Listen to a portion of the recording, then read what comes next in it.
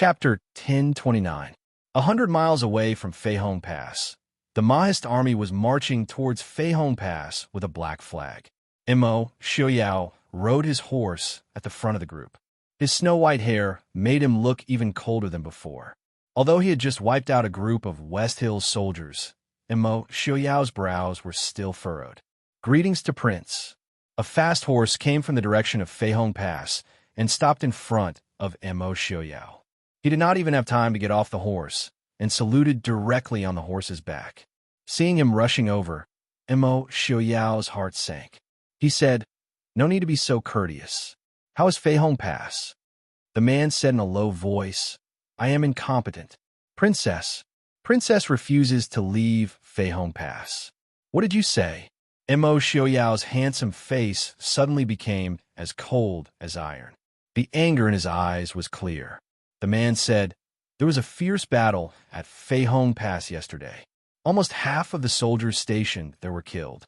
In addition, the 6 Qi Lin troops that were left at Feihong Pass were almost completely wiped out. Her Highness refused to leave Feihong Pass first." Mo Xiaoyao narrowed his eyes and asked coldly, "What about the little heir?" The man said, "A few days ago, Her Highness sent the little heir back to Glass City." After listening to the Shadow Guard's report, Mo Xiaoyao's face became very serious. After a while, he said sternly, "Black Cloud Cavalry, follow I first. We must reach Feihong Pass before noon today." The Black Cloud Cavalry soldiers, following Mo Xiaoyao, answered in unison. Mo Xiaoyao told Ling Huai, and he sued to be in charge of the soldiers behind. He then led the 30,000 Black Cloud Cavalry towards Feihong Pass. The conversation did not last long. When Yili returned to the tower, Feng San and the others who were waiting could not help but breathe a sigh of relief. They were actually worried that Lei Jinting would act out of desperation and harm Yili.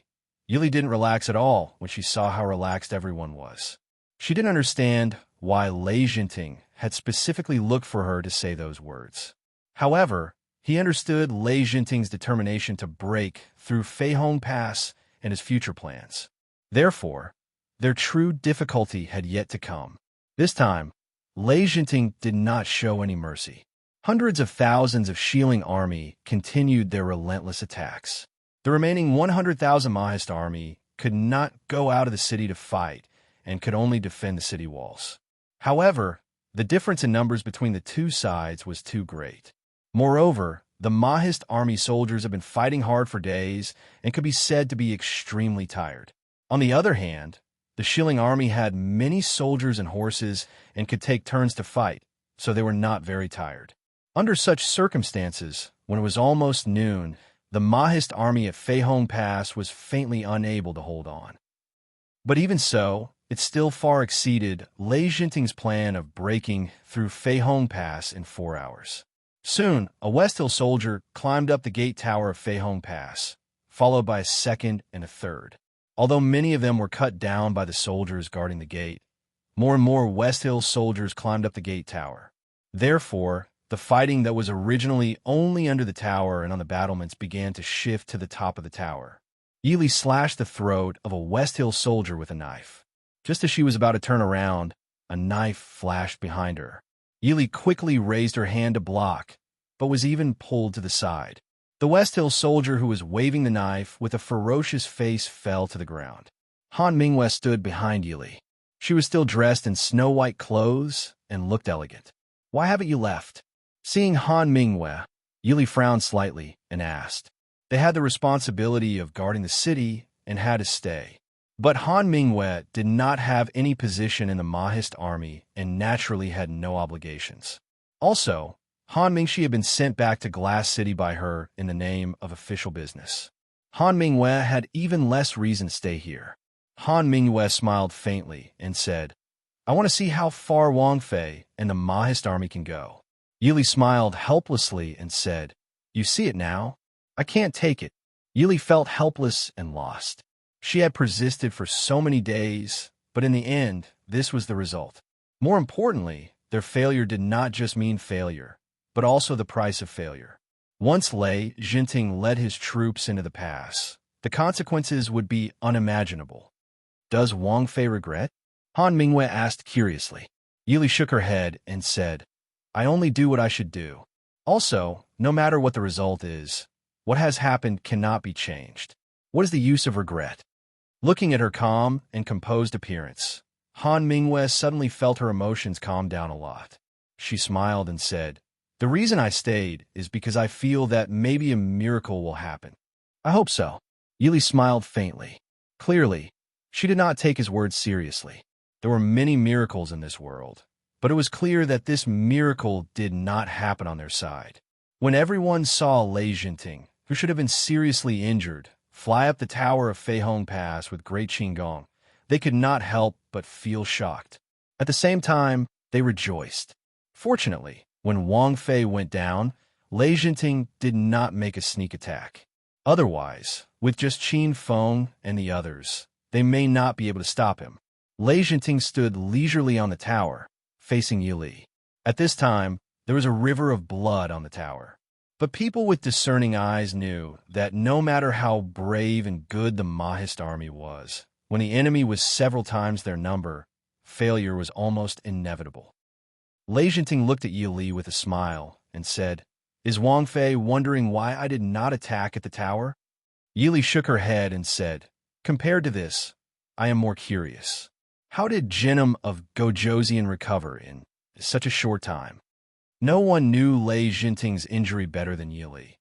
Due to the improper treatment of the West Hills military doctors, Lei Jinting's injury would only be more serious than she had expected. Han Mingwei stood beside Yili and smiled gently. This is not strange. This one remembers that there is a method that can increase a person's potential in the shortest amount of time. Even if the person is seriously injured, they can exert more power in a short time. Lei Jinting looked coolly at Han Mingwei and said, Master Mingwei is indeed experienced and knowledgeable. Han Mingwei took a step forward and stood in front of Yi Li without a trace. He sighed and said, I would rather not know. There is nothing in the world that did not have a price. The method that Han Mingwei spoke of was so heaven-defying, then the price that had to be paid was self-evident. Lei Jinting would do such a thing. It was clear that he did not plan on living. A martial arts master might not be scary, but a martial arts master who did not want to live was definitely scary. Looking at the proud Lei Jinting, Han Mingwei shook her head and said, Genom of Gojoseon is also a hero. Why did it take things so hard? Lei Jinting was not angry. There was not even a trace of emotion. At this point, it could be said that he had reached the end of the road. Although he did not understand how he had been tricked by Mo Xiaoyao, he had lost. It was not that he did not have the courage to admit defeat. But before this, he could still do something for the West Hill, or he could still stab Mo Xiaoyao viciously. Chapter 10:30. Genom of Gojoseon should know Mo Xiaoyao's temper. If something happens to Princess Ding, your hundreds of thousands of soldiers, Han Mingwei reminded him faintly. Lei Jinting smiled and nodded, saying, Many thanks for young Master Mingyu's reminder, but from the moment they followed I to attack Feihong Pass, they didn't plan on living. So, I'm afraid I cannot accept young Master Mingyu's kindness. Han Mingwei sighed. If he could, he really didn't want to fight with Lei Jinting. With his martial arts, in another 10 years, he might be able to fight Lei Jinting to a draw. But right now, there was nothing he could do. Also, the reversal method that Lei Jinting used was a method that could gather all the power in one's body in a short amount of time. In this situation, in 24 hours, Lei Jinting's power was twice as strong as usual. Not just him. Even if Mo Xiaoyao came personally, it would be difficult. Lei Jinting examined Yi Li, who was standing next to Han Mingwei. He asked curiously, Wang Fei really doesn't blame Mo Xiaoyao at all? Yi Li raised her eyes and frowned slightly. This Fei doesn't understand Genom of Gojoseon's meaning. Lei Jinting laughed loudly and said, Wang Fei is a smart person. How can you not understand I's meaning? If it wasn't for Mo Xiaoyao's scheme, the 200,000 soldiers guarding Feihong Pass and Wang Fei's Qilin would not have been trapped by I at Feihong Pass. Now, they're about to be completely wiped out. Does Wang Fei not have any resentment in your heart? Yili lowered her eyes and thought for a moment before saying faintly, "This Fei is not good at making choices, but I know what it means to win the biggest victory with the smallest price." From the standpoint of the Prince Ding mansion, his decision is only beneficial. Why should this Fei have any resentment? Lei Jinting examined Yi Li for a moment. In the end, he could only sigh helplessly. "I was thinking, never mind, if Wang Fei had the same thoughts as other women, then she wouldn't be Princess Ding. Wang Fei, I have offended you." Finishing, Lei Jinting did not waste words. His gaze towards Yi Li was instantly filled with murderous intent, and an oppressive aura pressed towards Yi Li. Lei Jinting was not a person that liked to waste words. The reason that he had said so much to Yi Li was because he was certain that Immerse Xiaoyao could not return so quickly. Also, he wanted to sow discord between Immerse Xiaoyao and Yi Li. If Princess Ding died with resentment towards Prince Ding, what kind of blow would that be to Prince Ding, who loved his wife as much as his life? It was a pity that Yi Li's mind was unexpectedly tenacious and steady. She was not moved by him at all. Lei Jinting had no choice but to give up his plan with some regret. Without Lei Jinting speaking, Yi Li and the others knew that the present situation was unavoidable.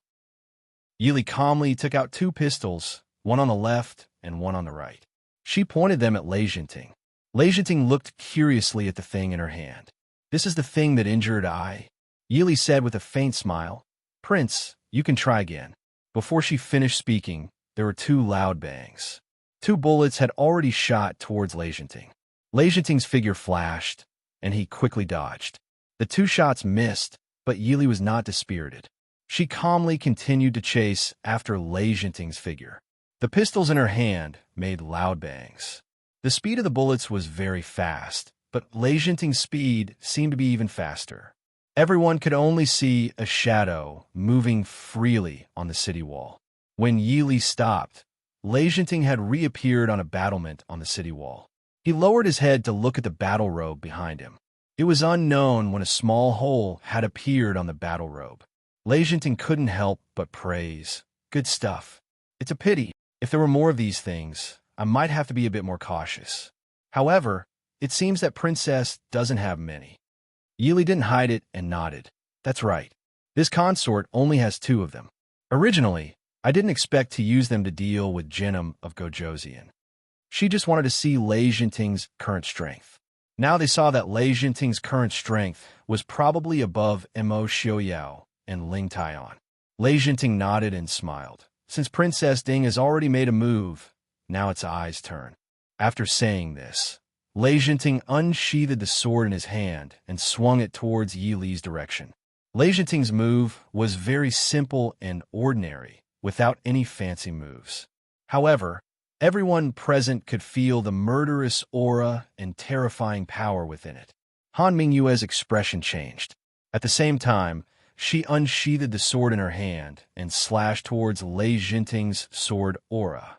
Qin Feng, Zhu Jing, Wei Lin, and the others beside Yi Li also moved at the same time, wanting to block Lei Jinting's attack.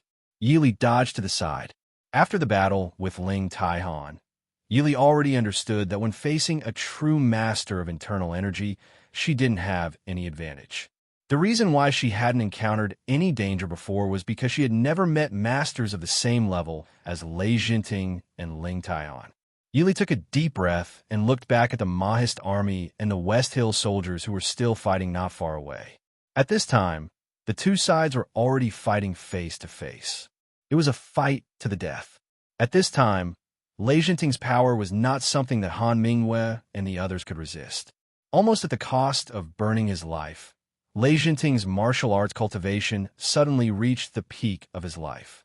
With one blow, Han Mingyue and Zhu Jing were sent flying more than 10 steps away. Qin Feng and Wei Lin hit the city wall and both spat out a mouthful of blood. Lei Jinting knocked down Han Mingyue and the other 3 with one blow and then ignored them. He directly slashed his sword at Yi Li. Yi Li hurriedly retreated a few steps. Then, Lei Jinting's sword aura followed her like a shadow. Seeing that there was no way out, Yi Li gritted her teeth and a cold light flashed in her hand. Instead of retreating, she rushed towards Lei Jinting. A smile flashed across Lei Jinting's lips. It was as if he was mocking Yi Li for overestimating herself. At the top of the city, a cold light flashed. In an instant, it attacked Lei Jinting as fast as lightning. Feeling the threat of a master of the same level, Lei Jinting immediately gave up on Yi Li and raised his hand to block the opponent's attack. Not far away, a figure in blue clothes stood on the city wall behind Yi Li. The person looked at Lei Jinting coldly and said, "Since when did Jinim of Gojoseon like to bully the weak? Since you want to fight, why don't you come to me?" Yi Li dodged Lei Jinting's sword and panted slightly. She retreated to one side and left the battlefield to Ling Taihan. Lei Jinting looked regretfully at Yi Li, who had already retreated to Han Mingwei and the others. He looked at Ling Taihan and said, "You really know how to pick the right time." Ling Taihan said indifferently, "Didn't you ask me to come to you?"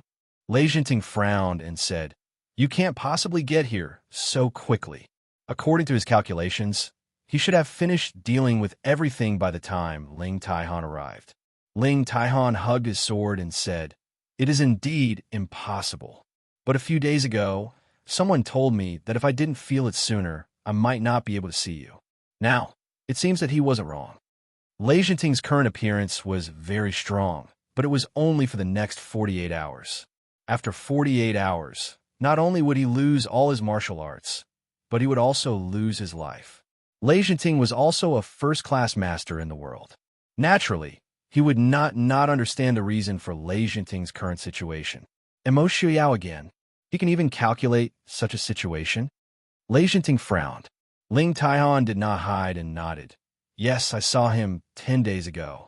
But he told me that Jinim of Gojoseon would definitely lose his life in 10 days. If he wanted to find you, it would be best to do it before 10 days. So, I arrived at Feihong Pass 2 days ago.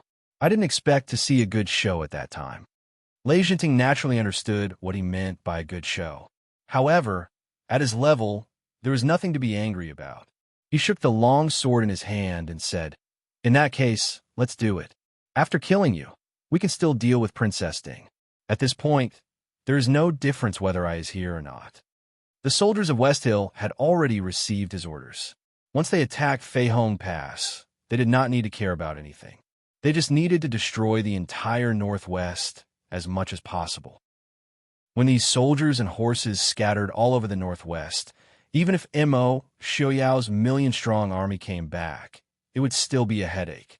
Under such circumstances, it was not that important whether Lei Jinting was here or not. Ling Taihan nodded solemnly and said, "That's good. The grudges between us should have been settled long ago. If I die in your hands in this battle, it means that I am not as good as you.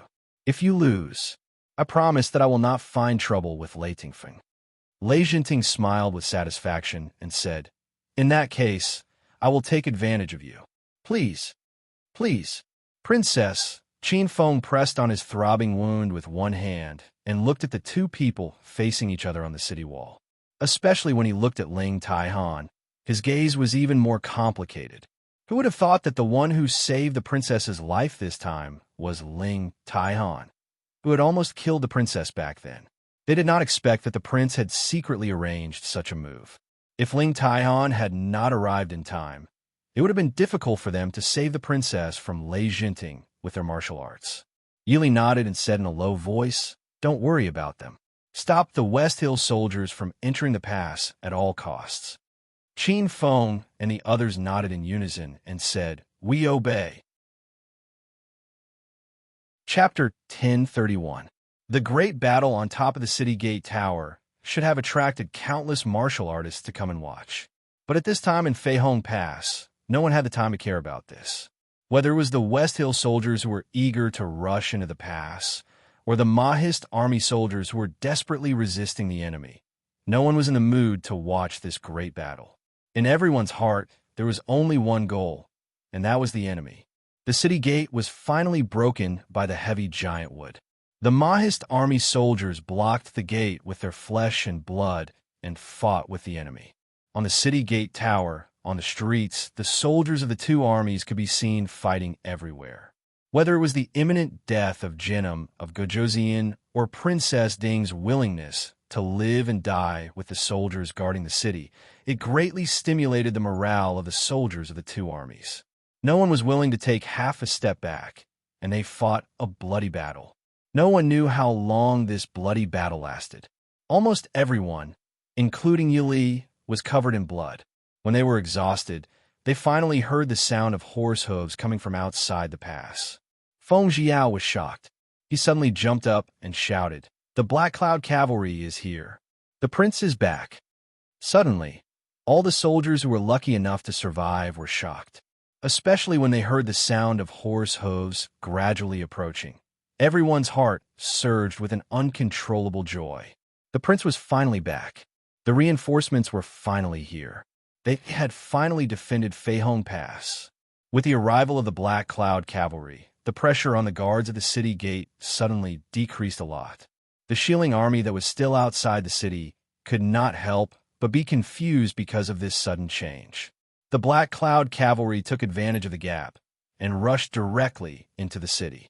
The rider at the front of the Black Cloud Cavalry was wearing white clothes and had white hair. He had an awe-inspiring aura. Closed the front and back gates. Although Feihong Pass was called a pass, there was still a small city inside the pass. However, this city was not big, and most of the people living in it were soldiers who were stationed here. There were very few ordinary people. Because of the impending war, the civilians had already retreated to the rear. At this moment, the city was filled with Mahist army soldiers.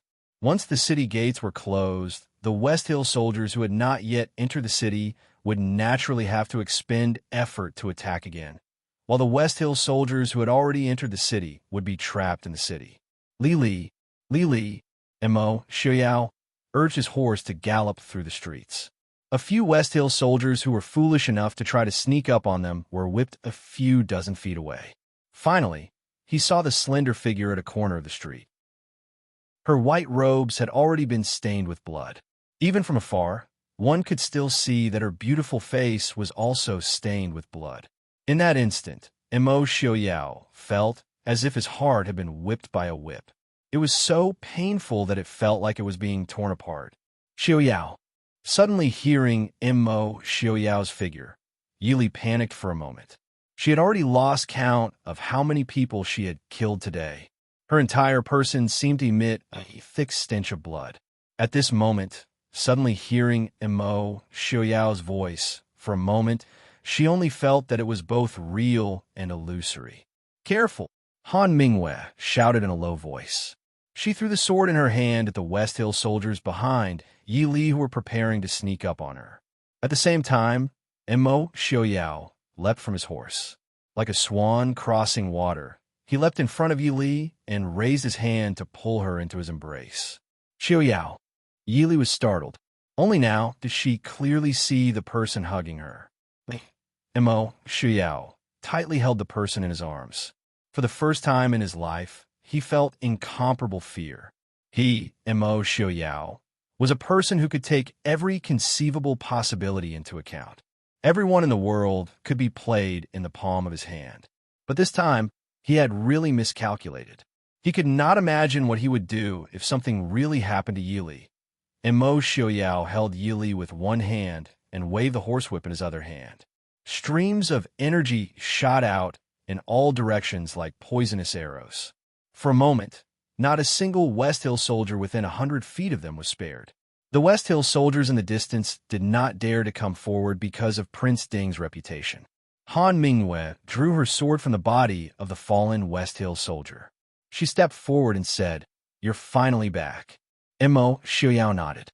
For the first time in more than 10 years, he looked at Han Mingwei with such seriousness. In a low voice, he said, "Thank you." Like Yi Li, Han Mingwei was also covered in blood. The image of an elegant gentleman no longer existed. Moreover, Han Mingwei had many wounds on her body. It was clear that Han Mingwei had always been by Yi Li's side to protect him. Han Mingwei smiled faintly, even though her face was still stained with the blood of the enemy. The smile in her eyes had some of the warmth of the moonlight breeze and the elegant demeanor of the famous Master Mingyu of the past. Han Mingwen knew that after this battle, the estrangement between them for so many years could be completely resolved. Han Mingwen understood Mo Xiaoyao's character well enough. Mo Xiaoyao would not hate him. He would only ignore him forever. He would treat him as if he had never had a friend and brother. When she walked out of the fog of infatuation, Han Mingwen finally realized what she had lost for this hopeless relationship. Mo Xiaoyao's return naturally caused a big commotion. After a while, Feng Jiao and the others also rushed over. Feng Jiao did not have time to exchange pleasantries. He hurriedly asked Mo Xiaoyao, "How many people did you bring back?" Mo Xiaoyao said 30,000. Feng Jiao's face suddenly became very ugly. There were hundreds of thousands of West Hill soldiers. 30,000 people were useless. Mo Xiaoyao said calmly, "Don't worry. Leng Huai will bring people here soon. We just need to delay the West Hill people as much as possible and block them in the Feihong Pass in the small town." At this point, there was nothing more to say. Feng Jiao also directly turned around. "I know, but I don't know how much time we can delay. What if someone breaks out?" Mo Xiaoyao frowned and said, "There are soldiers stationed in every county. Although there are not many, it is enough to block some of the remaining soldiers." Yili said lightly, "I have ordered all the people within 100 miles of the Feihong Pass to fight to the death and retreat." Hearing this, everyone was happy. Except for Yi Li and the others, no one had thought of this idea. Although it was not easy to make all the people retreat, with the prestige of the Prince Ding mansion, as long as Princess Ding personally gave the order, at least 80 to 90% of the people would retreat. Everyone heaved a sigh of relief after solving the problem they were most worried about. Feng Jiao said with a smile, "In this case, we will do our best to stop the Shilling army. We will definitely be able to hold on until General Leng arrives. Princess Consort, I will take my leave." As long as the people did not suffer heavy casualties, even if some houses and crops were destroyed, it would not be a particularly big loss for the Mahist army. Although they had been fighting for years, the foundation of the entire Northwest was not damaged because of these years of planning and development. "I will take my leave," everyone said in unison. They all turned around and rushed to their respective battlefields. By the way, Lei Jinting and Tower Master Ling are still on the tower. Yili just remembered, but she herself was not sure how much time had passed in this fierce battle. But Lei Jinting did not appear again. If the two were not still fighting, or if Lei Jinting had died in battle, then the two of them had died together. Chapter 1032. Mo Xiaoyao wasn't worried at all about Ling Taihan, who had been tricked into helping him. Ling Taihan wanted to take revenge on Lei Jinting anyways. He was just giving him a chance to save his subordinate. Even though Ling Taihan had accidentally saved Yili, he wouldn't feel guilty if Ling Taihan lost his life because of this. Mo Xiaoyao took off his cloak and put it on Yili. He said softly, "Lily, go back and change your clothes first." Yili rolled her eyes at him, then turned and walked towards the city gate tower. The battle on the city gate tower was still ongoing. Lei Jinting's reversal technique was indeed shocking. With Ling Taihan's cultivation, even if Lei Jinting wasn't injured, he wouldn't be a match for him.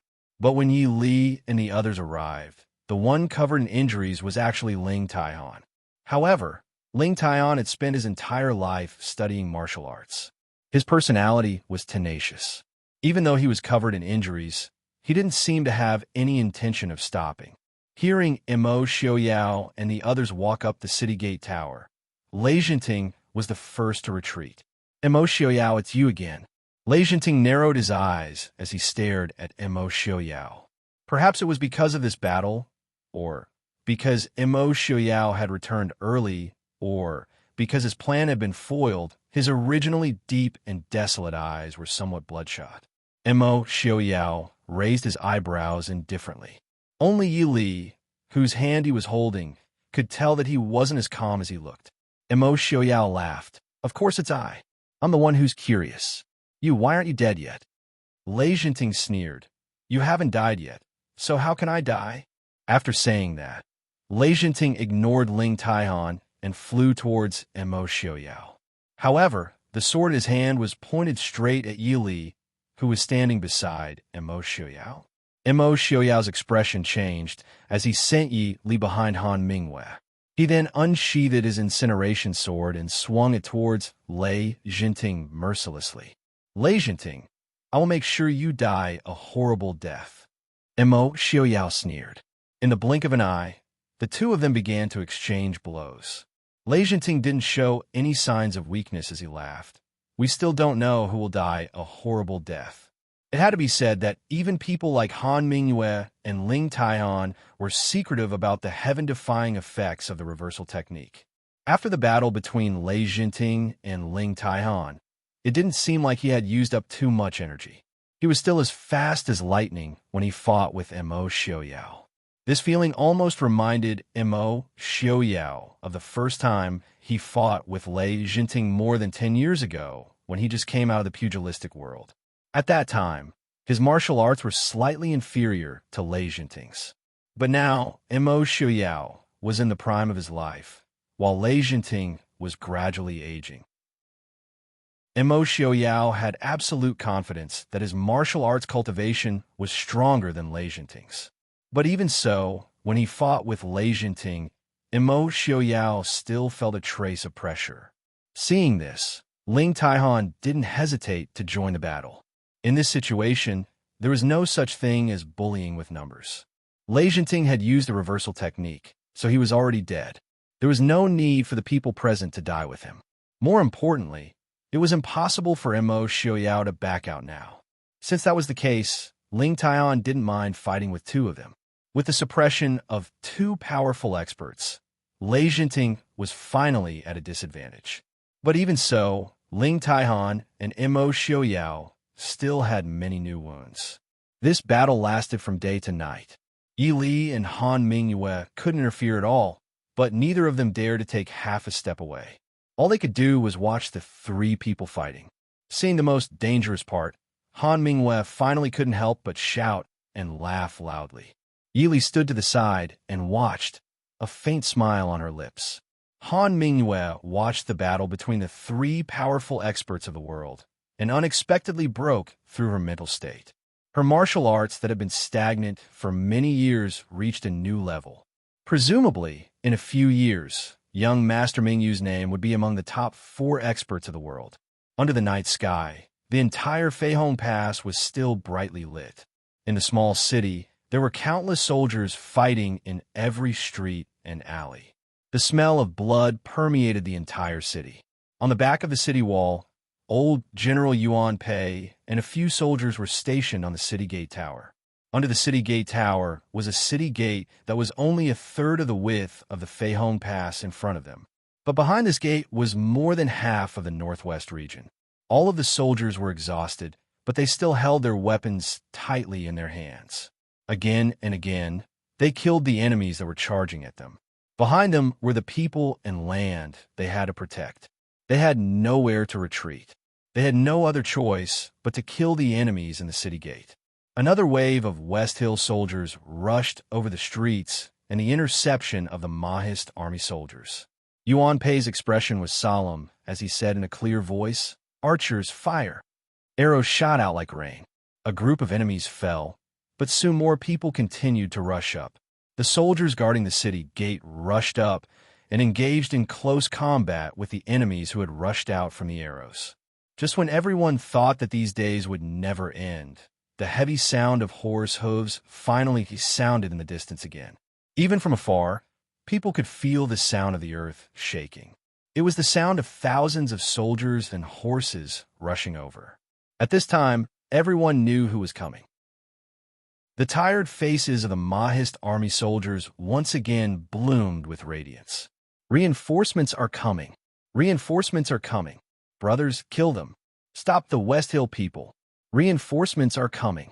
The cheers of the Maoist army soldiers could be heard throughout the small city. Then the battle between the two sides became more intense. Leng Huai led 1,000,000 soldiers into the Feihong Pass. The hundreds of thousands of soldiers and horses of West Hill immediately collapsed. Originally, hundreds of thousands of soldiers and horses were blocked in the city for an entire day by the Maoist army. They had suffered heavy casualties and were already somewhat disorganized. At this time, there was suddenly an additional 1,000,000 soldiers. No matter how tenacious the willpower of the West Hill soldiers was, they could not help but collapse. Before dawn, the battle in the small city had already come to an end. The West Hill soldiers in the city either died or surrendered. When Leng Huai rushed to the rear gate with his men, he was just in time to support Yuan Pei, who was a little shaky. General Yuan was over 70 years old. This day and night of fighting was already very tiring for a young man, let alone an old man like Yuan Pei. Seeing Leng Huai, Yuan Pei was also relieved. If Leng Huai had come a little later, they would not have been able to hold on. General Leng Huai apologized. General Yuan, it's me. We're late. Thank you for your hard work. It's good that you're here. It's good that you're here, Yuan Pei said repeatedly. Then he only felt darkness in front of him and fell down. Leng Huai reacted quickly and hurriedly supported him. General Yuan, Doctor. Feng Sin happened to be coming over as well. When he heard Leng Huai's voice, he quickly rushed over. He held Yuan Pei's hand and felt his pulse. Then he was relieved and said, "It's nothing serious. He's probably too tired. Let's send General Yuan back first. Let Mr. Shun treat him later." Chapter 1033. Seeing that Yuan Pei was fine, Leng Huai breathed a sigh of relief. Yuan Pei could be said to be the oldest veteran in the Mahist army. If something happened here, it would be a great loss for the Mahist army. After sending people to escort Yuan Pei back to the general's mansion, Leng Huai and Feng Jiao ordered the soldiers who had just arrived to search the streets to see if there were any West Hill soldiers who had escaped. By the time they finished arranging all this, the sky was already bright. Only then did the two of them breathe a sigh of relief. They looked at each other. Feng Jiao suddenly shouted, "The prince and Wang Fei are still on the city gate tower." If Mo Xiaoyao had finished off Lei Jinting, he would certainly appear with Yi Li to preside over the situation. The reason they had not seen the two of them until now must be that the battle on the city gate tower had not ended. When the two of them hurried to the city gate tower of Feihong Pass, Qin Feng and the others had already arrived. Although they were all covered in wounds and were either leaning against or sitting on the city gate tower without confidence, all of their expressions were incomparably relaxed. Feng Jiao could not help but smile. He shrugged and walked to the stairs on the side to help Qin Feng sit down onto the city wall. After this battle, they would not have to fight for a long time. Shouldn't they be relaxed? As a soldier, it might be a kind of sorrow to not have the chance to go to the battlefield in their lifetime. But as a country, if they were to spend their entire life in war, it would be better for the country to perish early. Seeing Feng Jiao, Leng Huai, and the others appear one after another, Lei Jinting finally understood that he had lost to the Mahist army again. His attacks became fiercer and fiercer. However, after a day and night of intense fighting, Lei Jinting's exhaustion was far greater than that of Ling Taihan and Mo Xiaoyao. No matter how powerful the reversal technique was, it couldn't guarantee that Lei Jinting would be invincible in these 48 hours. Even if he was powerful, he would still be severely injured by Ling Taihan and Mo Xiaoyao, the two strongest experts in the world. As a human, even if he used up all his life force, there was still a limit. Therefore, after a few fierce attacks, Mo Xiaoyao and Ling Taihan could clearly feel the changes in Lei Jinting. The two of them glanced at each other. Ling Taihan's long sword streaked across the air and went straight for Lei Jinting's chest. Behind him, Mo Xiaoyao leapt into the air. His sword went straight for Lei Jinting's head. Lei Jinting laughed coldly. He dodged Mo Xiaoyao's sword and grabbed Ling Taihan's long sword with one hand. Then, following Ling Taihan's sword, he rushed up and slapped his palm towards Ling Taihan's chest. Mo Xiaoyao had been waiting for this moment. The sword on his head was just a feint. The death acupuncture point on the head was such an important position. Unless Lei Jinting couldn't move, he wouldn't let others stab him so easily. Mo Xiaoyao's sword changed direction. The incineration sword flashed across the air and entered Lei Jinting's right shoulder. Lei Jinting's palm paused. Ling Taihan twisted the sword in his hand and pulled it out of Lei Jinting's hand. He lowered his body and slashed towards Lei Jinting's legs with Mo Xiaoyao. Suddenly receiving Mo Xiaoyao's sword, Lei Jinting quickly leapt out of the way in pain. He dodged Mo Xiaoyao and Ling Taihan's two swords. However, his left leg was still cut by Ling Taihan's sword. Lei Jinting retreated all the way to the city wall before stopping. He lowered his head to look at the wound on his right shoulder and frowned. This sword wound wasn't important. However, his right shoulder had been injured by Yi Li's spear a few days ago. The injury hadn't fully healed yet. Now that Mo Xiaoyao's sword had struck him, it was like adding salt to the wound. Moreover, the reversal technique didn't allow him to completely ignore pain. Countless wounds and pain were added to his body, causing his strength to be greatly reduced. Mo Xiaoyao and Ling Taihan weren't in a hurry. They both gripped their swords tightly and looked at Lei Jinting with indifferent expressions. At this point, with Lei Jinting's personality, he definitely wouldn't run away. He probably wanted to drag someone down with him. Lei Jinting smiled faintly and said, "To be able to fight with Prince Ding and the Yinwang Chamber of Commerce's leader, Ai's life wasn't in vain." Ling Taihan's expression was indifferent and didn't say anything. Mo Xiaoyao coldly smiled and said, "I never planned to fight with you. I only want one thing. You die, I live." Lei Jinting was stunned. He couldn't help but laugh towards the sky. Ha! Prince Ding really is Prince Ding. Mo Liufang's good son. Mo Xiaoyao. If Ling Taihan wasn't here today, the one who would die at Ai's hands would definitely be you. The most unpredictable thing in the world was people. However, Mo Xiaoyao was able to predict people's hearts. That was why even an expert like Ling Taihan could be ordered around by him. Perhaps Yili was right. The Prince Ding mansion was destroyed because of people's sinister hearts. Mo Xiaoyao learned from this painful experience and could actually see through people's desires and intentions. That was why he lost at his hands.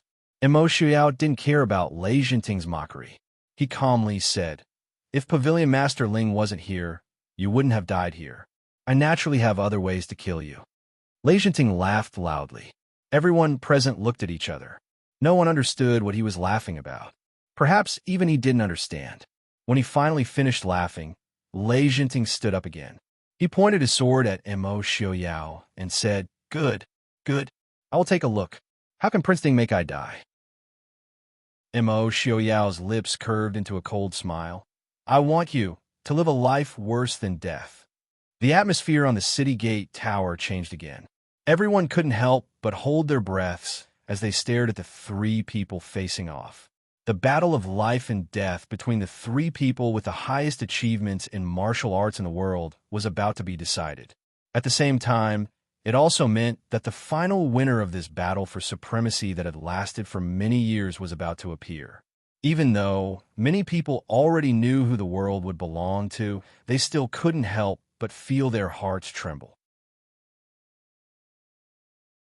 Chapter 1034. On the city walls, a few dazzling rays of light flashed. Three silhouettes rose from the ground at lightning speed. Then, they engaged in a fierce battle. Ordinary martial artists would not be able to see their fight clearly.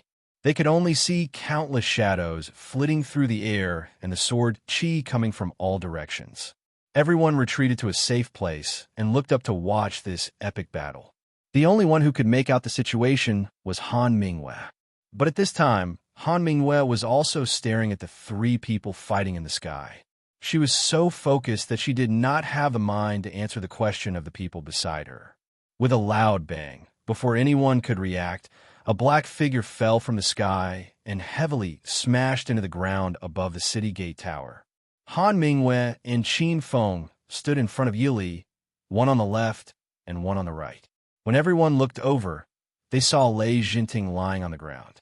His right wrist and legs were bleeding profusely. Lei Jinting lay on the ground with a dispirited expression. His eyes were dim and his face was pale. Han Mingwei looked over and relaxed. Lei Jinting's martial arts had been crippled and his limbs were injured. He no longer had any killing power. Very quickly, Mo Xiaoyao and Ling Taihan landed on the ground at the same time. The two of them were not in good condition. Mo Xiaoyao's snow-white robes were stained with blood. The wound on his left arm was even more shocking. Ling Taihan's blue robes had a long tear. A thin wound ran across his neck. If he was injured a little more, both of them would have been injured. Xiaoyao. Yili looked at Mo Xiaoyao's injuries and frowned slightly. Mo Xiaoyao was in an extremely good mood. After dealing with Lei Jinting, Mo Xiaoyao had dealt with almost all the people he wanted to deal with. Even the trace of gloominess between his brows had dissipated by quite a bit. Li I won, Mo Xiaoyao said with a smile. Yili nodded slightly and said softly, I know. Cough, cough. Lei Jinting, who had fallen to the ground, coughed twice and coughed out a mouthful of blood. He looked back at Mo Xiaoyao and asked, Why didn't you kill me? Mo Xiaoyao said coldly, I said, I will make your life worse than death. I always keep my word. Lei Jinting laughed disdainfully. I never thought that Prince Ding would also like to torture captives. Since you admit that you're a captive, that's enough. There are many things you don't know. Mo Xiaoyao laughed. Do you want to know how I plan to treat you? Mo Xiaoyao's eyes suddenly shot out a fierce light, as if he didn't want to tear Lei Jinting apart, but still had to endure and let him live. Before Lei Jinting could open his mouth, a sword light flashed from the side. Mo Xiaoyao flew into a rage. Ling Taihan, you're looking for death. Ling Taihan's sword pierced Lei Jinting's chest, and blood flew out. Looking at the bloody hole in Lei Jinting's chest, he was breathing more than he was breathing in. It was obvious that he wouldn't survive. Ling Taihan was originally standing closer to Mo Xiaoyao, and Mo Xiaoyao was supporting Yili with one hand. Ling Taihan's sword was fast and ruthless. How could Mo Xiaoyao block it in time? After Lei Jinting was stabbed by Ling Taihan, not only did he not feel any pain, he even looked at Mo Xiaoyao with a mocking smile. It was as if he was saying, Didn't you want me to live a life worse than death? I just want to die now. Ha! Ling Taihan, 13th brother, many thanks. Lei Jinting smiled faintly. His dim gaze swept past Mo Xiaoyao and Yili, and a trace of regret and worry flashed across his eyes. However, he was unable to say anything. Slowly, the last trace of light in his eyes faded away. Xiaoyao. Yili grabbed Mo Xiaoyao's hand that was about to slap Ling Taihan. She said softly, I'm a bit tired. Let's go back and rest. Mo Xiaoyao's gaze warmed. He lowered his head to look at Yi Li's beautiful face and the traces of blood that had not been wiped away.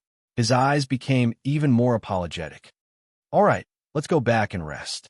General Lung, Feng San, I'll leave this place to you. Feng Jiao nodded with a bitter expression. He also hadn't rested for a day and a night. Okay? Yili turned back to say to Ling Taihan, Tower Master Ling can rest in the city before you leave. Mr. Chun has a lot of medicine. Ling Taihan cupped his hands and said, Many thanks, Princess. Seeing Mo Xiaoyao and Yili leave hand in hand, Feng Jiao turned back to look at Lei Jinting's corpse on the ground. He frowned and said, How should we deal with this? Even though they were enemies, Lei Jinting was an ambitious and ruthless person. Feng Jiao didn't want to humiliate him too much. As the saying goes, a dead person's debts disappear. No matter how much hatred there was, what was a dead person?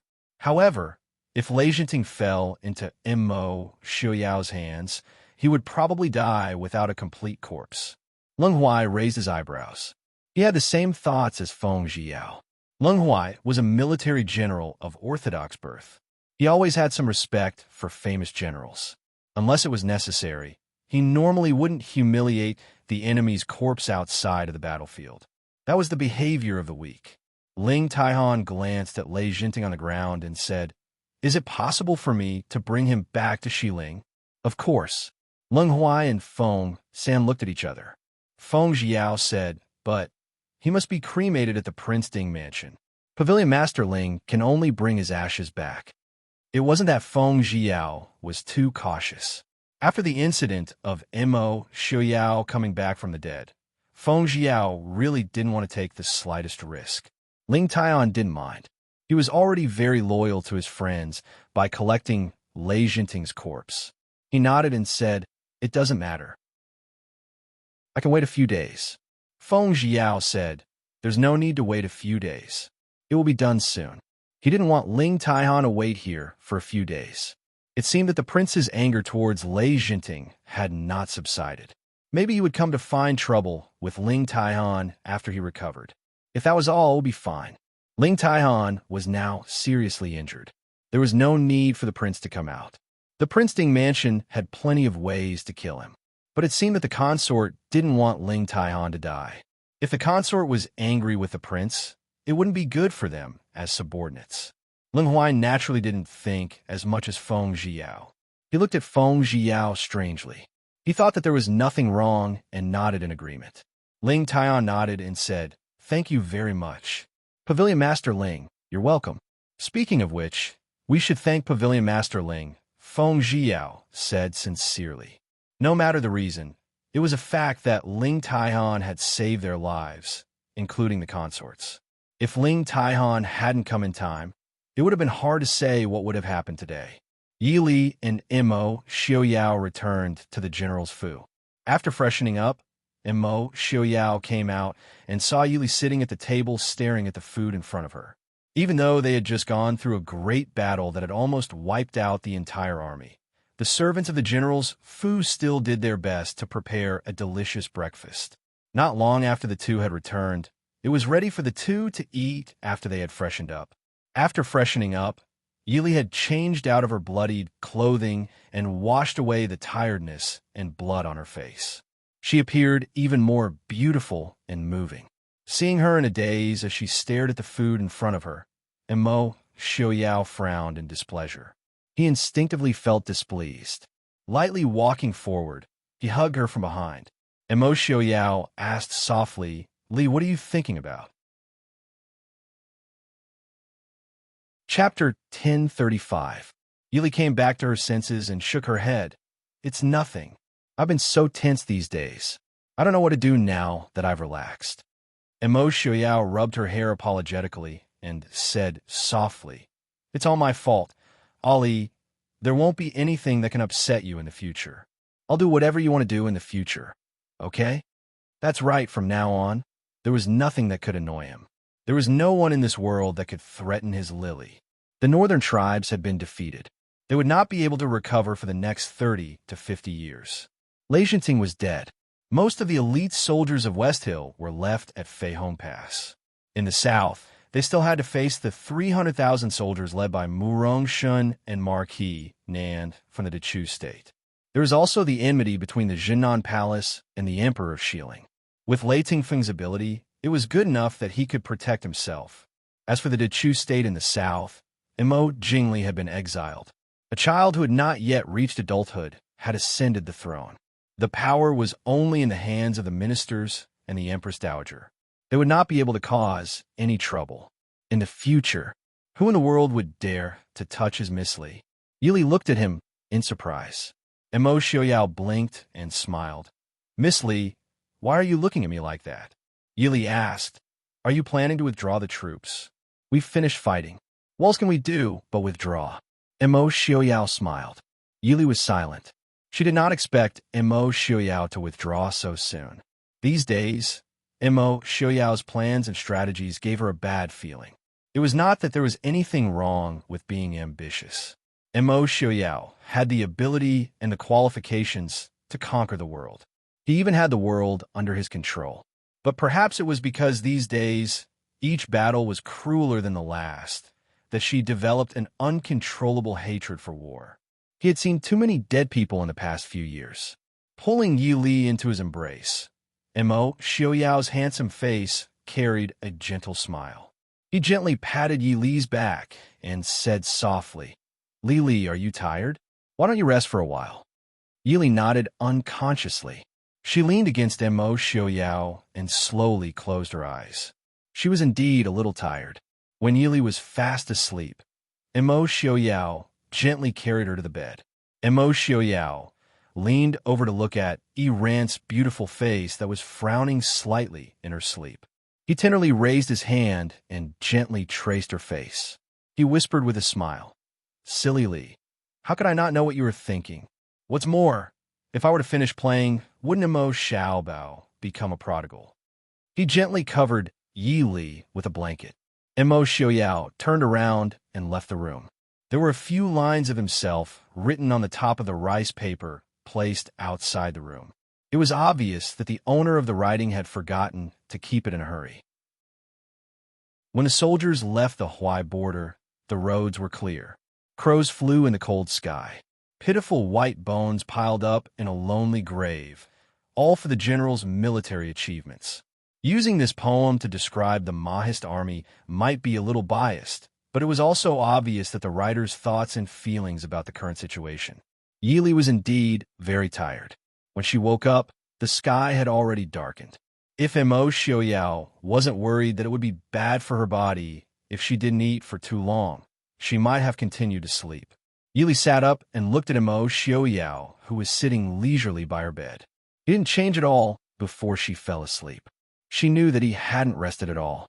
In fact, Yi Li and the guards of Feihong Pass were not the only ones who were tired. Mo Xiaoyao heard that Yi Li was still in Feihong Pass halfway, so he rushed back with his men. Then, there was a big battle with Lei Jinting.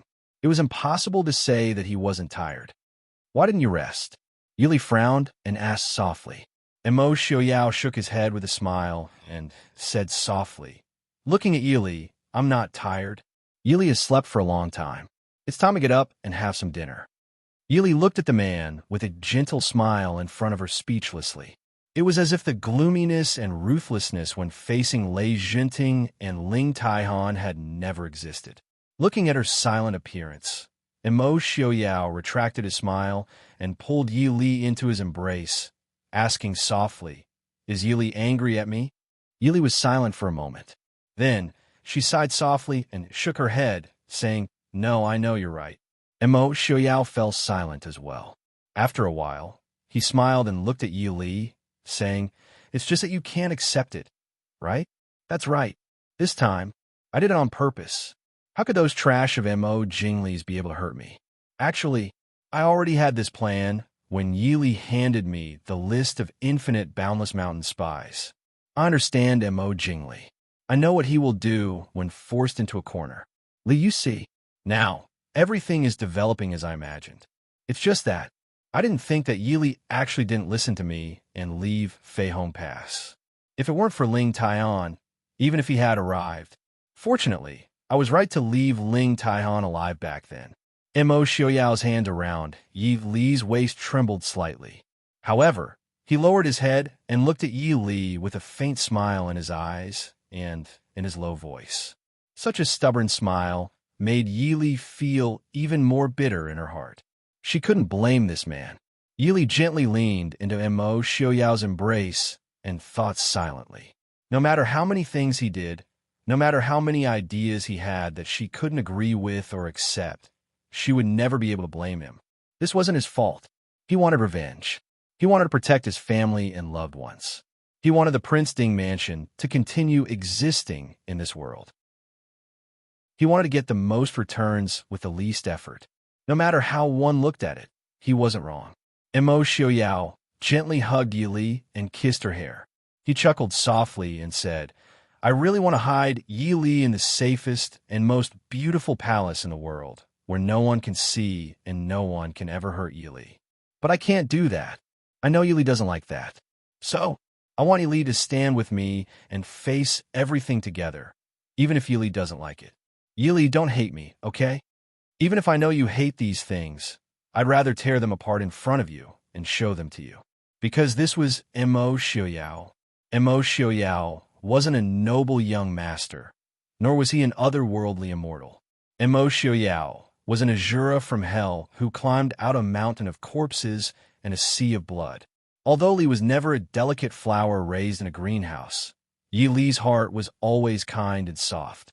How could she like this kind of bloody and cruel calculation and bloody battlefield? But what to do? Mo Xiaoyao only wants you to be with him. Xiaoyao. Yi Li sighed softly. She raised her head and looked into his gentle but stubborn eyes. She raised her hand and touched his snow-white hair. She whispered, "It's not your fault. Why would I blame you? I'm just a little sad. I really want to convince myself that their sacrifice was worth it. Even if all 200,000 soldiers in Feihong Pass died, It would at least shorten the time of war by several years. During this period, the number of soldiers and civilians sacrificed would be more than 200,000. What's more, what does my sadness count as? I don't even know the names of most of the people, so how can I be sad for them? With so many people, even if I'm sad to death, I can only give them feelings for less than half a quarter of an hour. What does my sadness count as to them? It's just that each of them has a family, relatives, and children. Their pain will last for a lifetime. So, Xiaoyao, I'm fine. I'm really just a little sad. Soon, I'll be fine. Chapter 1036. Mo Xiaoyao lowered his head and gently patted Yi Li's back, comforting her silently. Yi Li, who saw everything so clearly, gave people a sense of vulnerability that they had never felt before. Mo Xiaoyao held her in his arms, with stubborn persistence and regret on his thin lips. I'm sorry, Li, Mo Xiaoyao said in a low voice. He was sorry for her, but he would not admit his mistake. Like Yi Li, as the highest commander of the Mahist army, he did not make any wrong decisions. Even if the Mahist army could not rescue them in time, and all the soldiers in Feihong Pass were killed in battle, and even if the West Hill soldiers broke into Feihong Pass and wreaked havoc, no one could say that Prince Ding's decision was wrong. He led the Mahist army, which was several times smaller than the enemy's, to face the siege of 3 countries. This time, he finished the battle in one fell swoop, greatly shortening the time of the war. As a superior, he was right. The only person he was sorry for was his wife, his lover. He let her bear so many pain and choices that she should not have to bear, and let her personally ruin the Qi Lin that she had trained and built by herself. From the beginning to the end, he, Mo Xiaoyao, had only let down Yi Li, his most beloved wife, who he had once decided to protect forever and make him happy and carefree. It's okay, Yi Li said softly, but her heart was full of tenderness. No matter what he did, she would forgive him. Yi Li smiled faintly in her heart. It turned out that long ago, she had already loved him so much. Li, it will never happen again. Okay, I know. The faint pain in her heart might never disappear, but it would gradually fade away. There was never anything perfect in life, but now, it was already very good. A man who could turn the world upside down, but who would be uneasy because of your mood, a few smart, cute, and clever children, a group of family members who would always think of you sincerely, and a group of loyal friends and subordinates. What was there to be unsatisfied with such a life? Perhaps she and Mo Xiaoyao would never have the same ideas. For example, she did not like schemes, but he was best at killing people without paying for it. For example, she always believed that life was precious, but he did not mind playing with the lives of irrelevant people. But he would give in for her, and she would tolerate him. That was enough. Princess, please come. This subordinate requests an audience. Feng Jiao's voice sounded from outside the door. Not long after, Mo Xiaoyao and Yi Li appeared in the parlor outside hand in hand. Feng Jiao was not the only one who came. Leng Huai, Han Mingyue, He Su, and even General Yuan Pei, who had fainted in the morning, were all present. Seeing the two come in hand, Feng Jiao inwardly sighed in relief. Feng Jiao was not only Mo Xiaoyao's childhood friend, he could also be considered Yi Li's good friend. Young Master Feng Sen naturally knew more about these two people than the others. Originally, he thought that there would be some conflict between the two of them, but he didn't expect that nothing would happen. Feng Jiao couldn't help but look at Yi Li a few more times. His evaluation of Yi Li increased. Receiving Mo Xiaoyao's warning gaze, Feng Jiao coughed lightly and withdrew his gaze. He smiled and said, Princess, sorry for the disturbance. Mo Xiaoyao glanced at him coolly and said, You still know? What are you doing here so late? Yi Li helplessly raised her hand and pulled. She smiled at Yuan Pei and said, Old General, are you feeling better? Yuan Pei hurriedly said, Many thanks for Princess's concern. This general as well. It's just that I'm old and a bit useless. I've made Princess laugh. Yi Li smiled and said, Old General, what are you saying? This time, It's all thanks to Old General's presence. Li is right. Old General Yuan, please sit. Seeing Yi Li's gaze on him, Emo Xiaoyao also said with a smile, everyone hasn't eaten dinner yet. Why don't we eat together? Feng Jiao silently rolled his eyes. It's you and Princess who haven't eaten dinner yet, right? Since Prince Ding personally invited them, they naturally couldn't refuse. In a moment, the maids delivered the prepared dinner. It was all very bland food. These days, everyone was very tired, and no one seriously ate a meal. For a moment, their appetites were greatly stimulated, and they happily ate a sumptuous and delicious dinner. After the maids removed the leftovers, Emo Xiaoyao asked, why are you here so late? Is there something urgent? Leng Huai stood up and said, reporting to Prince, we want to ask, how should we deal with the captives in West Hill? In fact, this wasn't an urgent matter. However, they were dragged here by Feng Jiao. At this moment, Feng Jiao looked like he had eaten and drank enough and pretended to be dead. Leng Huai had no choice but to bring up this matter. Although it wasn't urgent, it wasn't a small matter. There were nearly 100,000 captives in West Hill. With so many people, it was a big problem no matter where they were placed. No matter how they dealt with it, it would be troublesome. Hearing this, Emo Xiaoyao's eyes flashed. He was about to speak, but paused when he saw Yili beside him. He pondered for a moment and said, send someone back to West Hill. We don't need much. 50 taels of silver per soldier. Leng Huai hesitated. Will the West Hill people agree? 50 taels of silver wasn't much, but 100,000 people added together was a lot. Moreover, it wasn't difficult to gather 100,000 soldiers with this idea. At the very least, it wouldn't cost 5 or 6 million taels of silver. To Celine, this wasn't a very good deal. Emo Xiaoyao laughed coldly and said, announce this matter to the world. They have to agree even if they don't. If they don't agree, send them all to the north to farm. The north had been ruined beyond recognition by the northern tribes. It just so happened that they lacked people to farm. Leng Huai thought about it and couldn't help but laugh. As expected, Prince Ding was resourceful. This general obeys. Chapter 1037.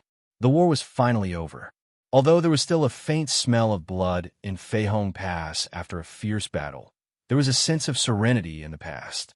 On the streets, at the city gates, there were no people coming in and out leisurely. The soldiers of the Mahist army silently cleaned up the battlefield and washed the bloodstains on the streets. Some of the bloodstains were from their comrades, some were from their enemies. Mixed together, no one could tell who had shed the blood, but both sides of the battle had paid a terrible price. In the morning, Yili took Qin Feng, Zhuijing, and Wei Lin out of Feihong Pass and came to a hillside not far from Feihong Pass. When they arrived, there were already many people waiting there. Most of the people present were injured, and some were even seriously injured. Everyone had a solemn look on their faces. This was the place where more than 1,000 Qilin were buried. Seeing Yili arrive, the more than 100 Qilin immediately stood up straight and saluted in unison. Greetings to Wang Fei. Yili nodded solemnly and stood up. No need to be so polite. Many thanks to Wang Fei for personally coming to attend the funeral of our brothers. A middle-aged man with a face full of vicissitudes came forward and saluted Yili respectfully. This was the only surviving commander of the Qilin squad, who was stationed at Feihong Pass this time. Although Yili could not remember the names of all the Qilin team members, Yili knew most of the team leaders. Because most of these people were the first batch of Qilin team members who stood out. Many of their skills were even taught by Yili personally. Yili still remembered that this middle-aged man was called Li Yu. He had the same name as the elegant and knowledgeable Li Yu of Southern Tang. But he was a completely different person. Even when facing his own comrades, he was still very polite. This time, he took the initiative to come forward and talk to Yili. It was indeed not easy for him to take the initiative to talk to her. A bitter smile appeared on Yili's face. They were all taught by me, so how could I not come? I'm sorry. The usually silent man's eyes instantly turned red. He looked at Yili and choked out. No, it has nothing to do with Wang Fei. Since he was a soldier, It was a blessing to die on the battlefield. It's just that Yili looked around. Compared to the neat and extraordinary Qi Lin of the past, the more than 100 wounded soldiers now looked somewhat dispirited and sorrowful. Over 100 men who had never retreated in the face of thousands of soldiers and horses were now looking at the neat rows of tombs in front of them with red eyes. Lying inside were all their comrades who had gone through fire and water with them. Perhaps 2 days ago, they had gathered together to chat and laugh about their families, wives, children, and future. But now, they were separated by life and death. Yili sighed softly and walked to the front of the tomb, where there was a small open space. She respectfully bowed 3 times to the tombs and said in a deep voice, "Chancellor." Behind her, Qin Feng and Wei Lin took the wine jars and walked to the tombs in front of them. They sprinkled some wine in front of each grave. The Qilin soldiers at the side saw this and followed the 2 of them to sprinkle wine along each grave. The low whimpering sound of a zither came from the empty space in front of them. Everyone turned back and saw Yili sitting on the ground with a simple ebony zither on her knees. Yili's white fingers strummed, and the whimpering sound of the zither slowly flowed from her fingers. The sound of the zither was simple and unadorned, and the faint melody it played was even more desolate and sorrowful. This was the soul-summoning song. Yili's zither skills were not very good. There was not even a trace of sorrow on her face. However, the sound of the zither that flowed out from her fingers made everyone feel a faint sadness and regret. Yes, it was not sorrow, but regret. Regret that she could not do better. Regret that so many outstanding soldiers died in such a way. Suddenly, the sound of the zither changed and gradually became more intense. Every string seemed to be plucking at everyone's heart. It made everyone involuntarily think of the past. The pride and joy of just joining Qi Lin, the countless difficult training and the experience of going through life and death together, and the pride to go to the battlefield together. A man should know that the kindness of the country is great. Dying on the battlefield is a good ending. Someone shouted in a deep voice, "Brothers, farewell. Toast." Everyone raised the wine jars in their hands and faced the tombs in front of them and drank it in one gulp. In the sound of the zither, countless tears flowed down together with the wine, wetting the land under their feet where countless heroes slept. "Brothers, go well. Take care of yourselves." After the song ended, Yili stood up and casually placed the ebony zither on the ground beside her. Looking at the tearful soldiers in front of her, she said in a deep voice, "Li Yu." The middle-aged commander, called Li Yu, came forward and said respectfully, "This subordinate is here." Yili looked at him and said in a deep voice, "From now on, you are Qi Lin's deputy commander. This consort orders you to take Qi Lin back to recuperate. Once everyone's injuries are healed, immediately return to Glass City. Within a year, this consort wants to see a complete Qi Lin. Can you do it?" Li Yu could not help but be stunned. Meeting Yi Li's firm and clear eyes, he hurriedly said, "This subordinate accepts the order. This subordinate promises that within a year, I will give the consort a complete Qi Lin." Yi Li's order really gave Li Yu a shock. The importance and rank of Qi Lin's deputy commander was extremely extraordinary. Even the 3rd son of the Su family, who had joined Qi Lin for several years, was absolutely top-notch in terms of ability and ferocity on the battlefield. Moreover, he was Princess Ding's cousin. Even so, Su Qingfeng was just one of the 12 commanders of Qi Lin. At this time, the consort promoted him to deputy commander. As if reading Li Yu's mind, Yili said lightly, "Those who left are your brothers. This consort hopes that you can personally fill their positions again." "This subordinate accepts the order," Li Yu said loudly. This time, his tone was more excited. Yili nodded and said, "Everyone's injuries are not healed yet. Go back and rest early." "Yes, this subordinate will leave." Li Yu nodded in response. He turned around and led more than 100 Qi Lin soldiers back to Feihong Pass. "Consort, we should also go back," Zhou Jing said softly. Yili shook her head and said, "I want to stay a little longer."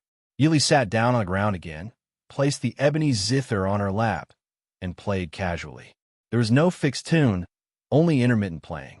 In this bleak, white graveyard, it made people feel even more sad. On a high ground not far from Qi Lin's graveyard, Imo Xiaoyao and Han Minghue stood side by side. Looking sideways, they happened to see the calm face of the woman in plain clothes sitting on the white graveyard. Han Minghue looked at Imo Xiaoyao, whose hair was as white as snow, and said, "Since you are worried, why don't you go and take a look?" Imo Xiaoyao glanced at him and said lightly, "I know what to do." Chapter 1038. Han Minghue smiled faintly and did not speak. Now he could not help but envy Imo Xiaoyao for his good taste. Logically speaking, Imo Xiaoyao could not be blamed for this matter. But emotionally speaking, no matter who it was, they could not help but want to give him a slap in the face. But Yili had not said a single word of blame to Imo Xiaoyao. No matter whether she truly understood or tolerated Imo Xiaoyao, this was Imo Xiaoyao's great fortune. Similarly, it was probably because of this Yili that Imo Xiaoyao did not become more extreme. In these years, although she did not have much interaction with Imo Xiaoyao, Han Minghue still paid attention to Imo Xiaoyao from time to time. After all, other than her only brother, Imo Xiaoyao could be considered the person Han Minghue valued the most. In these years, Han Minghue could vaguely sense that Imo Xiaoyao had lost control several times. But it seemed that every time Imo Xiaoyao was on the verge of losing control, he would steadily stabilize himself. Obviously, all this had a lot to do with Yili. Just like last night, when Ling Huai mentioned the matter of the West Hill soldiers being held captive, Han Minghue could clearly sense that Imo Xiaoyao had the intention to kill. But it only took a moment for him to perfectly control it. Then he methodically instructed Lung Huai on how to deal with these captives. It was as if Prince Ding was really so compassionate and magnanimous. Heaven knew that Imo Xiaoyao was never someone who would treat his enemies kindly. And at that time, the only person present who could affect Imo Xiaoyao's emotions was Yili. So at that moment, Han Minghue was someone understood why Feng Jiao was so nervous about the relationship between Imo Xiaoyao and Yili. If Imo Xiaoyao was a peerless sword, then Yili was the scabbard. If Imo Xiaoyao was a peerless horse, then Yili was the bridle that could restrain the horse. Neither of the two could be missing. Han Minghue lowered her head and laughed. "Xiaoyao, you're already past the age of being willful. Other people's tolerance is not for you to squander as you wish. At least, you should go to the Qi Lin soldiers' graves and toast a cup of wine. These people are all trained by Princess Ding herself. They are completely different from what you and I know. I always feel that Princess Consort's feelings towards these Qi Lin soldiers are not the same. This time, for your plan, you sacrificed half of the Qi Lin soldiers. If someone destroyed half of your Prince Ding mansion, would you be happy?" Imo Xiaoyao was silent for a long time. Suddenly, he said in a low voice, "I hate Qi Lin." Han Minghue paused. After thinking for a moment, she couldn't help but laugh. "Do you hate Qi Lin? Or do you hate that Princess Consort treats other people or things differently? Princess Consort is different from other women. You should have known that a long time ago. Go, don't say that you hate Qi Lin. They are the most outstanding and admirable soldiers. Don't tell me that you don't feel regret." As Prince Ding, Imo Xiaoyao could be said to be one of a kind. He was destined to like all the elite soldiers. How could he not like Qi Lin, the elite of the elite soldiers? To be honest, Imo Xiaoyao still underestimated Qi Lin's fighting strength. He didn't even think that Yili would send Qi Lin to guard Fei Hong Pass. After all, compared to hundreds of thousands of soldiers, a troop of 1,000 people, no matter how elite, was still too small. Initially, Imo Xiaoyao was already prepared for the annihilation of the entire Fei Hong Pass. However, he did not expect that it was this group of people that he did not expect to save the entire Fei Hong Pass. After a long silence, Imo Xiaoyao walked in the direction of Yili. "Xiaoyao." Behind him, Han Minghue suddenly called out. Imo Xiaoyao turned around. He looked at him and raised an eyebrow in confusion. Han Minghue said, "We're still brothers, right?" Mo Xiaoyao nodded slightly. With a tap of his foot, he rushed in the direction of Yili. Looking at a certain person's figure hurriedly leaving, Han Mingyue couldn't help but chuckle. Who would have thought that Mo Xiaoyao, who was in the dreams of countless maidens back then, who was unrestrained and unrestrained, would be so anxious now? Thinking about himself, young Master Mingyu raised his eyes and looked into the distance. His elegant lips hooked up in a calm and relaxed smile. Mo Xiaoyao landed not far behind Yili like a light swan. He didn't make any noise. Qin Feng and the others looked at Mo Xiaoyao and silently retreated. Mo Xiaoyao looked at Yili sitting on the ground. He quietly walked over and sat on the ground like Yili. Xiaoyao? Yili stopped playing the zither and asked in confusion, "Didn't you say that Feng San and the others had something to discuss with you? Why are you here?" Mo Xiaoyao smiled faintly and said, "The war is over. No matter how big the matter is, it can be put aside for a while, right?" Yili smiled and nodded. Now, except for Murong Shun and Marquis Nin, who were still leading the Dechu State's army in the south to fight against the West Hill, the Mahist army was already quiet. Lowering her head and thinking, Yili said how to settle the families of the dead and seriously injured soldiers. Mo Xiaoyao held her slightly cold hand and held it in his palm. He said, "You can leave these matters to young Master Qingchen. Don't worry, Li. I promise that every dead soldier's funeral will be arranged properly. The same goes for Qi Lin." Yili smiled and nodded. She was not worried about Qi Lin. Qi Lin had a very perfect system, including compensation for casualties and serious injuries. Moreover, Qi Lin did not have many people, so it was fine as long as they followed the rules. However, the other soldiers of the Mahist army often suffered thousands of casualties. It was not easy to deal with them properly. Seeing Yi Li's worry, Mo Xiaoyao promised firmly, "I will tell all the generals to take care of their soldiers' funerals." Hearing Mo Xiaoyao's solemn promise, Yili could not help but smile. She said, "Of course I believe you. You don't have to be so serious. I just said a few words casually." Mo Xiaoyao smiled faintly and did not say anything. Lily's heart was too soft, and she thought too much. However, Mo Xiaoyao knew that she was not thinking about the so-called kindness or the so-called noble character. She thought that this was how it should be. Yili had many ideas that were incompatible with the people of this era. For example, she thought that men should respect women. She thought that soldiers should protect the people. She thought that the country should take care of the soldiers' funerals. It was not that she thought that was wrong. It was just that for the people of this era, it was too absurd and difficult to do. However, perhaps it was because he loved Li, who was different from the rest. Mo Xiaoyao knew about her magical experiences. He even thought that Li's life in the previous world must be happier than in this world. That was why he wanted to give the world to her. He wanted to make her happier than before. Mo Xiaoyao took the ebony zither from Yi Li's hands and gently played it on his lap. Mo Xiaoyao's zither skills were actually better than Yi Li's. It was still the soul-summoning song. But in Mo Xiaoyao's hands, there was an even more impassioned and shocking feeling of vicissitudes. Yili listened to him play in a daze.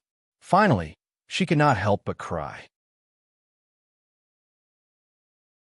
Chapter 1039. After one song, Mo Xiaoyao let go of the ebony zither in his hand and reached out to pull her into his embrace. "Cry, Lily. I'm sorry, it's all my fault." Yili leaned into Mo Xiaoyao's embrace and finally cried out loud. Mo Xiaoyao gently patted her back, his half-closed eyes filled with tenderness and love. When the two returned to the general's residence, they were greeted by young Master Feng San, who was on the verge of going crazy. Seeing the two walking hand in hand, Feng Zhao didn't care about anything else and rushed over. He grabbed Mo Xiaoyao's collar and shouted, "Prince Ding, where did you run off to? Do you want the Prince Ding mansion or not? Are you going to deal with the documents in the study or not? More importantly, you were the one who told us to take care of things, but you ran off without a trace. What do you want?" Young Master Feng San was so angry that he couldn't care less about offending his superior.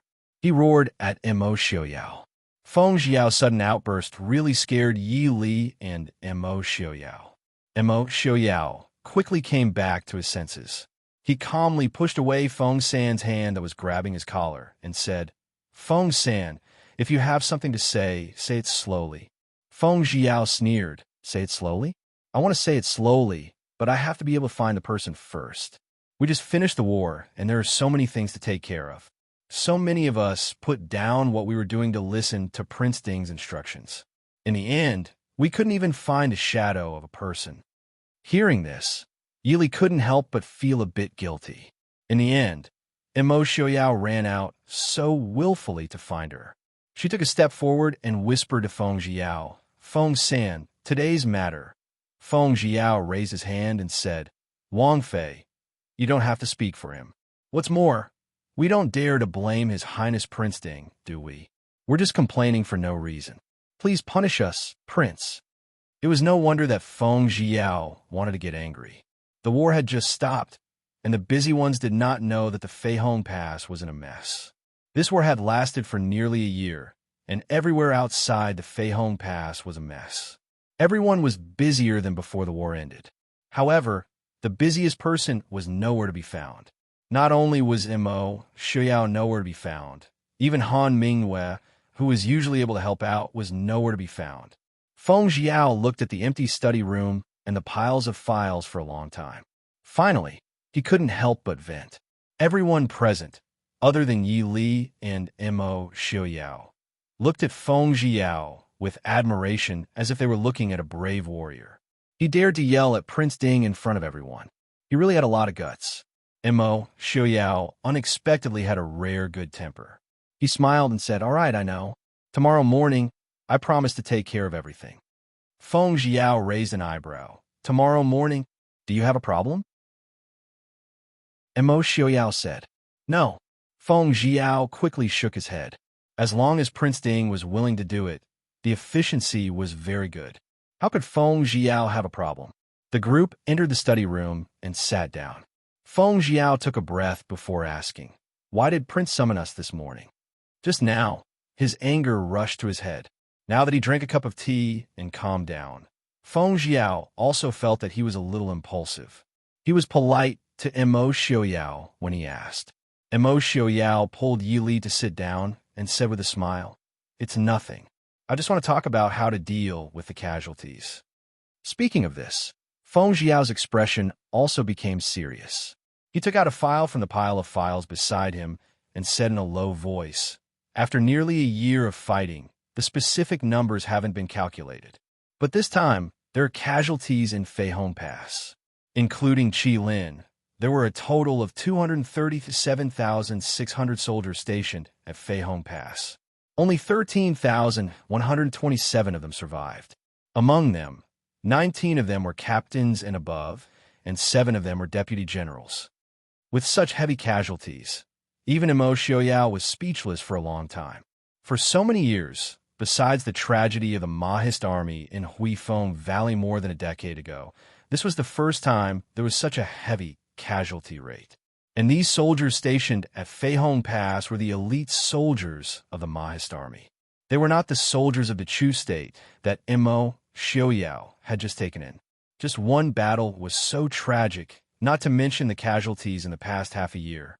With a rough estimate, the casualties of the Mahist army since the siege of Chu capital was broken up until now was at least 600,000 to 700,000 Mahist army elite soldiers. The Mahist army that originally had less than 1 million elite soldiers now had less than 20 to 30% left.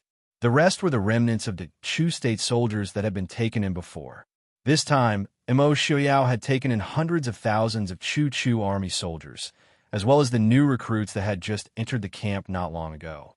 This battle could not be considered a loss for both sides, but all sides that participated in the battle had paid a huge price. No wonder Mo Xiaoyao did not plan to continue attacking the Chu state in Shilin. Looking at the shocking numbers in front of them, the three could not help but be silent. The atmosphere also became more solemn. Mo Xiaoyao thought for a while and said, "Feng San, have people passed down I's orders? All the soldiers that died in battle must be given out without exception. and the wounded soldiers must be properly settled. If there are any problems, have them come directly to I.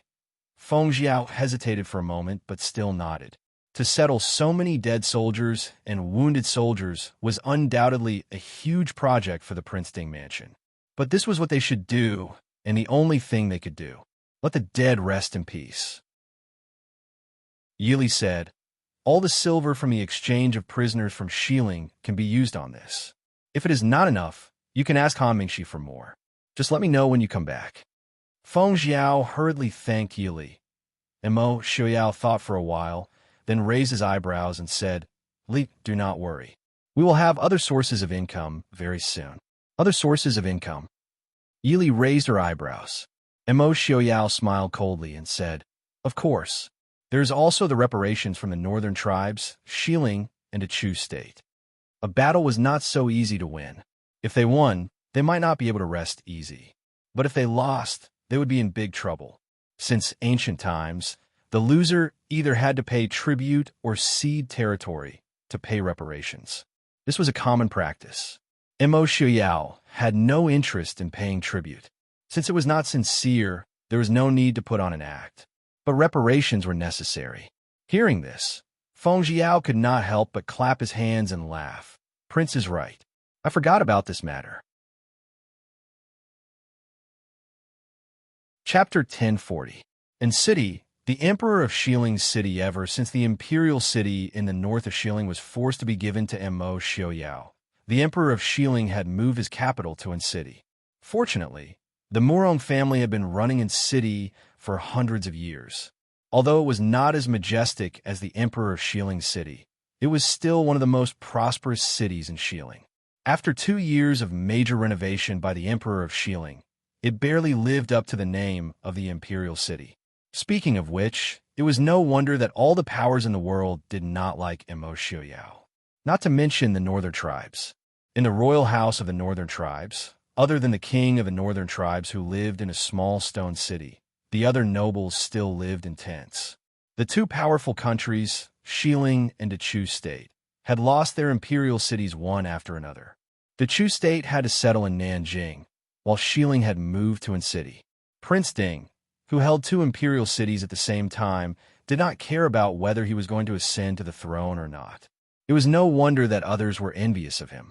In the Jinan Palace of In City, Lei Tengfeng sat on the seat of honor, looking at the empty hall below in a daze. He had once wanted to ascend to this position. He had been proud of Jinan Palace since he was young. In his heart, the position of Jinan of Gojoseon was much more noble than the hypocritical position of the emperor. After all, his father was much more powerful than the emperor who only knew how to eat, drink, and play in the palace. Therefore, his dream was to gain his father's approval and become the ruler of Jinan Palace.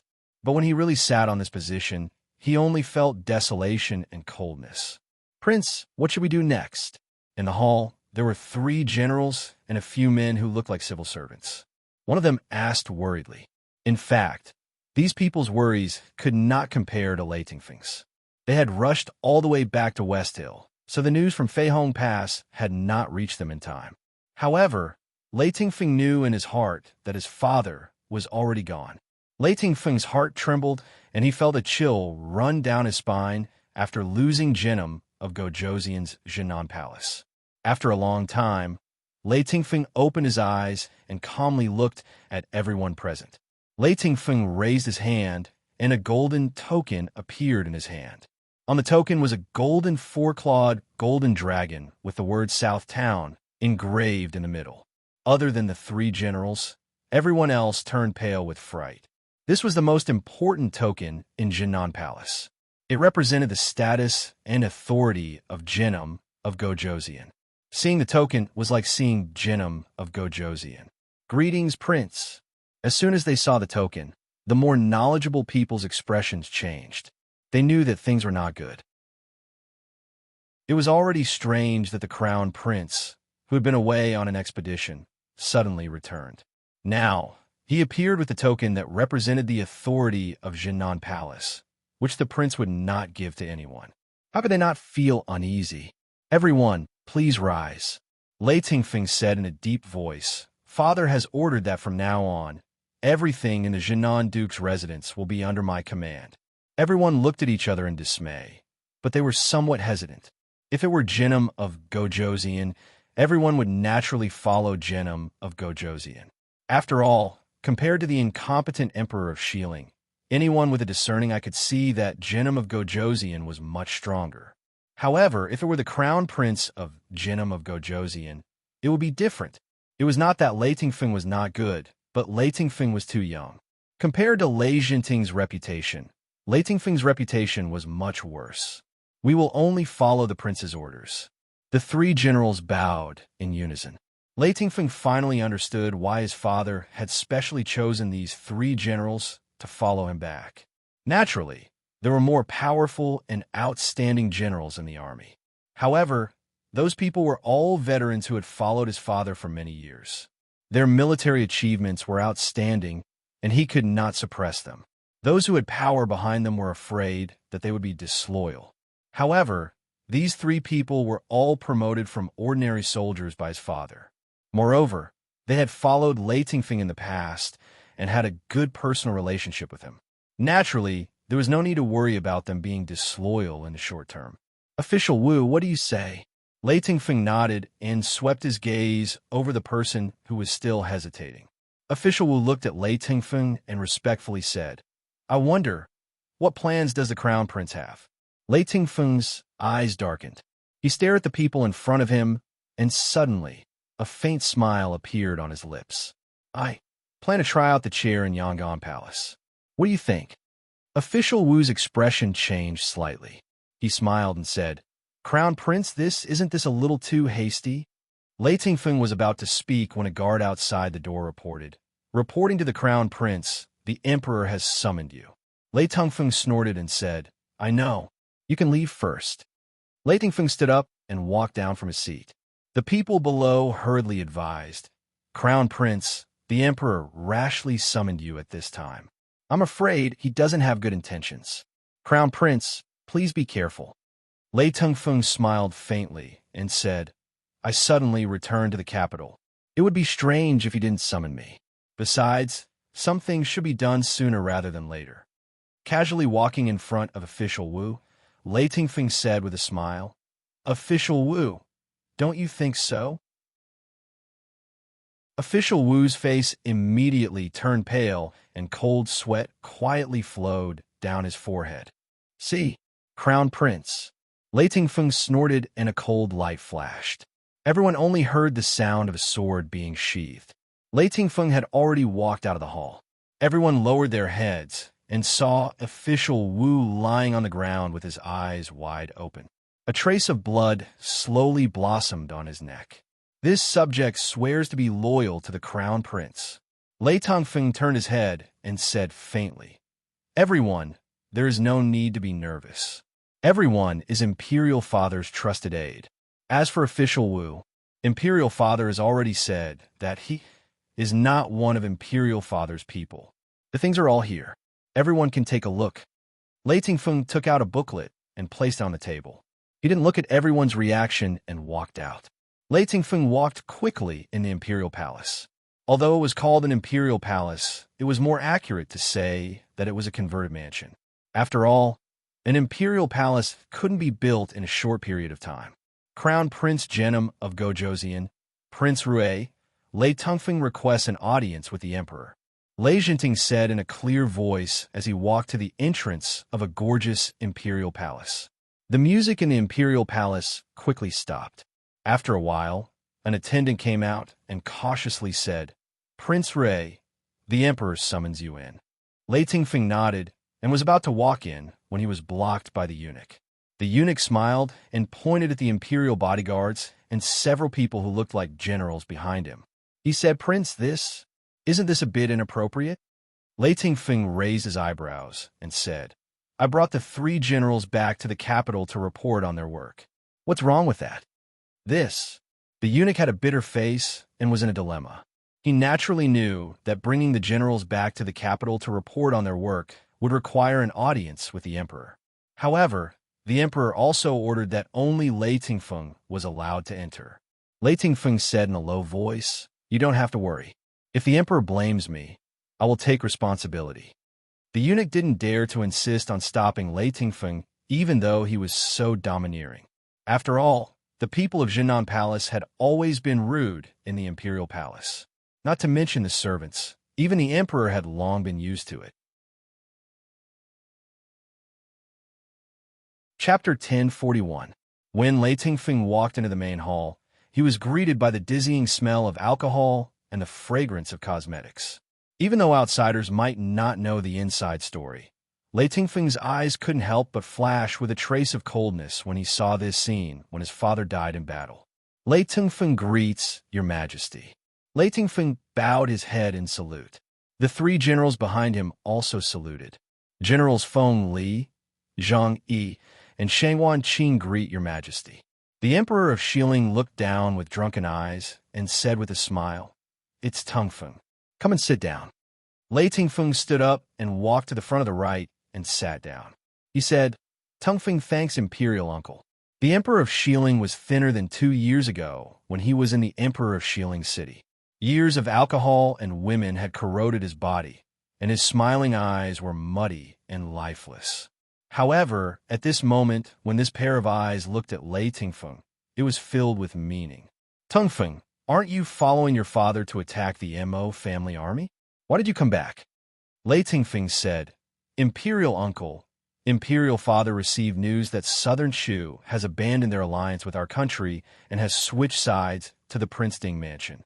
Murong Shun and Marquis Nan of the Prince Ding Mansion are personally leading the 300,000 Southern Shu army across the Yunlan River to invade our Xiling.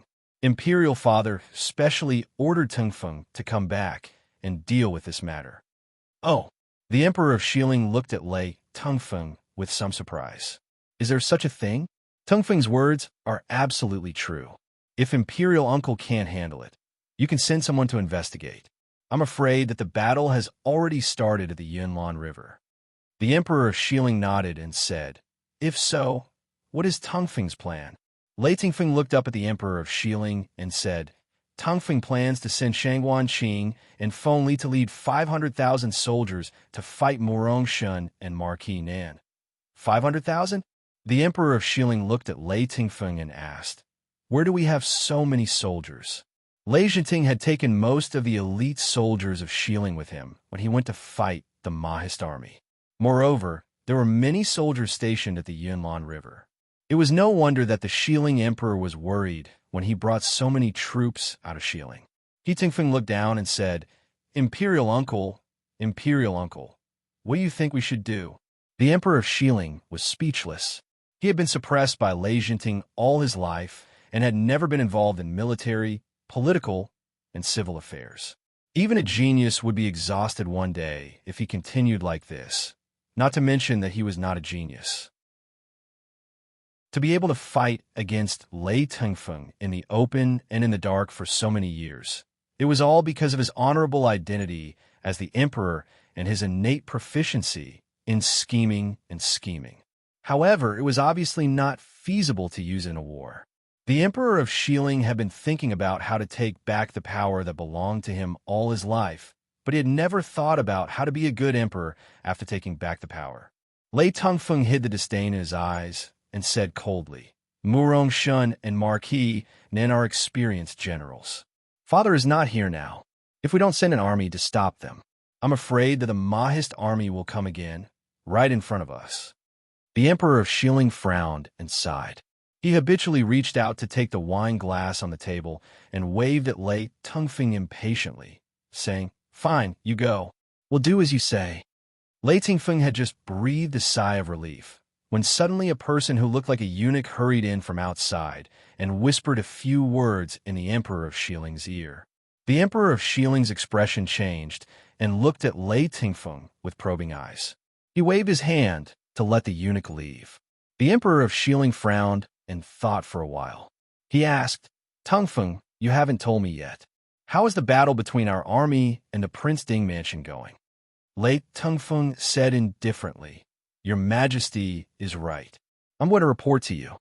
The Emperor of Xiling nodded his head in satisfaction, saying, That's good. I'm also a bit worried. Don't deceive me. Deceiving the emperor is a capital offense. Lei Tingfeng frowned coldly and said in a deep voice, Tongfeng doesn't dare. Reporting to your majesty, I'm afraid that our army won't be able to defeat the Mahist army. We'll definitely lose. What? The Emperor of Shilin was shocked. Although he was useless, he had no enmity with his country. Originally, when he heard the servant report about Lei Jinting's defeat, he was gloating. However, when he heard Lei Tingfeng say that they'll definitely lose, he couldn't help but be shocked. He really didn't want to experience the feeling of the Mahist army invading the imperial city again. Furthermore, they moved from the north to city last time. If Mo Xiaoyao invades the city again, where can they go? For the first time in his life, the Emperor of Shilin realized that it might not be a good thing for the Western Tomb to be without Lei Jinting.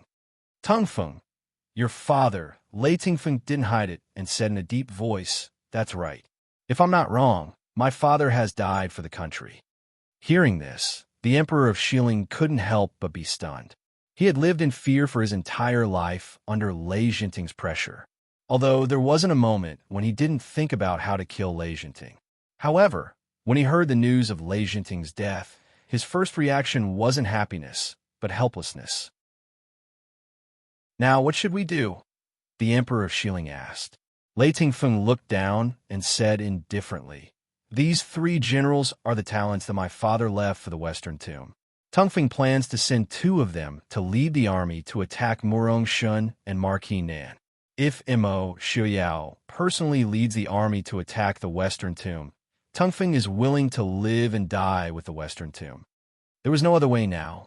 The Emperor of Shilin didn't beat around the bush and nodded. All right, I'll now confer you as the new Genom of Gojoseon. You'll guard the Great Tomb in place of my brother. In addition, General Feng, General Zhang, and General Shangwan, I'll confer them as the Protector General of the State, the General of the State, and the General of the State. With one sentence from the Emperor of Shilin, the 3 generals who were originally deputy generals immediately became first-rank generals of the Western Tomb. Thank you, Your Majesty. Lei Tingfeng bowed his head. Thank you, Your Majesty, for your grace. After Lei Tingfeng left the hall, the magnificent palace regained its tranquility. A man who looked like a eunuch walked out from the back and carefully looked at the Emperor of Shilin, who was sitting on the dragon throne with his eyes closed. He whispered, Your Majesty, why are you not? They had already made arrangements.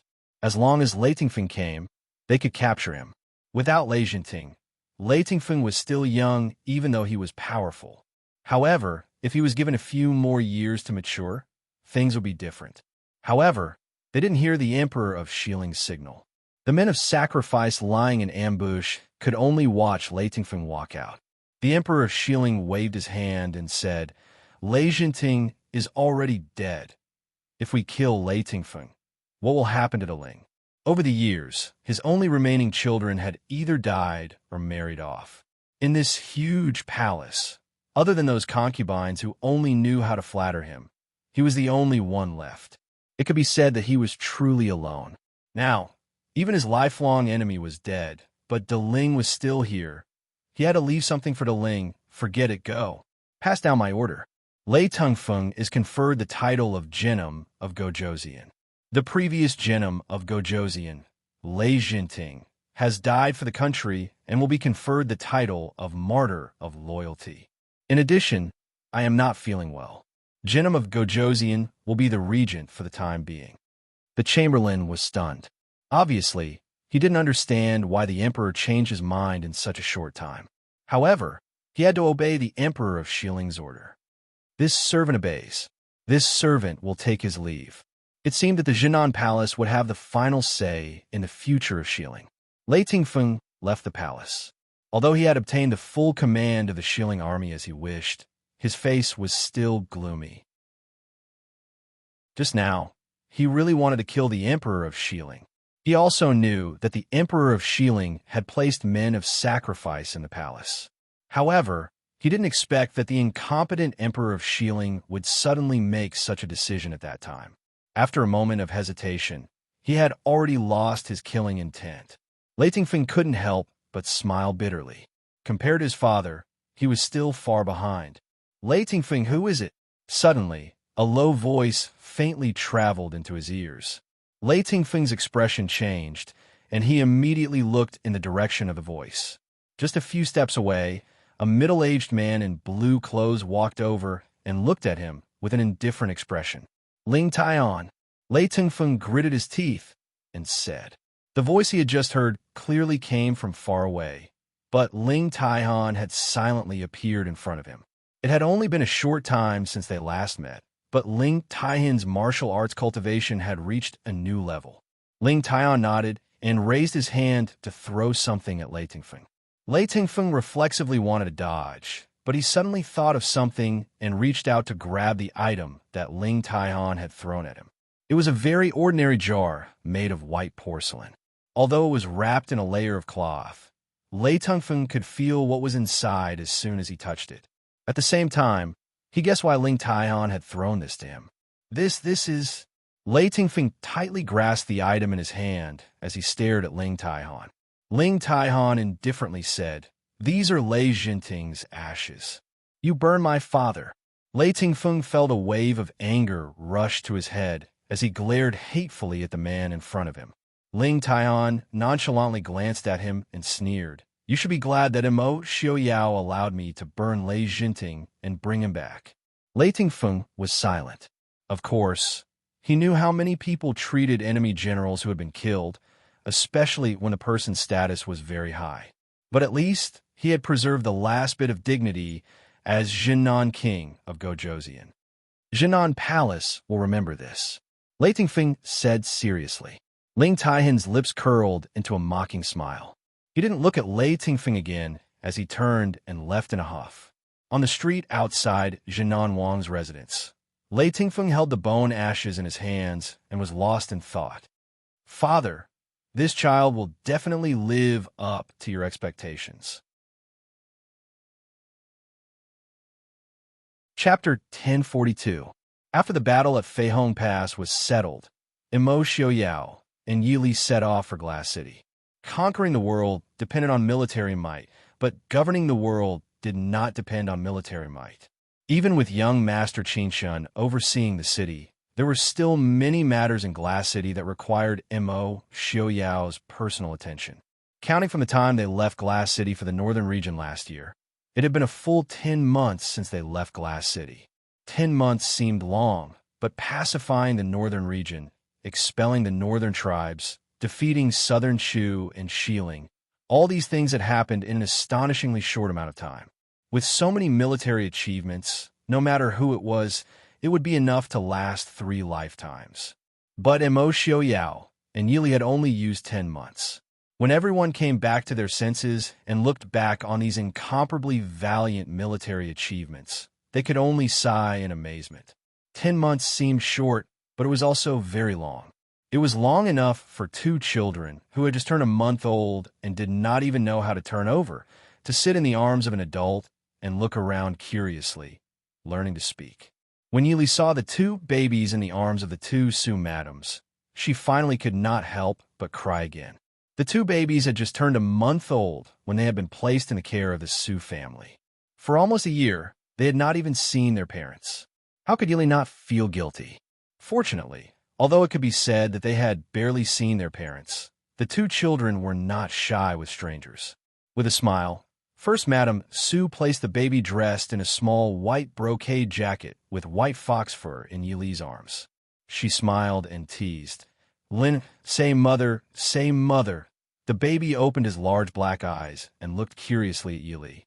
He only felt that the hug was soft and fragrant, with a very comfortable fragrance. It was different from the hug of his aunt and uncle who usually loved to hug him, but he liked it very much. The baby smiled widely at Yi Li and followed First Madam Su's call. "Mother, mother." Lin knows how to call people. Yi Li exclaimed in surprise. She raised her head to look at the other baby in the arms of Madam Su, who was wearing a pink robe. Second Madam Su smiled and said, "These 2 children are as smart as Xiaobao. Xin, call me mother." Little Xin giggled at Yi Li, her sweet little face full of affection. It was obvious that she wasn't shy with strangers at all. She even reached out her small hands towards Yili and called out, "Nyang nyang, hug hug." Yili only felt her heart soften, as if something was slightly heating up. She carefully pulled little Exener into her arms. Fortunately, the two children were almost 1 year old, so they could sit comfortably in Yili's arms. The two babies grew up together and had a good relationship. Not only did they not fight to be hugged, they even held each other's hands in Yili's arms and babbled to each other in words that no one else could understand. Imo Xiuyao stood behind Yili, reaching out to support the baby in her arms from time to time. A faint smile appeared on his lips, washing away the killing intent that had just come from the battlefield. Imo Xiaobao stood by Yili's side and looked regretfully at the two babies in Yili's arms. He had already grown up and couldn't let his mother hug him anymore. At least, he couldn't let his younger brother and sister hug his mother. "Mother, Xiaobao missed you too." Imo Xiaobao looked at Yili with eager eyes. Yili smiled and said, "Mother missed you too. Did you listen to eldest uncle these days?" Thinking back to when Imo Xiaobao was sent back to Li City a few days ago, Imo Xiaobao's aggrieved look before leaving, Yili felt a wave of guilt in her heart. Although it was for his safety, Imo Xiaobao was an extremely smart child. At that time, even if no one told him, he definitely understood that the situation was very bad, so he didn't say anything and left with the guards. He must have been very worried these days. Imo Xiaobao nodded repeatedly. "Xiaobao is the most obedient. If you don't believe me, mother, you can ask eldest uncle." Imo Xiaobao grew more naughty as he grew older, but he was smart. If someone didn't have any ability, even if they were pranked by him, they wouldn't be able to find any evidence. In the entire Li City, only Su Qingshan could control him. "You're obedient?" Who was the one who made a fuss about going to Feihong Pass yesterday? Outside the door, Su Qingshan's voice carried a faint smile. Soon, the immortal young master dressed in snow-white clothes appeared in front of everyone. There was a kind of person who was born to be favored by the heavens. Even time seemed to have frozen on his body. If Imo Xiuyao's unchanging handsomeness for so many years was because of his profound skills, then Su Qingshan was born to be favored by the heavens. Su Qingshan's youth didn't make people feel that he was immature. That handsome and otherworldly appearance and temperament made him seem as if he had the handsomeness of a youth and the steadiness of a middle-aged man. But it was different from the steadiness of a court official who worked hard all year round. There was another kind of carefreeness. Su Qingshan stepped into the hall and said with a smile, "In less than a year, you defeated 4 countries in a row. Such an unprecedented record. Congratulations to Prince." Imo Xiuyao smiled and said, "No, if it weren't for Brother Qingshan overseeing Li City, how could I be so relieved? Not to mention conquering the world." These words weren't empty words. As the saying goes, before the troops and horses move, the provisions must be prepared first. The importance of military supplies to a war was self-evident. In the past year, it was because of the Su family overseeing the Northwest that the Mahist army never had to worry about military supplies and provisions. With this kind of logistical support, it was naturally much easier to win a war. Su Qingshan smiled faintly and wasn't modest at all. They were both smart people and could naturally tell which words were true and which were false. Moreover, with Yi Li's relationship with the Su family, it would be hypocritical and alienating if she continued to refuse to be modest like an outsider. Su Qingshan sat down. The two Sus knew that they were going to talk business and got up to leave. Yi Li had just returned and naturally couldn't bear to part with the 2 children, so the 2 children also stayed. The 2 babies sat in Yi Li's arms. Seeing the 2 grandmothers who had been taking care of them leave, they weren't in a hurry. This caused the second Su's wife to laugh and scold the 2 little ones for being heartless. Imo Xiuyao took the cute little Xian from Yi Li's arms and sat down next to Yi Li. She was wearing a pink brocade dress and a silver ankle bracelet. After leaving her mother's arms, little Xian didn't cry because she also liked this white person very much. She curiously grabbed Imo Xiuyao's long white hair and gently tugged on it. Mo Xiaoyao helplessly looked at his daughter. He raised his hand and took out a delicately carved jade bead the size of a pigeon's egg and stuffed it in her hand to play with. Exine, I didn't dislike it, and curiously played with the jade bead in her hand. Mo Xiaobao looked at his little brother in his mother's arms and his little sister in his father's arms. He pitifully moved to Su Qingshan's side. Su Qingshan smiled and shook her head. She pointed to the seat next to her. Mo Xiaobao then went to the seat next to Su Qingshan and sat down. The hall was quiet for a moment before Su Qingshan said, "Originally, you just came back and I shouldn't disturb you. However, there's something that I want the prince to see for himself." Su Qingshan took out a letter from her sleeve. Yili only needed a glance to know what it was. The bright yellow envelope had a drawing of a giant wolf baring its fangs and brandishing its claws. This was the letter of credence of the northern tribes. Chapter 1043. What's the matter with the northern tribes? Yili asked with a frown. Yili never had a good impression of the northern tribes, even if they had some form of cooperation with the crown prince of the northern tribes. Mo Xiaoyao held his daughter with one hand and used the other to take the letter. He frowned and said, "Use Princess Ronghua to exchange for the bodies of Yelu Yi and the northern tribe soldiers?" Mo Xiaoyao was silent for a while before he looked up at Yi Li with some annoyance. "Where are Yelu Ye's remains?" Yili was speechless. She really did not remember where Yelu Ye's remains were. She was too busy at that time, and cleaning up the battlefield was not her responsibility. How could she remember such a thing? Mo Xiaoyao said with some dissatisfaction, "Since they want to exchange for Yelu Ye's remains, why did they only come now? It had been so long. Who knew where they had hidden Yelu Ye's remains?" Su Qingshan could not help but twitch his lips and said, "The northern tribes are frozen in winter.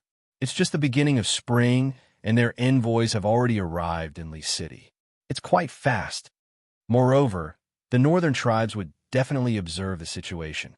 If the Mahist army lost to the Western Hill and to Chu State's allied forces, who would exchange with you?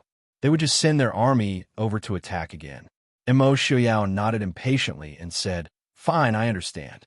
Tell them that they can exchange for Yelu Yi and the northern tribe soldiers. But Princess Ronghua is not enough. What else do you want?"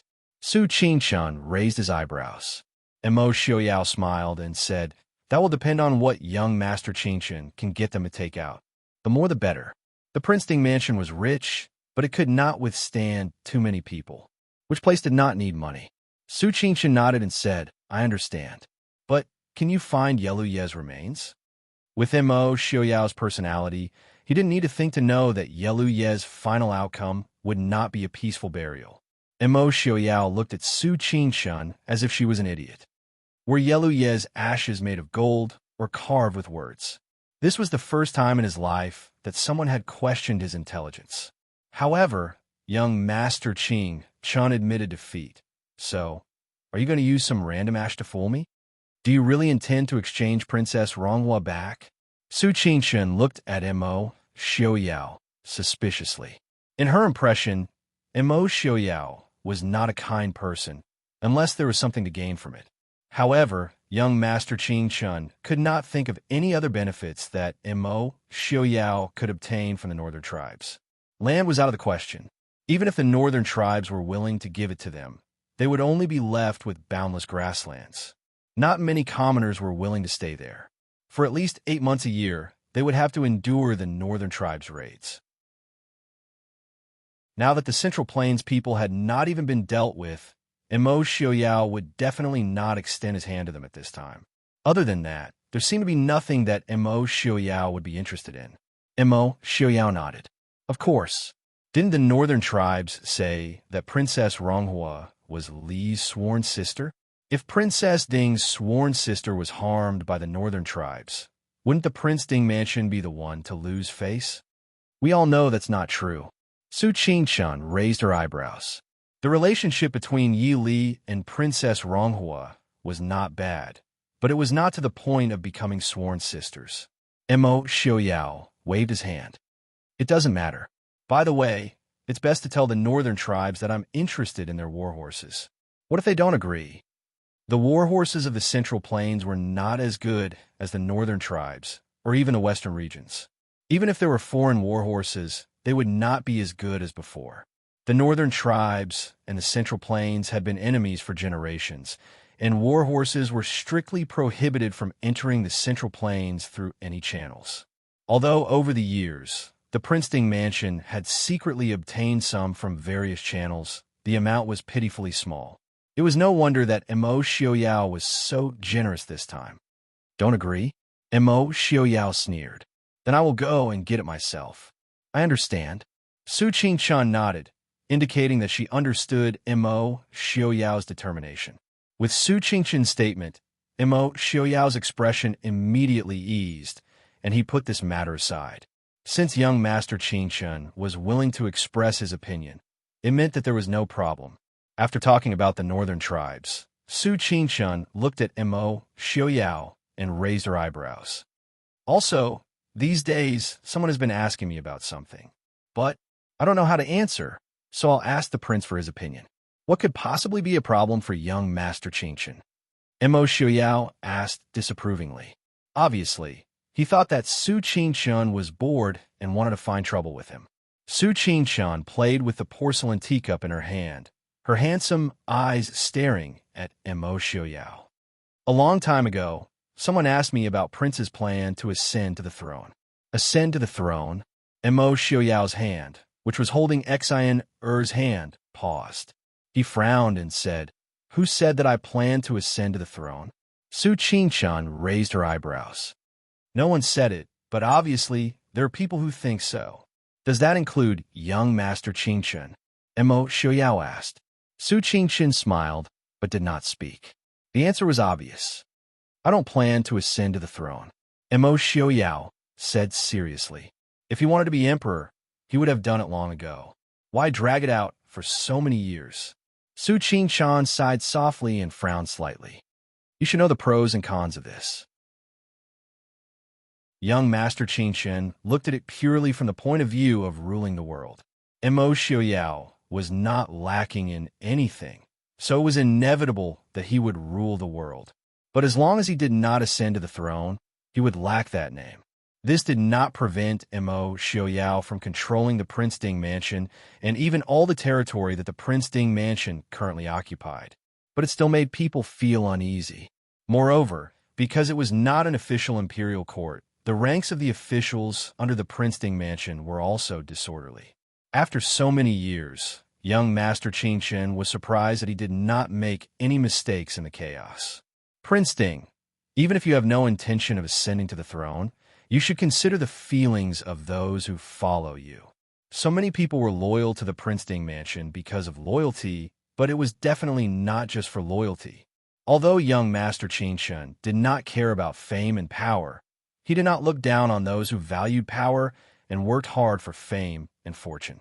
Cultivate civil and martial arts skills and sell them to the imperial family. This was a deep-rooted concept in the hearts of the people for thousands of years. In the eyes of the people, only the imperial family was orthodox. Only by submitting to the imperial family was one's true birth. The Princeton mansion today was no longer the Princeton mansion of the past. Now, the Princeton mansion had not only the generals who had been loyal to the Princeton mansion for generations, but also more people and families who came to seek refuge. What? Young Master Qingchun also has this intention? How about I appoint you as the prime minister?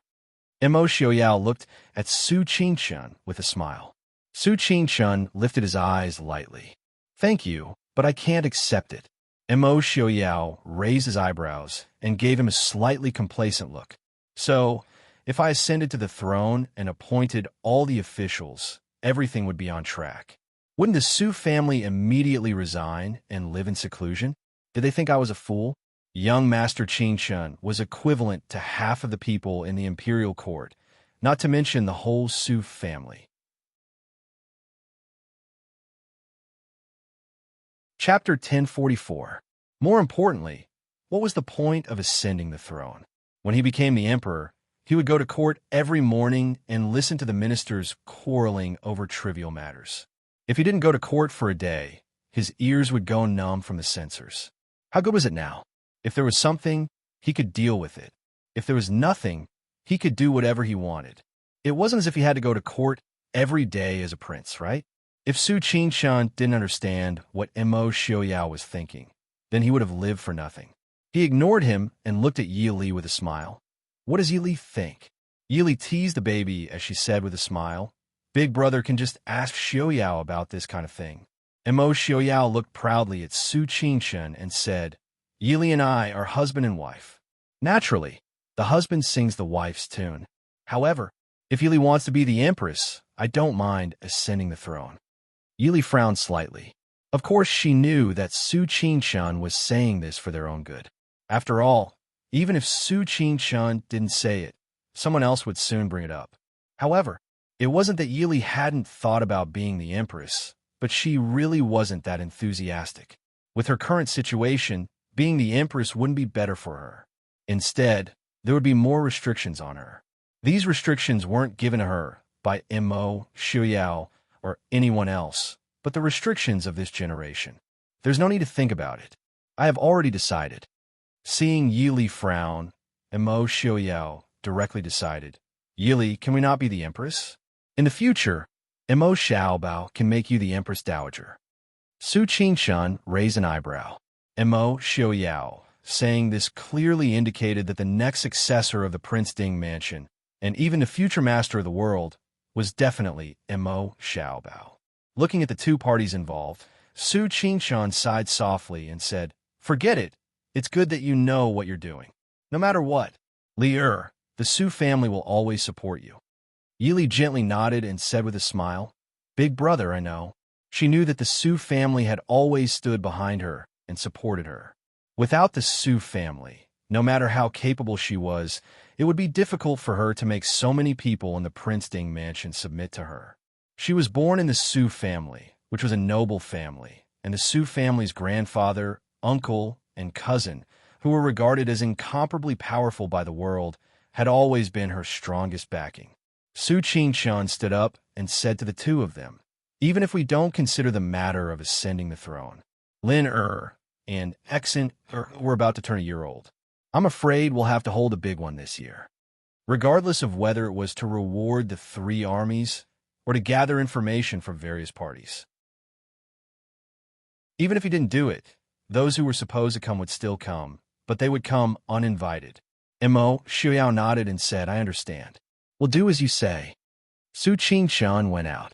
Mo Xiaobao knew that his father and mother had something to say, so he also slipped out in a flash. In the main hall, Yi Li looked at Mo Xiaoyao with a smile and said, Xiaoyao, you really don't plan on? Mo Xiaoyao smiled and said, I never planned on becoming the emperor. He stood up and carried the baby to Yi Li's side. He squeezed into a chair with Yi Li and sat down. Mo Xiaoyao teased his daughter as he smiled at Yi Li and said, We're living so well right now. Why do we have so many things to worry about? We've already lived like this these past few years. I don't believe that we won't be able to live for another few years. When the time comes, I'll just leave it all to Mo Xiaobao to worry about. In any case, in these 2 years, the Su family's education had also begun to lean towards the path of the emperor. Wasn't this just the perfect time to become the emperor? He, Mo Xiaoyao, had never learned to be the emperor like this. Yi Li looked at him with a smile that wasn't a smile and said, You're not afraid that Xiaobao will hate you in the future? Mo Xiaoyao said righteously and sternly, I truly want to cultivate his abilities. If I have to do everything for him, then what's the point of having him? How could something that was ready-made be so easy to pick up? Most importantly, he had worked so hard for most of his life. How could he let Mo Xiaobao live peacefully as the Emperor of Peace? Yi Li sighed softly and said, I don't care about you. You can go tell those people yourself. Mo Xiaoyao looked at Yi Li with a smile and said, I know. If I don't become the Emperor, Li will also be happy. Isn't that right? Yi Li did not hide it. She generously nodded and admitted, If you don't become the Emperor, I will indeed be very happy. Even though saying this was a bit unfair to those generals and subordinates who had risked their lives for the Prince Ding mansion. But Yi Li had to admit that Mo Xiaoyao was right. What was the Emperor? The Son of Heaven, the Son of the Heavens, the ruler of the world. But in the end, it would not belong to any one person. Not to mention that when the time came, there would definitely be many people who would create things like the 3 palaces and 6 courtyards. Yili did not want to fight with any other woman for Mo Xiaoyao. In the end, she was not a woman born and raised in this era. Mo Xiaoyao could only be all hers, or none of it could be all hers. There was no possibility of more or less of it being hers. Yili faintly smiled in her heart. She loved him, so she was not willing to share it with others. Then isn't that good? Mo Xiaobao is already 9 years old. At most in a few years, the Prince Ding mansion will be given to him. At that time, whether they want to be the emperor or not, it will no longer be our problem. After so many years, I'm also very tired. Li, you can't be so heartless as to make me wake up before the sun rises every day to attend morning court, right? Speaking of which, actually back then, I felt that the position of the emperor was simply not for humans. You get angry earlier than a chicken, you sleep later than a dog, you can't eat or do that. The woman you like may not be able to marry, and even if you marry, you may not like her. The slightest mistake will cause you to be scolded by the imperial censor, and you have to endure it to show that you are open-minded and magnanimous. Otherwise, the imperial censor will fiercely record you in the history books. All right, the more you say, the more inappropriate it is. Yili did not know whether to laugh or cry, but she had to admit that Mo Xiaoyao's words were somewhat reasonable. More importantly, after hearing Mo Xiaoyao's words, her mood immediately relaxed a lot. It's good that you don't regret it. Then, Lily should persevere together with I. We don't want to be the emperor and empress when Mo Xiaoyao ascends the throne. We will be the retired emperor and empress dowager. Just as Mo Xiaoyao was happily speaking, his face suddenly stiffened.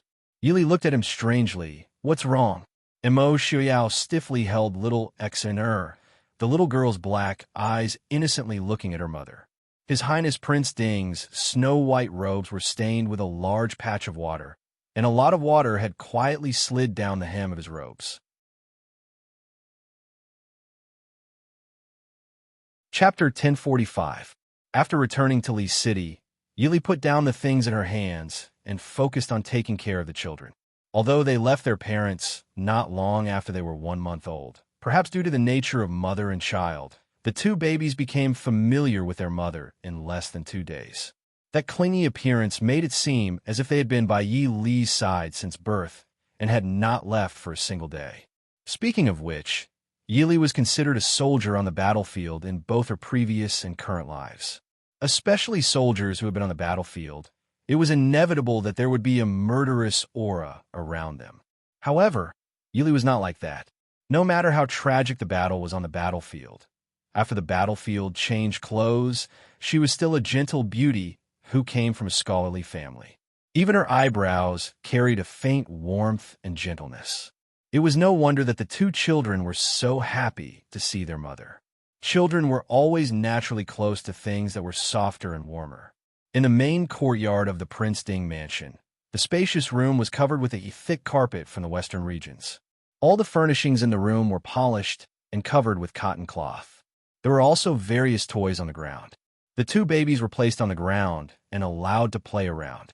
The babies who were only 11 months old had already started to learn to walk. Lin, who was born first, was already able to walk steadily on his own. Although Xian, who was born earlier, his body was actually weaker than his younger brother. He preferred to sit on the ground and play. Seeing his younger brother walking around, he reached out his small hand to pull him. The floor was covered with a thick carpet. Linner was pulled to sit on the ground, but did not cry in pain. He smiled happily at his sister. Yili also sat on the ground. Looking at the 2 babies giggling, a faint smile appeared on her lips. Princess Consort, Second Madame Su and Madame Lung are here.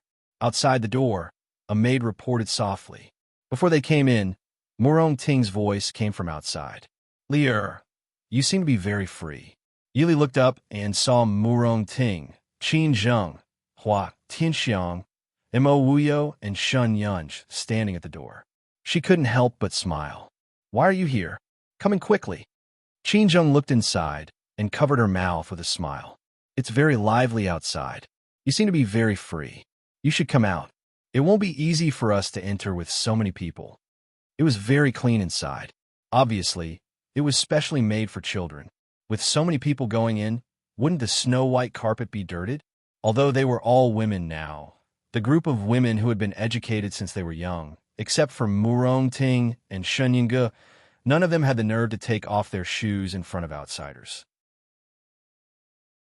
Yili smiled and picked up a baby in each hand, placing them in Qinzheng and Ting's hands before walking out. Ting and Qinzheng had both given birth to their own children before and were very familiar with the two babies in the past half a year. The two little fellows were not shy at all in their arms. Ting hugged her pink and tender heart and said that she also wanted a daughter. Sister Lian, no, it's Princess Consort. Yinge walked up to Yi Li and gently bowed. She was more obedient and quiet than when she was in Jiangnan. Yi Li pulled her and said with a smile, "Just call me sisterly. Look at them. Who is polite to me? Is Yingu used to living in Li City?" Yinge nodded and said, "The two Aunts Su are very good to me. Sister Tian Xiang, Sister Zheng Sister Ting, and Wu are also very good to me. And Yinge has a foster father." Foster father? Yili raised her eyebrows. Mo Wuyo pursed his lips and said with a smile, "It's my master. Didn't master tell Princess Consort when he went to Feihong Pass? Master said that Yingu is much more talented in medicine than me and liked her very much. He took Yingu as his foster daughter." Yili raised her eyebrows. She remembered that Shen Yang and Yunji's father seemed to be related, but this seniority, and she thought about it. Shen Yang and Yungu probably only had each other left in this world. What relationship in this world was closer than a father and daughter? Since Shen Yang made this decision, he must have his reasons, so she didn't think too much about it. Shen Yungu nodded repeatedly and said, "Yes, foster father's medical skills are very good, even better than my father's. Foster father said that as long as I study hard, I will be as good as him in the future." Perhaps it was because of her family background. Yingu was born with a unique talent and interest in medicine. Speaking of which, her eyebrows couldn't help but add a bit of brilliance. "As long as you're happy," Yili smiled and said. Then she looked at the girls in front of her and said, "When we were eating last night, eldest aunt and second aunt told me that now that things are finally peaceful, they are anxious to arrange the marriage of third brother and fourth brother." Qinzheng nodded and said, "Lear is right. Mother and eldest aunt are really anxious. Third brother just had to go to war, and fourth brother is far away in Shieling. Mother also said that this time, no matter what, we have to let third brother get married first." Zheng Hua Tianxiang was so embarrassed that her face turned red. She glared fiercely at Qinzheng. "You are usually the most gentle and elegant. Why are you also so?" Ting rolled her eyes and said, "Just be happy. We won't laugh at you. Yesterday, the third young master of the Su family rushed to give you something as soon as he came back. Do you think we didn't see it?" After saying that, she glanced at an exquisite and elegant pearl hairpin on Hua Tianxiang's head, her face full of kindness and ridicule. Mo Wuyo, who was also about to become a bride-to-be, carefully hid in a corner so as not to be caught in the crossfire with Hua Tianxiang. It was not that she didn't have sisterly feelings, but she couldn't resist Sister Murong's sharp tongue. On the contrary, Shen Yungu, who was clear-minded, looked happy. "Is Sister Tianxiang getting married? Yunj will definitely give you a good gift." Ting chuckled and looked at Shen Yungu. "Yunj, you're not planning to give me pills again, are you?" Shen Yungu blinked. "What's wrong?" Yili was also very puzzled. "What's wrong?" Shen Yunji's pharmaceutical skills could be said to be better than her master. The pills she made were naturally not ordinary. Qinzheng covered her mouth and laughed. "Last New Year, Yunj gave each of us a bottle of pills. Last October, Uncle's birthday was also a bottle of pills. This year, on eldest brother's birthday, it was also a bottle of pills. In addition, eldest brother received the most pills in our family. Now, eldest brother's face stiffens when he sees the pills. The people next to them also looked like they wanted to laugh. Yili was amused and couldn't help but laugh. She was really curious about how young Master Qingshan looked when he was frightened by a small bottle of pills. Shen Yungu pouted and looked at the crowd blankly. What's wrong with her giving them pills? She gave the two Aunts Sue's pills to maintain their health, gave Sister Zheng pills to maintain their beauty, and gave the two uncles and Su Qingshan pills to maintain their health. It turned out that the Su family saw this little girl's naivety. Moreover, she sincerely made the pills herself, so they were embarrassed to talk to her about the importance of giving gifts. However, the Su family didn't care about these empty gifts. A sincere gift was always more precious than a hypocritical one, wasn't it? However, young Master Qingshan suffered. Miss Yungu believed that Su Qingshan was seriously injured and left behind an illness. Whenever Su Qingshan had a headache or fever, the little girl would stuff a pile of various pills into his hand. Now, the Su family didn't even go to the doctor to get medicine when they were sick. They could just ask Su Qingshan for it. Anyway, Miss Yunji's medicine was always much more effective than the medicine prescribed by ordinary doctors.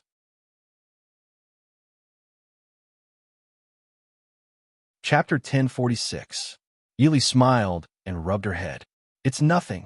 Yunji's medicine is very good. Your medical skills must have improved a lot these days. Yunji's eyes lit up. Sisterly, you've also used my medicine?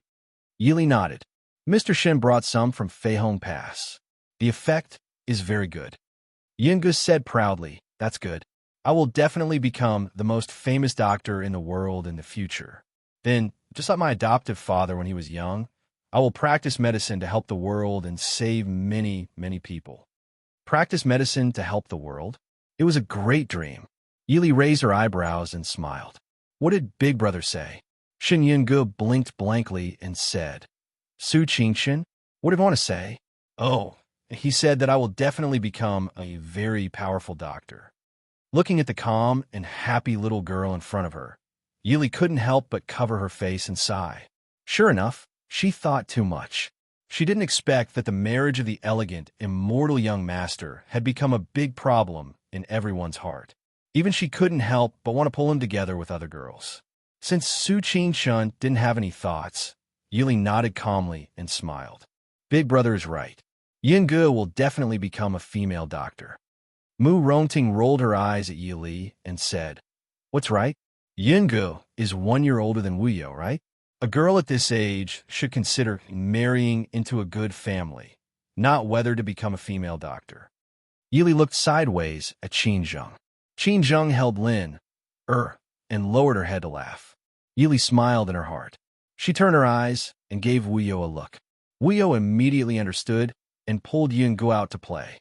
Seeing the two little girls go out hand in hand, Yili smiled and said, Wuyo and Yungu have a good relationship.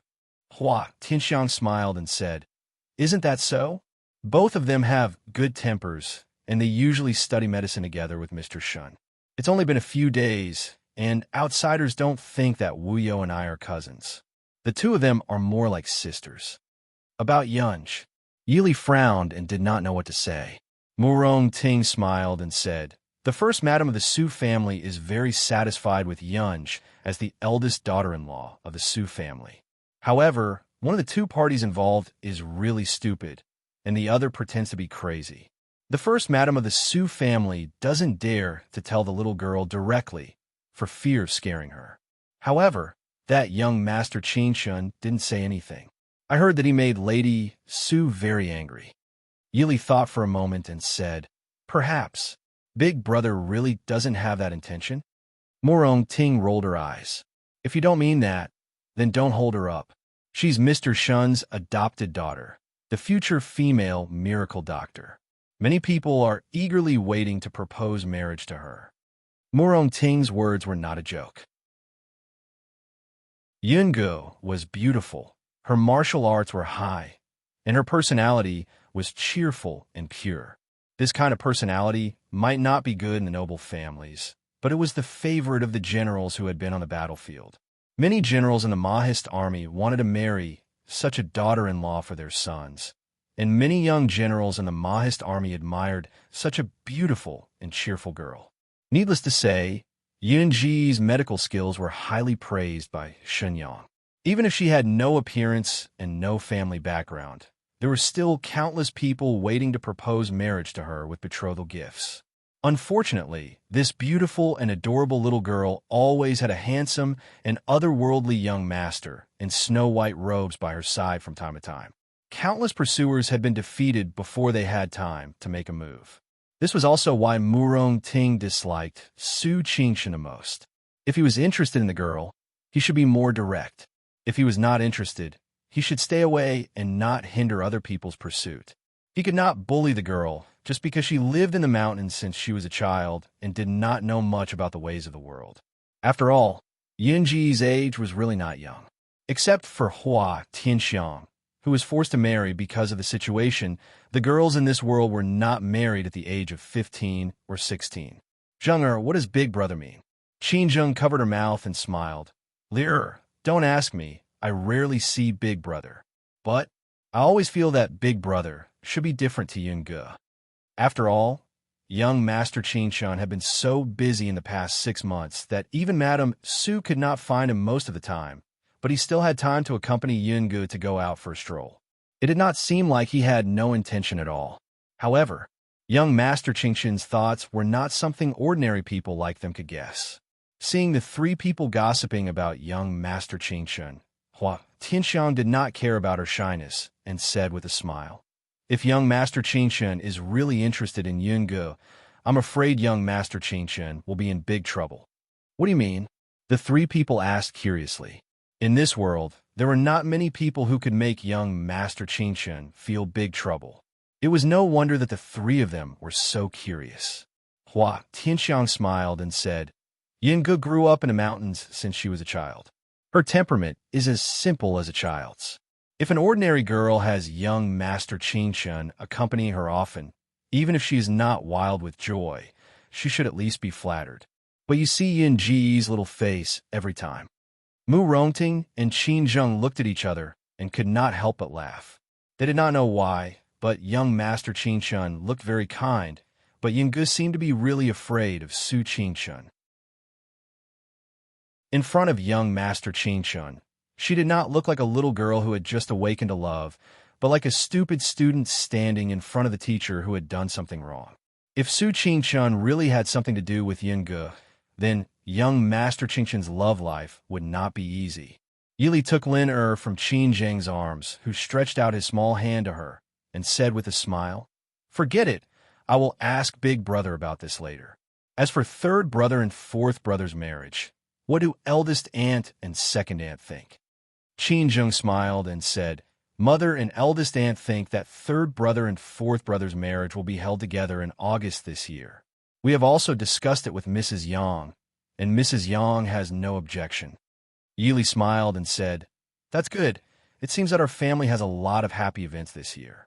At that time, Tianxiang and Wu Yu will directly get married from the Prince Ding mansion."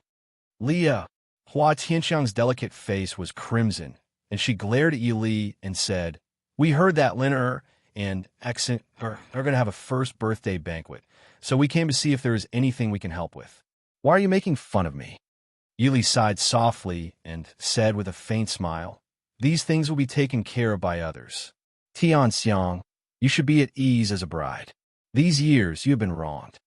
Speaking of which, they married into the Prince Ding mansion early, and Qin Zheng and Mu Rongting also married one after another. Now, even Mo Xiaobao was almost 10 years old, but Hua Tianxiang's marriage had been delayed until now. She was 26 or 27 years old, which was not considered old in the previous life, but in this generation, a 20-year-old girl who was not married was already called an old girl who could not get married. The pressure Hua Tianxiang was under could be imagined.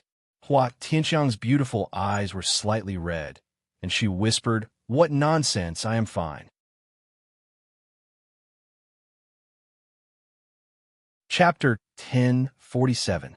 Yili patted her hand and smiled. "Yes, it will be better in the future. Li, are you going to be the Empress?" Seeing that the atmosphere was a bit heavy, Murong Ting quickly changed the topic and asked jokingly. Yili raised her eyebrows and smiled. Who said I'm going to be the empress? Murong Ting looked at her with a smile and said, Prince Ding has defeated the northern tribes, Mo Jingli and Jinnum of Gojoseon. Isn't it time to ascend the throne? Li, who will be the empress if not you? We won't laugh at you. It's so glorious to have a close friend who's going to be the empress. Yili smiled. Then I'll have to disappoint you. I won't be the empress for the time being. Why? Murong Ting was confused. If Prince Ding became the emperor and Li wasn't the empress, the whole world wouldn't agree. Hua Tianxiang rolled her eyes and said, That must be because Prince Ding doesn't plan to ascend the throne. But Li, Prince Ding really? Yili smiled helplessly. It seemed that Mo Xiaoyao's ascension was indeed what everyone wanted. Even ladies like Hua Tianxiang and Murong Ting didn't believe it. After receiving Yi Li's affirmation, everyone was silent for a while. Murong Ting sighed and looked at Yi Li. Actually, there are benefits to Prince Ding not ascending the throne. These days, I've heard many people planning how to send their daughters into the palace to be concubines. Zheng, there are many people who want to use the Su family's connections, right? Qin Zheng nodded silently. These days, there were indeed many people who came to the Su family's door to curry favor. After all, although Princess Ding's surname was Yi, the Prince Ding mansion clearly only recognized the Su family as Princess Ding's relatives. However, Yili had just returned. The Su family didn't want to upset Yili, so they didn't tell her. In fact, this kind of thing was expected. In the past, the Prince Ding mansion had not yet been stabilized. When they were fighting for the world, the situation was constantly changing. It could be said that anything was possible. Naturally, no one cared whether Prince Ding married a wife or a courtyard full of beautiful wives and concubines. Even if Prince Ding didn't want to marry her, it could only be said that Prince Ding was proud and didn't care about nepotism. However, once the world was settled, whether it was for the sake of etiquette, the benefits of the nobles, or for the sake of balancing the powers, the expansion of the 6 palaces was imperative. No matter how powerful Mo Xiaoyao was, it was impossible for him to kill all the officials who opposed him. This vast empire could not be supported by the Su family alone.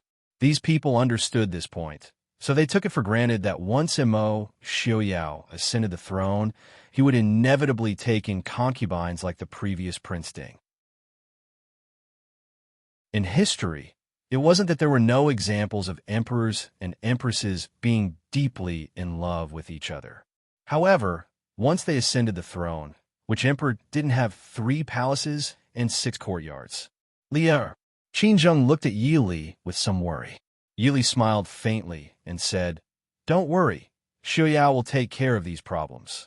Murong Ting was a little worried and said, Prince Ding.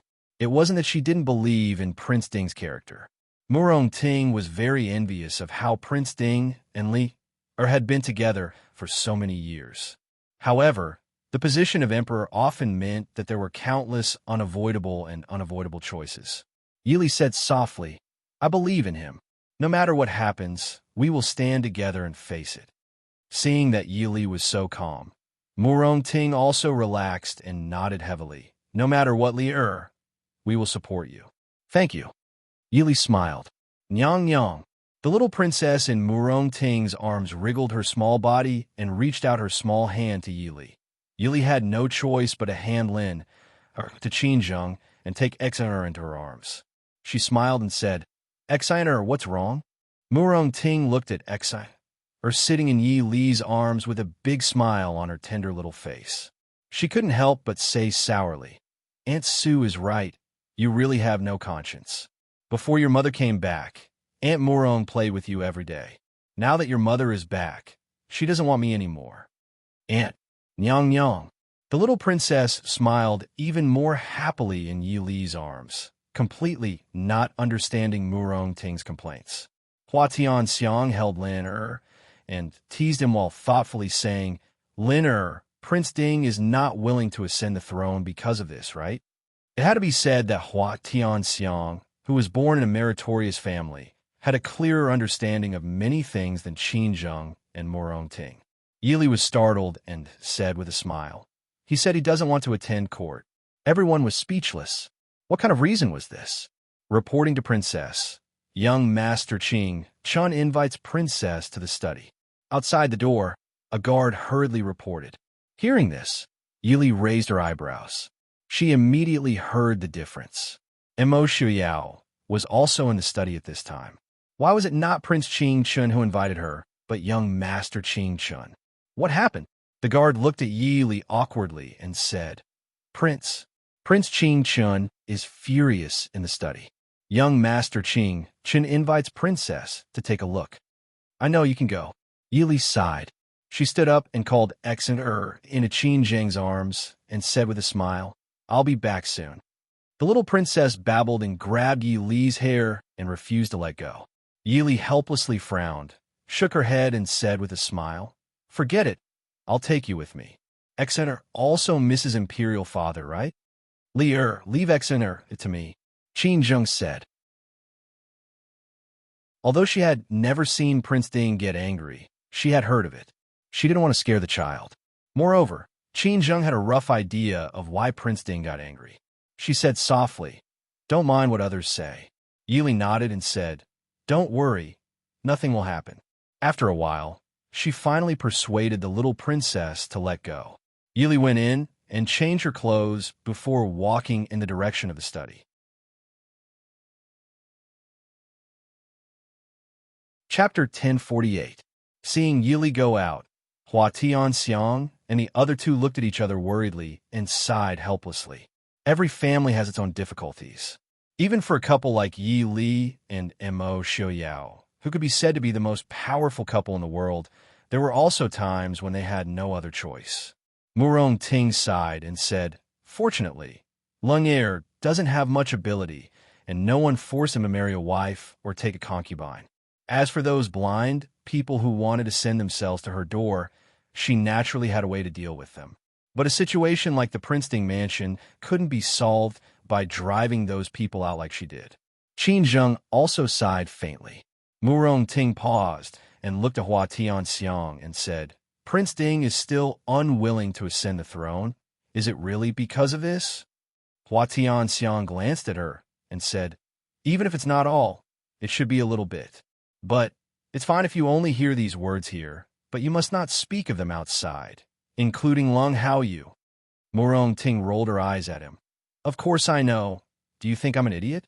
These people are really annoying. When the Prince Ding mansion was in dire straits, why didn't they rush to marry their daughters to Prince Ding?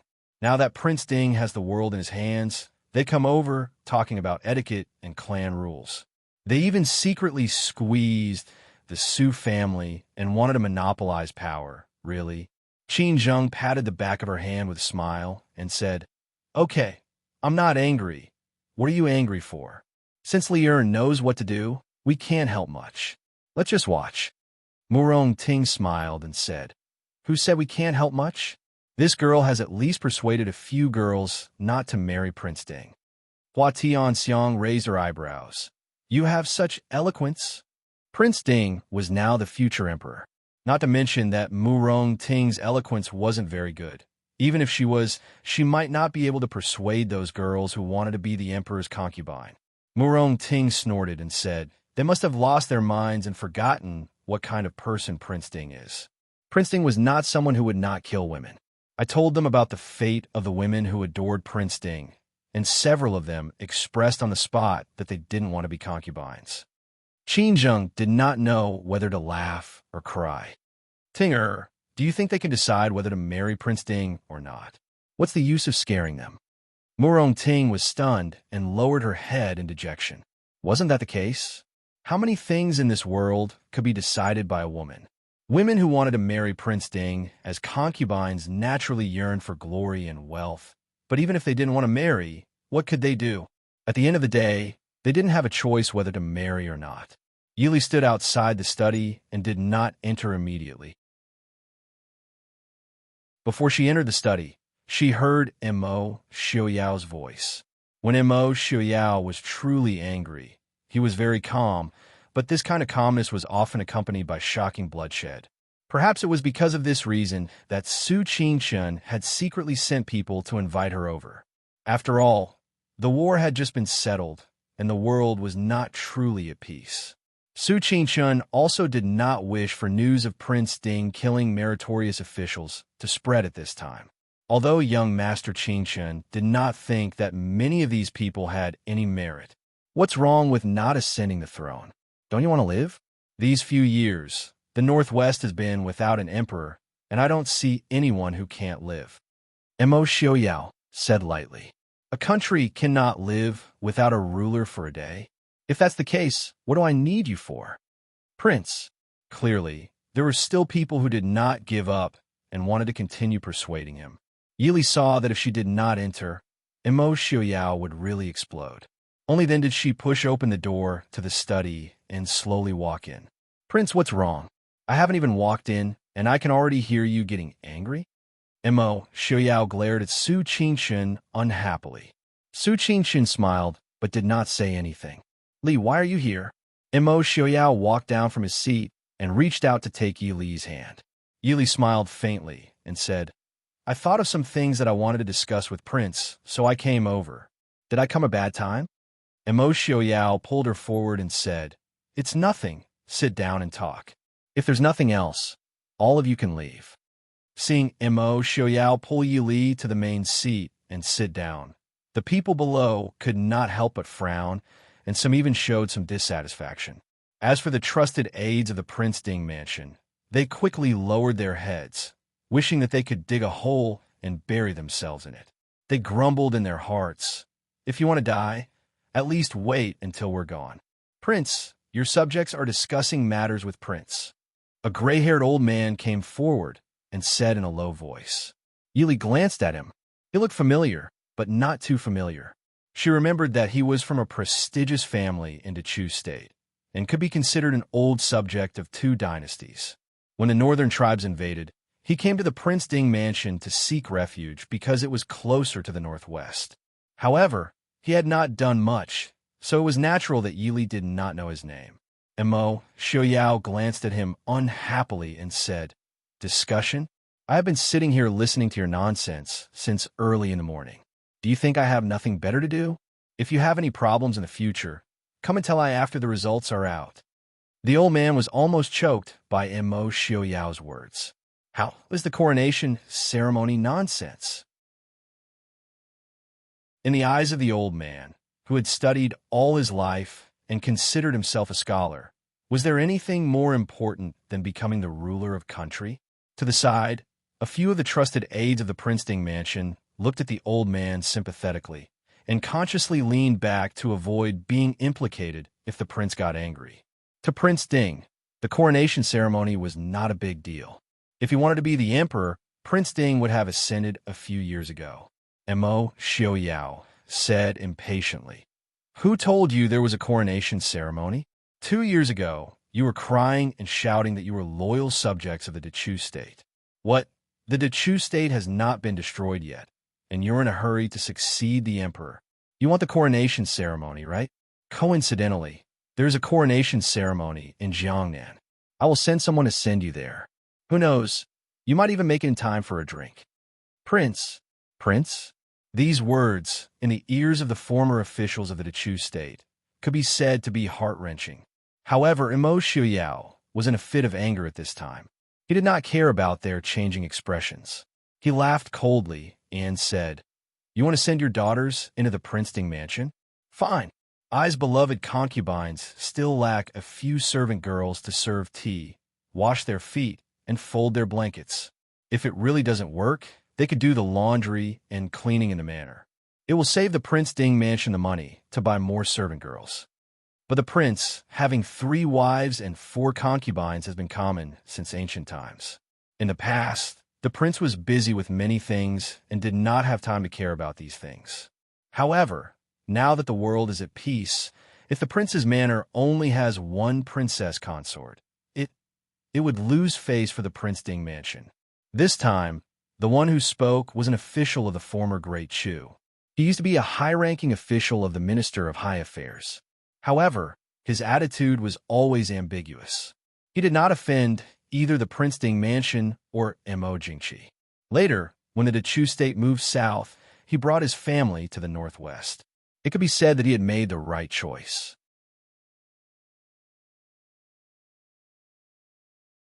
Chapter 1049. Yili did not care about these people. What truly worried Yili were the old officials of the Mahist army, who were also eager to try. Many of these people had followed the Prince Ding mansion for generations. They were not like Feng Jiao and Lung Haoyu, who had been friends with Immerse Xiaoyao since childhood. They had the trust of confidence and brotherly affection.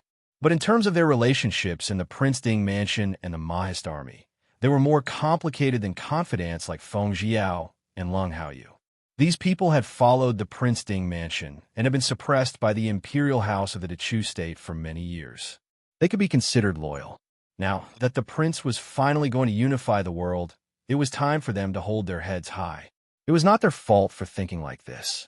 Hadn't the founding officials of the previous dynasties all been like this? When was there ever a dynasty where all the benefits and credit of founding a country were taken by a single family? But the master they encountered was Immerse Xiaoyao, who did not play by the rules. Yili sighed softly. She raised a hand and patted the back of Immerse Xiaoyao's hand to calm him down. Even though Immerse Xiaoyao was not angry, Yili could feel the coldness coming off of him sitting next to him. But this kind of situation, in the eyes of the old officials, was not proper. These scholars were not generals on the battlefield. They had to make do with etiquette and rules. Yili, as a Wang Fei, had barged into the study for discussion and sat shoulder to shoulder with Prince Ding. In the eyes of these old scholars, this was an act of treason and not following the virtue of a woman. Prince, as a woman, Wang Fei should abide by the rules of the house and retreat to the inner compound. How can she sit so openly in the hall for discussion? This is not proper. An old official with a white beard trembled as he said, Wang Fei is also from the Su family, a scholarly family. Such conduct, isn't it an insult to Sir Qingyun's reputation? Boudoir? Immerse Xiaoyao laughed coldly. He looked down at the old man with a pained expression and asked, when Lei Jinting led his troops against the border, why didn't anyone think that Ai's beloved concubine was a woman and that she should abide by the rules? This time, when I was in trouble, why didn't you think that Wang Fei was a woman? Why didn't you go to the front lines to lead troops for Wang Fei? Now that the world is at peace, you remember that the princess consort is a woman? So, the so-called etiquette of loyalty and filial piety is to hide behind a woman when danger comes, and then sit on the glory, splendor, and wealth that the woman fought for you, and at the same time criticize that woman for not being disciplined? That's not bad. That's a good idea. I am very impressed. These simple words made the faces of the few old gentlemen, who were speaking righteously just a moment ago, turn red. These people were not the trusted subordinates of the Prince Ding mansion. Naturally, they did not know Prince Ding's character. He was just relying on his reputation and seniority to flaunt his seniority. Immerse Xiaoyao waved his hand. He stared at the crowd and said coldly, what Wang Fei wants to do, it is not up to you to interfere. I want you to remember, whatever Wang Fei says, whatever she does, it is Ai's idea. If you dare to disobey, don't blame I for being merciless. In a large study, everyone felt their scalps go cold. They hurriedly said, this subordinate obeys. After dismissing the crowd, Immerse Xiaoyao's anger had not dissipated. He glared at Su Qingchun with displeasure. Young Master Qingchun elegantly drank his tea and said lightly, what are you glaring at me for? If you don't call ear over, do you really want to kill a few people to establish your authority? Immerse Xiaoyao snorted, you think I don't dare? Those old men only knew how to talk nonsense all day. They could not do anything proper. They only knew how to cause trouble for him. He really didn't know why he took in these people in the first place. He would rather use these people to exchange for a few commoners who knew how to farm and work. Su Qingchun smiled leisurely. These people are useless. Sometimes they are quite annoying, but it just so happens that we cannot do without them. Prince, it is true that these people are old and rotten, but each one of them can be said to have students all over the world. They are so old that they have become shrewd. If they really cause trouble, the effect will not be inferior to that of an army of thousands. The pen in the hands of a scholar was much more troublesome than the sword in the hands of an enemy.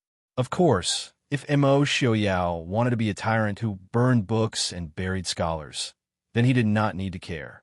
Yili sat beside Mo Xiaoyao. She frowned slightly and said, "Is it to persuade Xiaoyao to ascend the throne as soon as possible?" Su Qingshun looked at Mo Xiaoyao with a smile that was not a smile. She said jokingly, "If it is only about ascending the throne, why would it stop here? Those old officials have nothing better to do. They even thought of setting up a harem for the new emperor. They were just about to present the imperial concubine selection to the Wang Fei. If the new emperor ascends the throne, if there is only one Wang Fei, wouldn't it look bad? At that time, they can confer the title of imperial concubine together. Look, even the ranks are listed. Under the empress, there should be 2 imperial concubines for imperial concubines, Zhao Yi, Zhao Rong, etc." Su Qingshun ignored Mo Xiaoyao's murderous gaze. She smiled and handed the booklet in her hand to Yili. The reason why Mo Xiaoyao was so furious was because those people thought they were clever and wanted to directly send the booklet to Yili. However, Mo Xiaoyao was one step ahead and intercepted it. Yili took it and flipped through it. It really did write several pages. Yili smiled and shook her head. She looked at Su Qingshun and frowned. Did someone go to Su family to disturb eldest aunt and second aunt these days? Su Qingshun looked gently at Yili and said, "These are all small matters. Those madams came to visit. We can't just ignore them. They don't dare to be impudent in front of mother and second aunt." Yili frowned and said, "I'm afraid that after a few more days, they will go and disturb grandfather." Su Qingshun didn't care and said lightly, "Grandfather is already so old. Haven't he not be able to see through these things? Lear, father, second uncle, and I have the intention of supporting you. No matter what you do, the Su family will support you." Yili nodded and said softly, "I understand, Dage."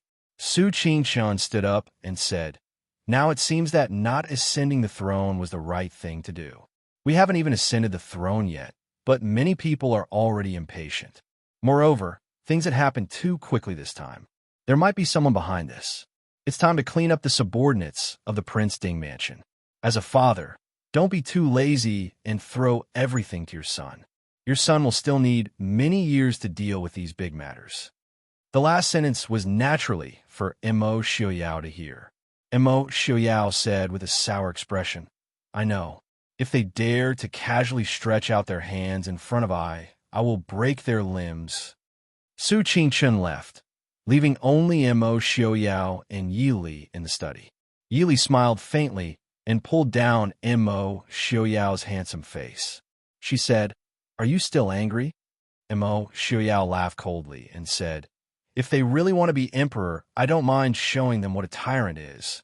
I don't want my husband to become a notorious tyrant," Yili said with a smile. Mo Xiaoyao pulled her into his arms and said with a smile, "If I become a tyrant, how about Yili become a demon empress?" Yili leaned into Mo Xiaoyao's arms and couldn't help but twitch her lips. As a soldier who had sacrificed her life for the country in the new era, being a demon empress was too much of a challenge to her worldview. Although they said that, they both understood that neither of them could truly act willfully without thinking of the consequences. Mo Xiaoyao was very cruel to his enemies and never showed any mercy. However, he had always been very soft-hearted toward his own people.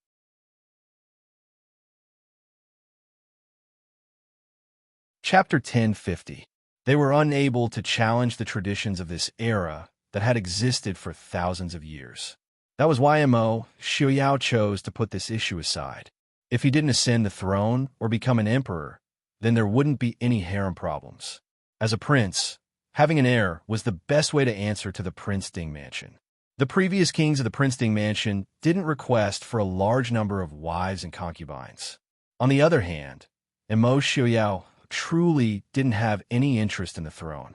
What he liked was the process of conquering the world, and not that high and mighty golden dragon throne.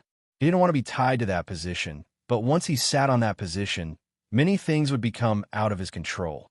Mo Xiaoyao intimately rubbed Yi Li's hair and said with a smile, Li, you just need to happily accompany Xener and Liner to play. I will take care of these annoying things. When Xiao Bao grows up, we can go out and play and live the life we like freely. Okay, I'll listen to you. Yi Li faintly smiled. She lowered her eyes and said in a low voice, if those people continue to disturb the Su family and grandfather, Lily can just take care of them.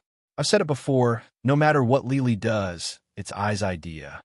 Mo Xiaoyao said in a low voice.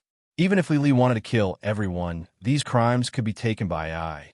However, Mo Xiaoyao didn't say this because he knew that with Li's temperament, she definitely wouldn't do this.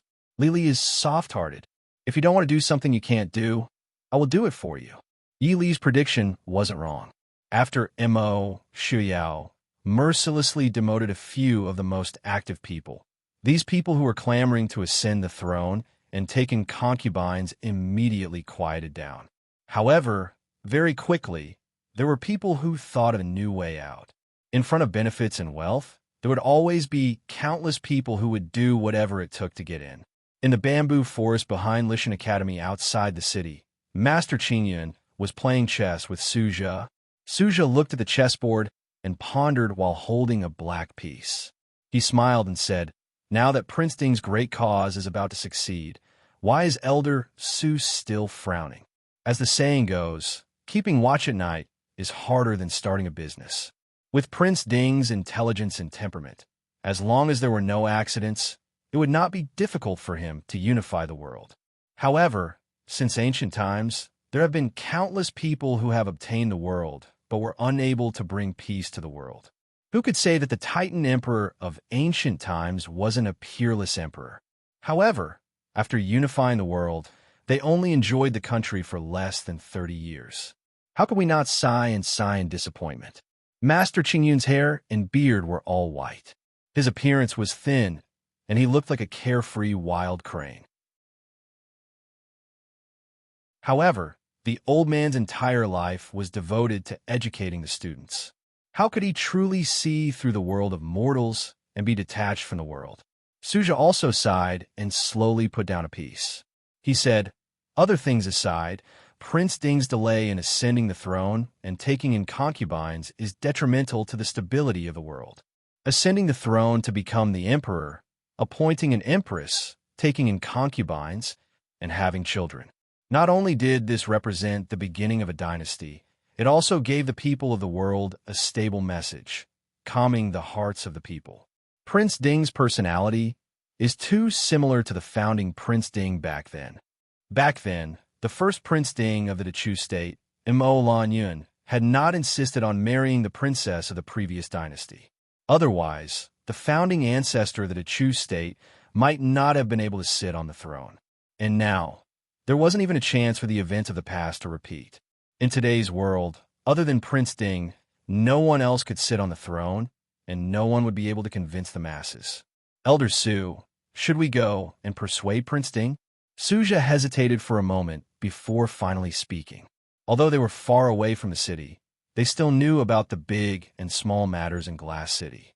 It wasn't a good thing for the ruler and his subjects to be at odds with each other before the country was even established. Mr. Qingyun waved his hand and smiled. No need, they know what to do. Right now, it just looks a little messy. Those who truly know their position are all very astute. It's better for it to be messy now than to leave these problems to be passed down from generation to generation. Suja was startled. He said, isn't this too risky? Since the beginning of the world, the most important thing was to seek peace. That was why so many emperors had wantonly conferred titles when they first established the country. In the end, they had to spend a lot of effort to get rid of the problems. How could the wise founding emperors not know these questions? It was just a sentence that was forced by the situation. It was too risky to start removing the subjects before the world was settled. If they weren't careful, there would be chaos again. Mr. Qingyun smiled. We're old. It's inevitable that we have to be overcautious in everything we do. Since Prince Ding has this courage, why not take a look? Suja smiled bitterly and shook his head. Even you, as his grandfather, aren't worried. What do I have to worry about? However, I'm afraid that those old scholars will come to you soon. These people didn't have any ability, but they had a good reputation. They didn't have big hearts, but their tempers weren't small. After being rejected by Prince Ding and Princess Ding, it would be strange if they still came to find Mr. Qingyun. Sir, there are a few old gentlemen outside asking to see you. They say that they are old friends of Mr. Qingyun and Elder Su. A boy servant walked into the bamboo forest and reported respectfully. The two looked at each other and smiled. Suja smiled.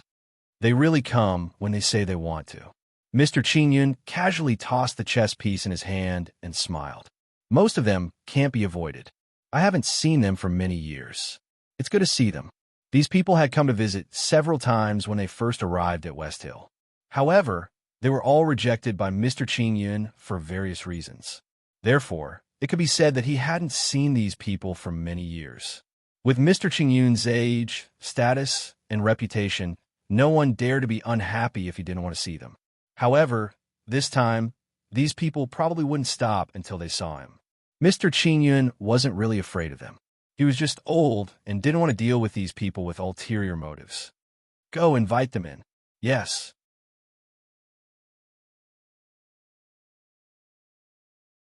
Chapter 1051. Greetings, Mr. Qingyun. Although these old scholars were very dignified outside, they still unconsciously lowered their heads in front of Mr. Qingyun. Although Mr. Qingyun looked like an amiable old immortal with his white beard and white hair, these people were all old. Naturally, they knew more about Mr. Qingyun than the average young man. Some of them were even Mr. Qingyun's disciples. Mr. Qingyun smiled and said, "Don't be so polite. You are all busy people. How can you have time to come to my mountain?" They didn't dare. They respected and admired Mr. Qingyun in front of them, but at the same time, there was a trace of envy in their hearts. If there was anyone with the best fortune in the world, Mr. Qingyun could be counted as one of them. Not to mention that his children and grandchildren were all successful. Young Master Qingyun was famous in the world when he was young. The fourth son of the Su family was a governor before he reached the age of 25. Even the third son of the Su family, who gave up literature and joined the army, had made outstanding contributions in the Mahist army.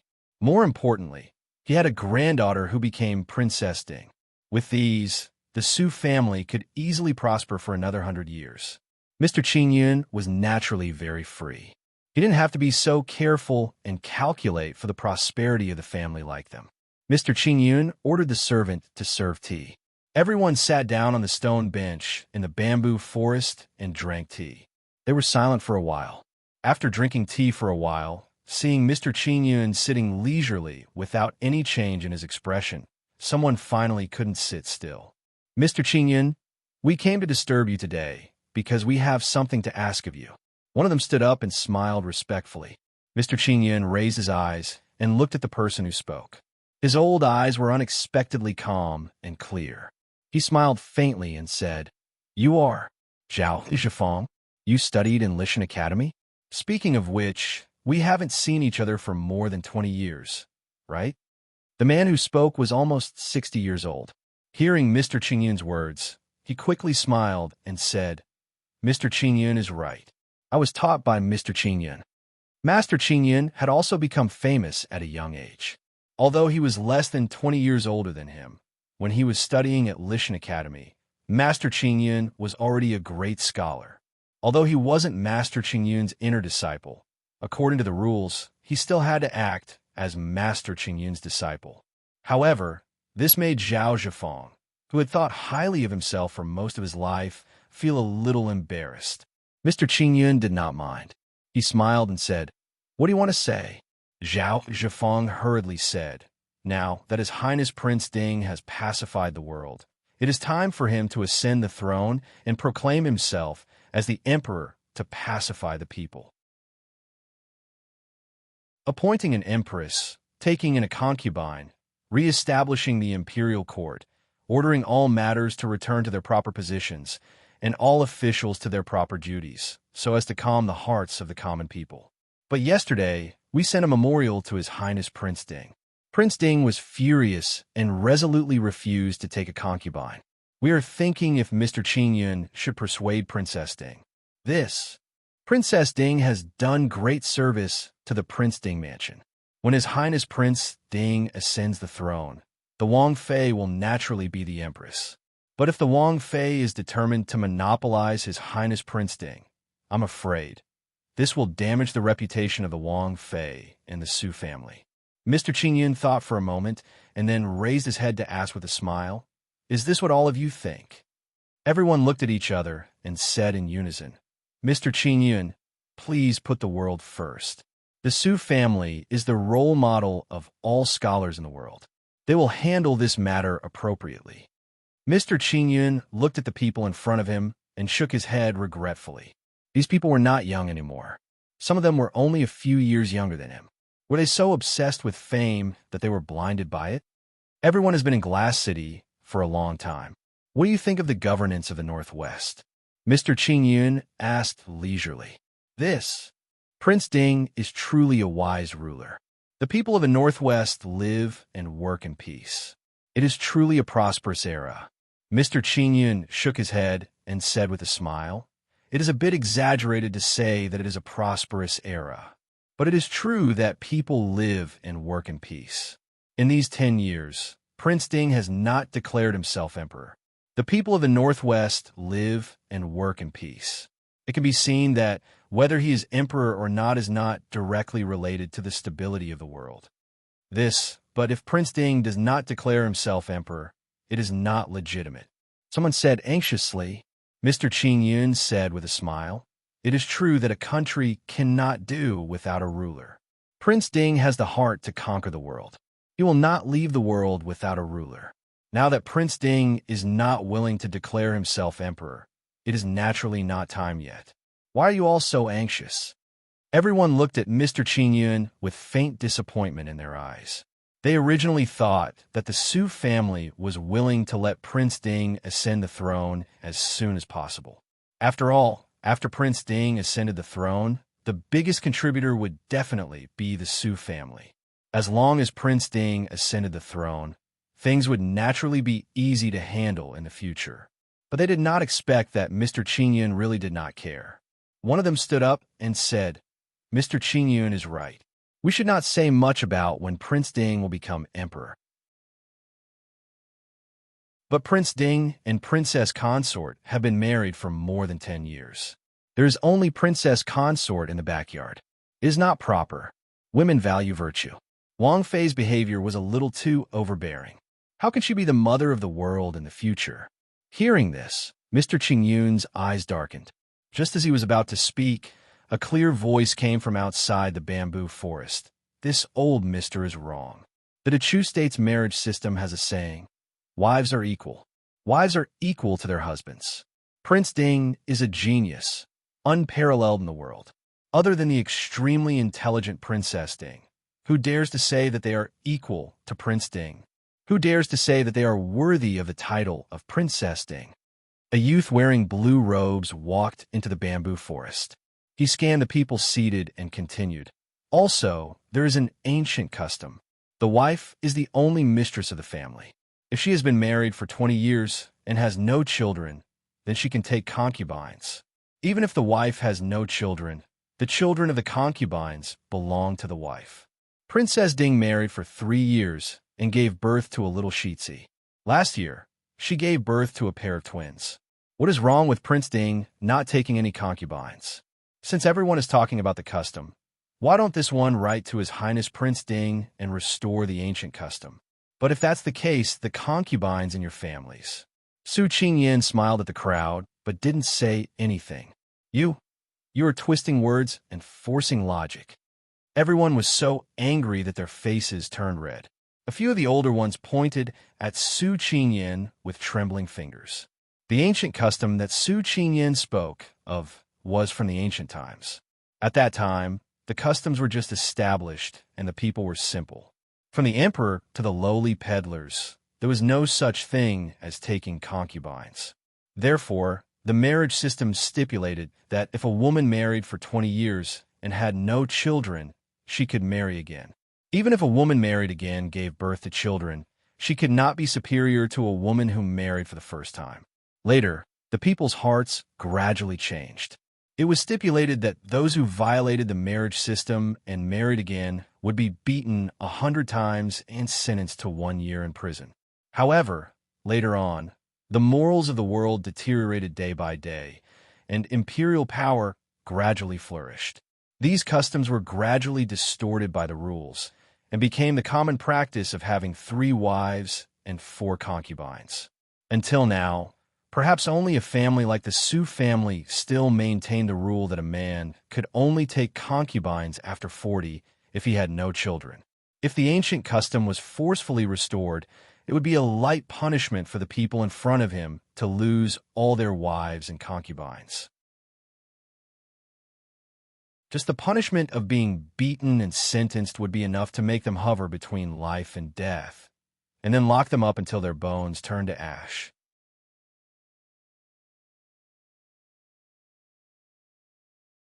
Chapter 1052. Su Qingyan snorted in disdain. He walked in front of Master Qingyun and bowed respectfully. Grandson greets grandfather.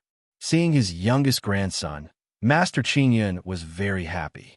He smiled and said, "Yin her eyes. When did you come back? Have you seen your father and mother?"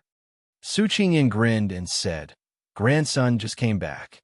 I passed by the foot of the mountain and came to visit grandfather. I thought grandfather was playing chess with teacher Su. I didn't expect it to be so lively." Master Qingyun smiled and said, "Someone came to visit grandfather. You should go and meet them. These few are all famous scholars and old ministers of Great Chu." Su Qingyan gave them a sideways glance, then raised his voice and said, "Oh, so they are famous scholars in Dechu State." Su Qingyan emphasized the word sons of Dechu State, which made the old men uncomfortable. Although Dechu State had moved south, it was not destroyed yet. If they rushed to join the Prince Ding mansion, it would be seen as disloyal to outsiders. Regardless of whether Su Qingyan had this intention or not, at least in the ears of these old men, this was what he meant. Even the young master of the Su family couldn't tolerate being bullied by a brat who was still wet behind the ears. One of them sneered and said, "I heard that 5th young master, Su, has a high position at such a young age. Master Qingyun is very lucky." Su Qingyan did not seem to understand the other party's meaning. He smiled and said, "You don't have to envy grandfather. I came back this time to ask the prince and princess consort for help. I heard that the young masters in your family are all outstanding. Why don't you come with me to the north and work for the Prince Ding mansion? I am still young and can be your son's assistant." The old man's face stiffened. If he had bullied Su Qingbai, he might have had something to say. However, it was a mistake to bully Su Qingyan. Everyone knew that the 5th young master of the Su family followed 4th young master, Su, to the north and led a group of commoners to farm. Now that 4th young master, Su, went to Xiling, 5th young master, Su, remained in the north. These self-proclaimed scholars were incomparably noble. How could they be willing to let their children and grandchildren mingle with a group of vulgar commoners? They would only complain that the Prince Ding mansion didn't give their children enough official positions. 5th young master Su was definitely the most eloquent of all the young masters of the Su family. He had inherited the teachings of 2nd master Su when he was young. But his sharp tongue was not because he was eloquent, but because his words were vicious and merciless. Not long after, a group of old pedants over the age of 50 hurriedly left with ashen faces. Watching the group of people leave, Su Qingyan snorted disdainfully. These people really have nothing better to do. What does Prince Ding taking a concubine have to do with them? Su Zhe, who was sitting next to him, shook his head and said with a smile, "5th young master is a smart person. How could he not know? How is this just a matter of taking a concubine? More importantly, once Prince Ding ascended the throne and married a concubine, these people would become relatives of the emperor. If they gave birth to a son or a daughter, they would naturally be noble beyond words. They really aren't afraid of death." Su Qingyan muttered in a low voice. With Prince Ding's sinister personality, Would he really allow himself to be manipulated by these old pedants who thought themselves infallible? Birds die in pursuit of food, and men die in pursuit of wealth. It has been like this since ancient times, Suja said with a smile. As expected, before the old men who went to visit Mr. Qingyun could sit down in the city, they heard Prince Ding's decree from the Prince Ding mansion. Prince Ding ordered young Master Qingchen to be the right prime minister, and Zhang Qilan, Lu Jingxian, Yuan Pei, and Leng Huai to be the great generals. It wasn't strange that all the generals under the command of the Mahist army would be rewarded. More importantly, all the important positions of the third rank and above were occupied by young people under the age of 40. For example, Feng Jiao, Leng Haoyu, and Han Mingxi were all in high positions without exception. Even Princess Ding's shadow guard, Qin Feng, was given the title of Commander Qi Lin of the Mahist army. At the same time, he was given the title of General Ming Lai. He was on the same level as Murong Shun and the other generals who led hundreds of thousands of troops. Zhuo Jing, Lin Han, and Wei Lin were also given official positions. They were placed in the Ministry of Revenue, Ministry of Justice, and Ministry of Appointments. As for He Su, who had outstanding military achievements, he was naturally given the title of Great General. Prince Ding's sudden move made countless people dumbfounded. Most of those so-called highly respected and aged elders of famous clans only had a high and mighty title. However, in the face of Prince Ding's punishment, everyone was speechless. Because the two members of the Su family, Su Hongyu and Su Hongyan, also had empty titles like them. The Su family had worked hard for the Prince Ding mansion these years. This time, Prince Ding and Princess Ding were out on an expedition at the same time, and such a big thing happened. If it weren't for the Su family, how could the Northwest not be in chaos? Since they didn't express their dissatisfaction, these raised idlers didn't have the face to say that they were dissatisfied. But Prince Ding's attitude made all the aristocratic families anxious. The people Prince Ding put in important positions were all old and trusted subordinates of the Prince Ding mansion and the Mahist army. He was even willing to use the princess consort's guards instead of using them, the descendants of the prestigious families. This was obviously a warning from Prince Ding. What's more, in the past few years, the Northwest's imperial examination system had gradually matured. These aristocratic families' chances of directly entering the imperial court were greatly reduced. No matter what aristocratic family they were, if no one spoke in the imperial court, they would only end up in decline. How could they not be better? Everyone had yet to regain their senses when the orders from Prince Ding's residence came one after another, causing these old men to feel dizzy and disoriented. The first to bear the brunt was a strange edict issued by Prince Ding. That was, from now on, except for the Defei's family, the families of concubines were not allowed to become officials in the imperial court for 3 generations. This edict was permanent and could not be disobeyed. As soon as this order was issued, the patriarchs of the aristocratic families who wanted to send their daughters into the Prince Ding mansion immediately vomited blood. Not allowed to become officials for 3 generations. What did this mean? This meant that your enemies would drag you into the mud and never be able to rise again. More importantly, this decree was still in effect. In other words, from now on, those who wanted to rely on nepotism to rise up the ranks could give up on the idea. If this news was only a warning to them, then the last order was clearly telling them that Prince Ding's intentions could not be disobeyed. The last order was that from now on, the Prince Ding mansion would no longer continue the aristocratic preferential treatment system of the Dechu state. All officials had to pass the imperial examination or be personally examined by Prince Ding's princess. Most importantly, the scholars who participated in the imperial examination had to serve at least 1 year of military service. The aristocratic families who had previously disapproved of the Northwest's so-called compulsory military service system were instantly shocked. Not only would their disciples not be able to become officials in the imperial court, they would not even have the right to participate in the imperial examination through the normal channels. In a short time, the number of people who came to the Su Fu increased.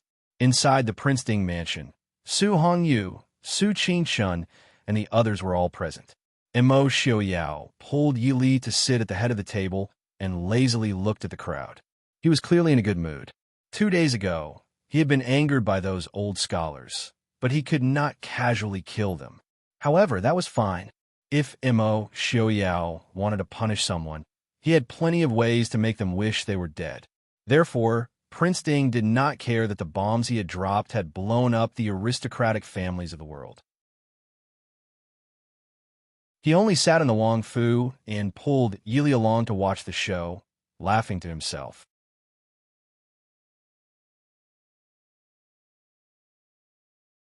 Chapter 1053. Su Hongyu looked at him and shook his head. Prince, do you really intend to exterminate all these aristocratic families?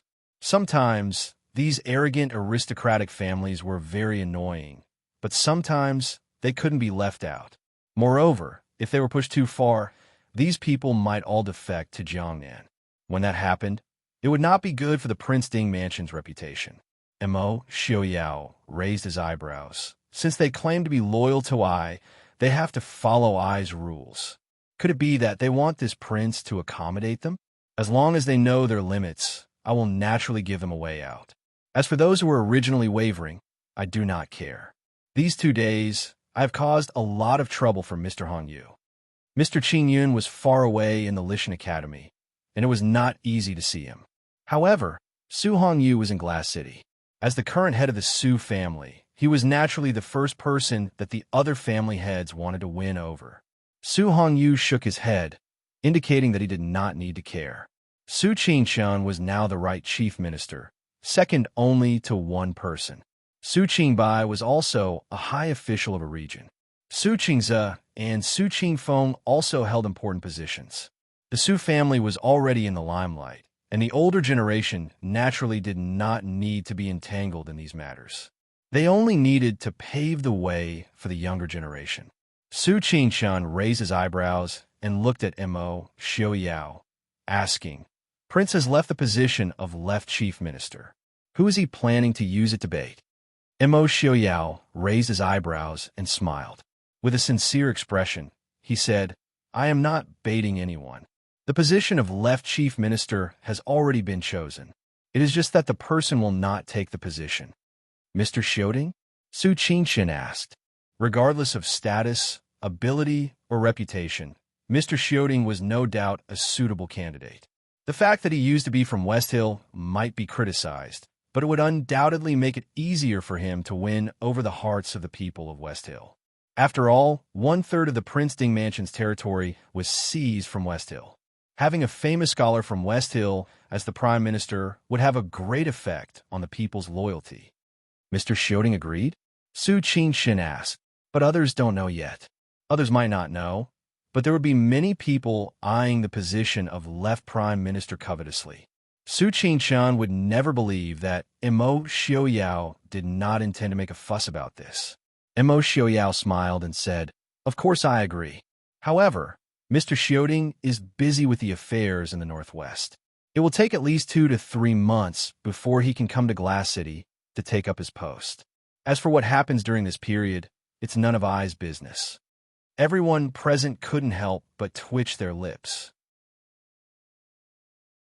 Anyone who wanted to play tricks under Prince Ding's nose must have forgotten to burn incense in their previous life. Seeing everyone's expressions, Mo Xiaoyao didn't mind at all. He waved his hand and said, Let's not worry about these trivial matters for now. After this, they should be quiet for a few days. Let's talk about Lin and Exine first birthday banquet first. Everyone's expressions became serious. Su Qingze said calmly, The invitations have been sent out. The northern tribes, the Chu State, West Hill, Nanzhao, and the kingdoms of the western region have all been invited. The post house is also preparing for it. The envoys of the northern tribes are in Glass City now. As for the rest, he should be here in half a month. However, when the time comes, Glass City's safety. Su Qingze frowned. Although the world situation had been settled, it was because of this that it was more dangerous. Whether it was the northern tribes, West Hill, or the Chu State, there were many people who wanted Mo Xiaoyao's life in the dark. Mo Xiaoyao thought for a while and said, When the time comes, I will deploy troops to guard the vicinity of Glass City. Also, Qingfeng's subordinate Qi Lin can also be stationed in Glass City temporarily in case of emergency. Yili nodded in agreement. Mo Xiaoyao asked curiously, "Who will come from West Hill?" Su Qingchen said leisurely, "If I'm not wrong, it should be Lei Tingfeng." Lei Tingfeng? Mo Xiaoyao frowned. He did not take Lei Tingfeng seriously. However, if Lei Tingfeng came personally, it meant that the situation in West Hill was still stable. Su Qingchen nodded and said, "I'm sorry to disappoint you. Lei Tingfeng and the Emperor of Xiling did not fight." Once the news of Lei Jinting's death spread, the Emperor of Xiling ordered Lei Tingfeng to succeed the position of Jinnum of Gozhouzian. The Emperor of Xiling does not have a son.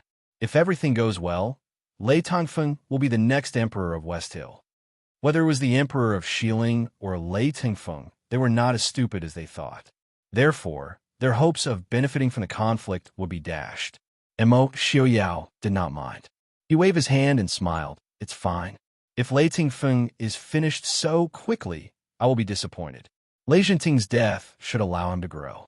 This time, I want to see how far he can grow."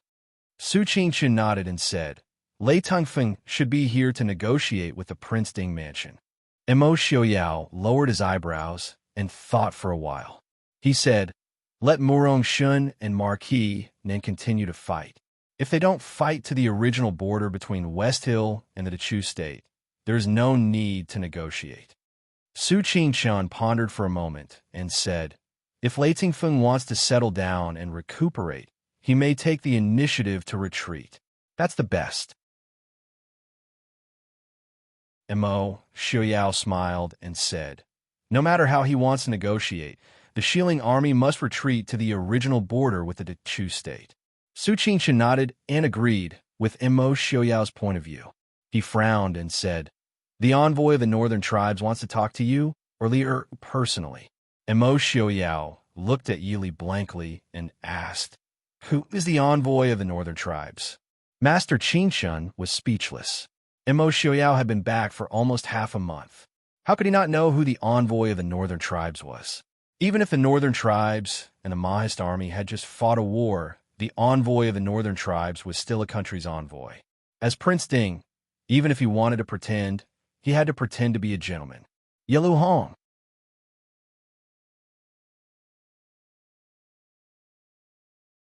Chapter 1054.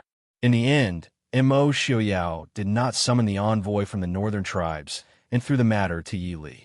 It had to be said that Mo Xiaoyao was sometimes so headstrong that it gave people a headache. On this side, the elders of the prestigious families were discussing the matter of the princess consort interfering in politics. On the other side, he openly handed the matter of negotiating with the northern tribes over to the princess consort to handle. This was equivalent to slapping the faces of these old men who thought that they could interfere with Prince Ding's actions without any hesitation. However, the elders who had just been slapped mercilessly by Prince Ding did not dare to say anything before they came up with a countermeasure. They could only pretend that they did not see anything and hide in their homes to sulk. Greetings to Princess Ding. In the northern tribes inn, Yelu Hong greeted Yili calmly. He was not angry because Mo Xiaoyao did not receive him personally. Not to mention Princess Ding's position in the Mahist army. Just the fact that the northern tribes of the defeated party meant that they did not have the right to raise any objections. Northern tribes crown prince greets you. Yili could not help but sigh at Yelu Hong's good temperament. Even at this stage, he could still be so polite. Of course, at the same time, she also had to sigh at the influence of political power on people's hearts. Even the northern tribes, people who were known to be the most upright and outspoken, had learned to beat around the bush. Yili sat down and did not beat around the bush with Yelu Hong. She asked, "Did Princess Ronghua come with the crown prince?" Yelu Hong did not expect Yili's first question to be about Princess Ronghua. He paused for a moment before nodding. "To be honest, Ronghua did come with me to Li City." Yili raised her eyebrows and smiled. The king of the northern tribes really trusts the crown prince. The king of the northern tribes used Princess Ronghua as a bargaining chip in the negotiations with the Mahist army. But before the negotiations could take place, he asked Yelu Hong to bring her back. It was hard to tell if the king of the northern tribes truly wanted to take back the ashes of Yelu Yi and the soldiers of the northern tribes, or if he was just joking. Yelu Hong smiled bitterly. This one has made a military order with father that I must bring back the remains of seventh brother and the northern tribe soldiers. Please grant my wish, princess consort. As for Rong Hua, please take care of him. Yili took a deep look at Yelu Hong and said, "The crown prince has deep feelings for Princess Ronghua. I have not let the princess down after all these years in the northern tribes." Yelu Hong sighed softly. This one is incompetent. This one has made a fool of himself in front of princess. I will ask Ronghua to come out and meet the princess. Yelu Hong turned around and ordered the attendant beside him. After a while, Princess Ronghua came out from the back hall. Princess Ronghua, who had changed into the clothes of the Central Plains, looked a little haggard and pale. Compared with the last time they met, she was less beautiful and more weak and haggard. "Your Highness," Princess Ronghua bowed and said softly. Yili raised her hand to support her and said with a smile, "Princess, you don't have to be so courteous. Please sit down." The three people sat down again. Yili looked at Yelu Hong and said, "The prince has handed over the negotiations with the northern tribes to me. I presume that a few days ago, young Master Qingchen has already mentioned the conditions of my princedom mansion to the crown prince? What does Crown Prince Yelu think?" Yelu Hong frowned. "The war horses are the foundation of the northern tribes. The princedom mansion wants 10,000 war horses at once. Forgive I for being blunt, but it is really difficult. With my power, I am afraid I can't agree." The negotiation was not something that could be done overnight. Yili did not care and said with a smile, "Crown Prince Yelu does not need to rush to answer me. Anyway, the crown prince will stay in Li City for a while. It is better for the crown prince to think about it and discuss it with the king of the northern tribes. What does the crown prince think?" Yelu Hong nodded and said with a smile, "Thank you, Your Highness, for your understanding. Regardless of whether this matter is successful or not, Princess Ronghua will return to the Dechu state. Please take care of her. This is the sincerity of the northern tribes." Princess Ronghua's expression was indifferent. She lowered her eyes and sat quietly. It was as if Yelu Hong and Yili were not talking about her. Yili glanced at Princess Ronghua and sighed softly. "If the princess stays in Li City, the princedom mansion will naturally treat you as a princess. If the princess misses her family, I can also send someone to send the princess to Jiangnan. With Princess Ronghua's status as a princess, no one would dare to treat her badly whether she stayed in Li City or went to Nanjing." Princess Ronghua smiled faintly and said with a wry smile, "Jiangnan, where is my family? Ronghua wants to go back to Chongqing to serve Aunt Zhaoyang. Please grant my wish, Your Highness." When the imperial court of the Dechu state moved south, Princess Zhaoran also went south, but Zhaoyang Princess stayed in the Chu capital. After that, the Mahist army took back the Chu capital and renamed it Chongqing. Great Elder Princess Fuxi died of illness, and Zhaoyang Princess had been staying in Chongqing to observe mourning for Great Elder Princess. Princess Zhaoran died of illness soon after going south. Now, Zhaoyang Princess was the closest relative of Princess Ronghua. Yili nodded and said, "Well, in a few days, Zhaoyang Princess will also come to Li City. At that time, the princess can return to Chongqing with Zhaoyang Princess." Princess Ronghua nodded gratefully and said, "Thank you, Your Highness." After that, she lowered her head and no longer looked at Yelu Hong. Yelu Hong glanced at Princess Ronghua. His expression changed slightly, but he did not say anything. They had been husband and wife for 10 years. How could there be no feelings at all? What was more, Princess Ronghua was an extremely beautiful and intelligent woman, completely different from the ordinary women of the northern tribes. But no matter what, Princess Ronghua was definitely not as important as the throne of the northern tribes. After today's departure, they might never see each other again. When Yili left the northern tribes' embassy, she brought Princess Ronghua back. Since Yelu Hong had already brought Princess Ronghua to Li City, No matter whether the negotiation was successful or not, he naturally did not think that he could bring her back. In this case, it did not matter when Princess Ronghua would be returned to the Prince Ding mansion. He simply generously let Yili take her away directly. After returning to the Prince Ding mansion and settling Princess Ronghua down, Yili looked at Princess Ronghua's gloomy look and just sighed secretly.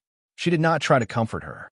In the future, regardless of the relationship between the Prince Ding mansion and the Dechu state and the northern tribes, Princess Ronghua was destined not to return to the northern tribes. Princess Ronghua was also a smart person. Naturally, she understood that the current situation was very good for her. Yilu Hong treated her with some affection. At this moment, she was probably still worried about her children in the northern tribes. But whether it was the Prince Ding mansion or the Dechu state far away in Jiangnan, they could not and had no obligation to bring back the children for her. Today, the people of the Central Plains hated the northern tribes more than the northern tribes hated the people of the Central Plains. Even if the children really returned to the Dechu state, it would not be a good thing. After a few days of negotiation with Yilu Hong, who had insisted on not giving in, finally relented and agreed to exchange 10,000 northern tribes' war horses for the remains of Yelu Yi and the soldiers who died in the Dechu state. For this result, Yili was not surprised. This time, the northern tribes are defeated by the Mahist army. It could be said that the national strength of the northern tribes was greatly reduced. The northern tribes were sparsely populated and barren. If they wanted to return to their heyday, it would take at least a decade or two. And this was assuming that the Mahist army would not take the initiative to attack and give them a chance to rest. 10,000 war horses in exchange for a temporary peace and a chance to breathe. It may not be a good thing for the northern tribes in the long run, but now the northern tribes had no other choice.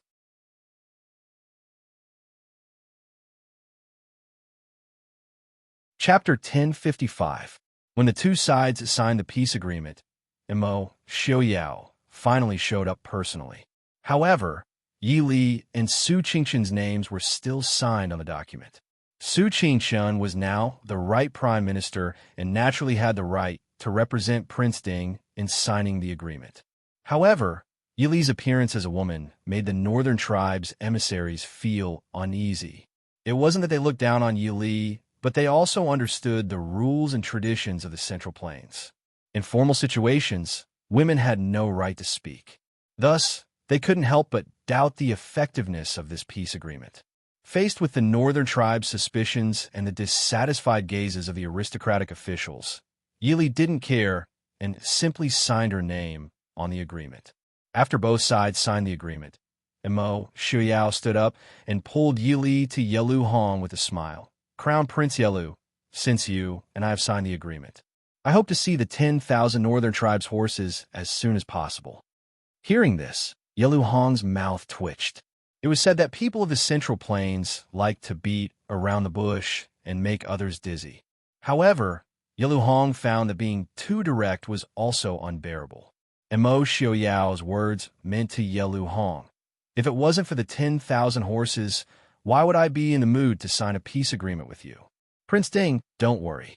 As long as the Mahist army abides by the agreement, within 3 months, the 10,000 horses will be sent to the Central Plains. Yilu Hong said, and Mo Xiaoyao raised his eyebrows. I will naturally keep my word.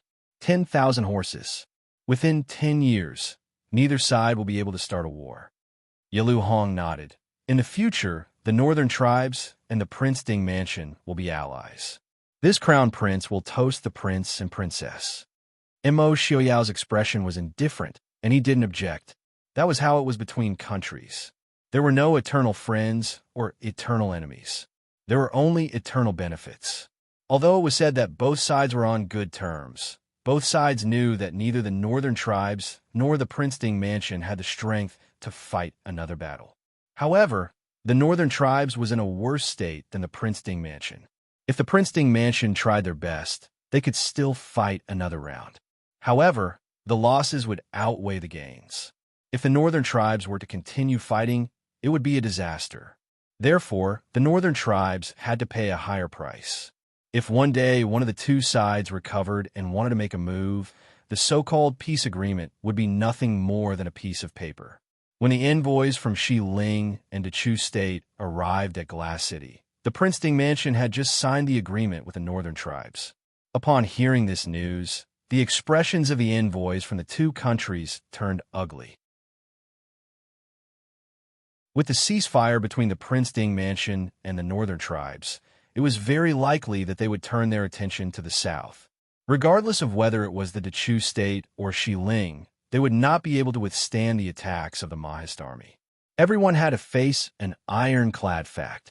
After so many years of open and covert struggles, the final victor was obviously Prince Ding's residence. Reporting to the prince's consort, the envoys from Dechu State and Shi Ling have come to visit. When they heard this news, Mo Xiaoyao and Yili were sitting in the courtyard, playing with the two babies. The two babies had been handed over to the Su family not long after they were born. Yili had always felt guilty about this.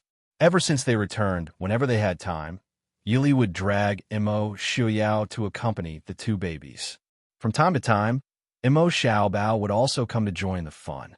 Mo Xiaoyao was very fond of the little princess who was already as exquisite as a snow jade, so he followed Yili to play with the two babies every day.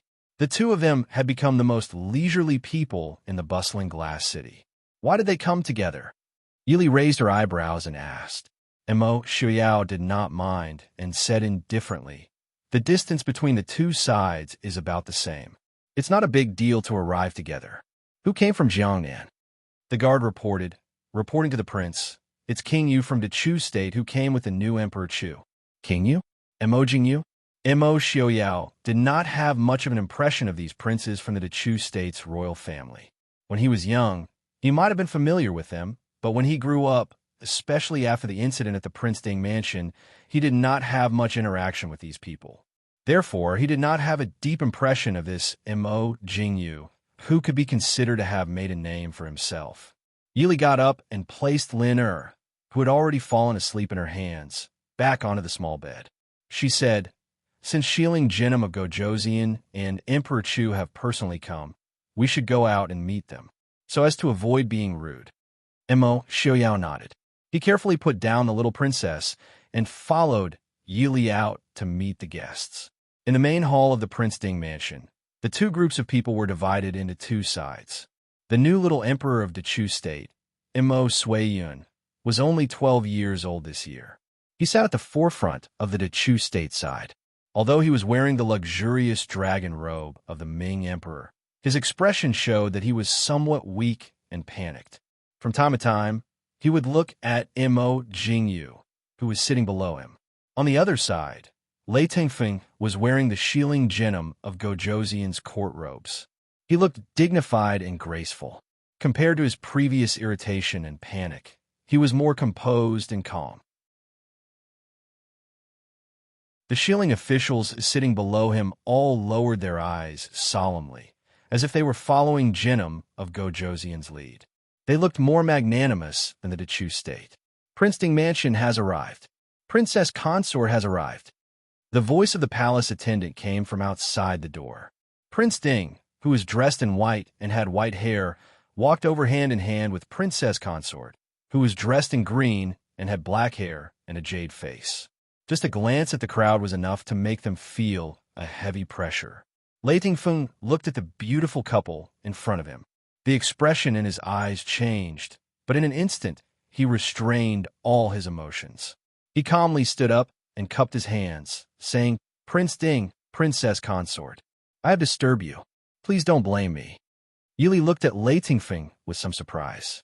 In just 1 or 2 months, Lei Tingfeng had changed a lot. His handsome and tall figure faintly had some of Lei Jinting's magnanimity in the past. Mo Xiaoyao also sized up Lei Tingfeng, but quickly turned away. He waved his hand and smiled, saying, "Jinim of Gojoseon is too polite. Jinim of Gojoseon has come from afar. Your presence brings light to the Prince Ding Mansion. Jinim of Gojoseon, please have a seat." No one mentioned the big battle that was fought a month ago, and no one mentioned Lei Jinting's death. Although many people in West Hill didn't look too good, they still restrained themselves. Mo Xiaoyao pulled Yi Li to sit down and looked at Emperor Chu, Mo Sui Yun, and Mo Jingyu on the other side. Mo Xiaoyao stood up and bowed to Mo Xiaoyao, saying, Sui Yun pays his respects to Uncle Prince Ding. Mo Xiaoyao's eyes flashed, and he laughed loudly, saying, Emperor Chu is a guest from afar. There is no need to be so polite. Please have a seat. A trace of disappointment flashed across Mo Jinyu's eyes. He sighed helplessly in his heart and smiled, saying, Prince Ding is indeed the Emperor's elder. It's not too much to call him uncle. Prince Ding doesn't mind. If they were really talking about the family tree in the backup, Mo Suiyin wouldn't call Mo Xiaoyao uncle but great uncle. However, Mo Xiaoyao clearly didn't have any intention of getting involved with the Chu state's royal family. Mo Jingyu also understood that the Chu state and the Prince Ding mansion had already fallen out. As long as Mo Xiaoyao's brain didn't have any problems, those old pedants' whimsical ideas weren't reliable at all. Therefore, although he was disappointed, he didn't care too much.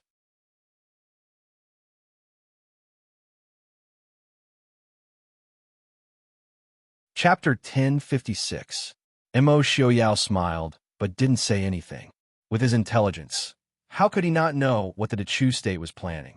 It could only be said that those old men in Nanjing were the same as those in Glass City. They were all as naive. Seeing Mo Jingyu's awkwardness, Yi Li smiled and said, Emperor Chu and Genom of Gojoseon have come from afar. It must have been a tiring journey. This consort has ordered people to prepare a guest house. I invite the two of you to rest there. This consort and the prince will hold a welcoming dinner for the two of you tonight. Lei Tingfeng nodded silently. Thank you, princess. Although Lei Tingfeng had calmed down a lot these days, it was still difficult for him to face the enemy who had killed his father. Looking at the leisurely Mo Xiaoyao and Yi Li in front of him, Lei Tingfeng suddenly felt a little weak. He didn't have a mood to say anything else. Mo Jingyu glanced at the clearly tired Mo Sui Yun and nodded. If that's the case, then thank you, princess. King Yu is too courteous. Yi Li smiled faintly. Soon, Lei Tongfeng, Mo Jingyu, and the others bid farewell and left. It was their first time in Glass City, so they had come to pay their respects. Even if there was something, they would have to wait until they had rested. Seeing the group leave, Yi Li sighed softly. Lei Tingfeng has changed a lot.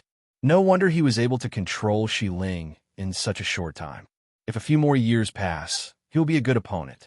Lei Tingfeng had been suppressed by Lei Jinting's brilliance for too long, so much so that he had lost his edge. Without Lei Jinting, this insurmountable mountain, Lei Tongfeng's growth and changes could be said to be rapid. Mo Xiaoyao raised his eyebrows. Even if he is an opponent, he won't be Ai's opponent. Lei Tingfeng still needed a long time to truly grow. At that time, his opponent naturally wouldn't be him. Prince Ding calculated with satisfaction. He didn't feel the slightest bit of guilt for setting up a powerful opponent for his son. Yi Li looked at him helplessly and smiled faintly. What does the Chu state mean? With one arm around Yi Li, Mo Xiaoyao lazily said, What else could it mean? Those old fellows in Nanjing's imagination. Was there going to be another cycle of the Chu state and a Mahist army entangling each other again? Yi Li stared blankly. She couldn't help but smile and shake her head. It had to be said that these old men in the imperial court who had monopolized power for their entire lives sometimes had complicated thoughts that made one dizzy. But sometimes they were so naive that it made one want to laugh. How could they think that after the Mahist army and the Chu state had broken off relations, and after the Mahist army had paid such a heavy price, the Prince Ding mansion and the Chu state would still have a day of reconciliation? The people of the Prince Ding mansion weren't benevolent bodhisattvas. This shouldn't be Mo Jingyu's intention. Yi Li said. Although Mo Jingyu was respectful to Mo Xiaoyao, he wasn't very friendly. It was clear that he didn't think highly of these people's plans. Mo Xiaoyao smiled.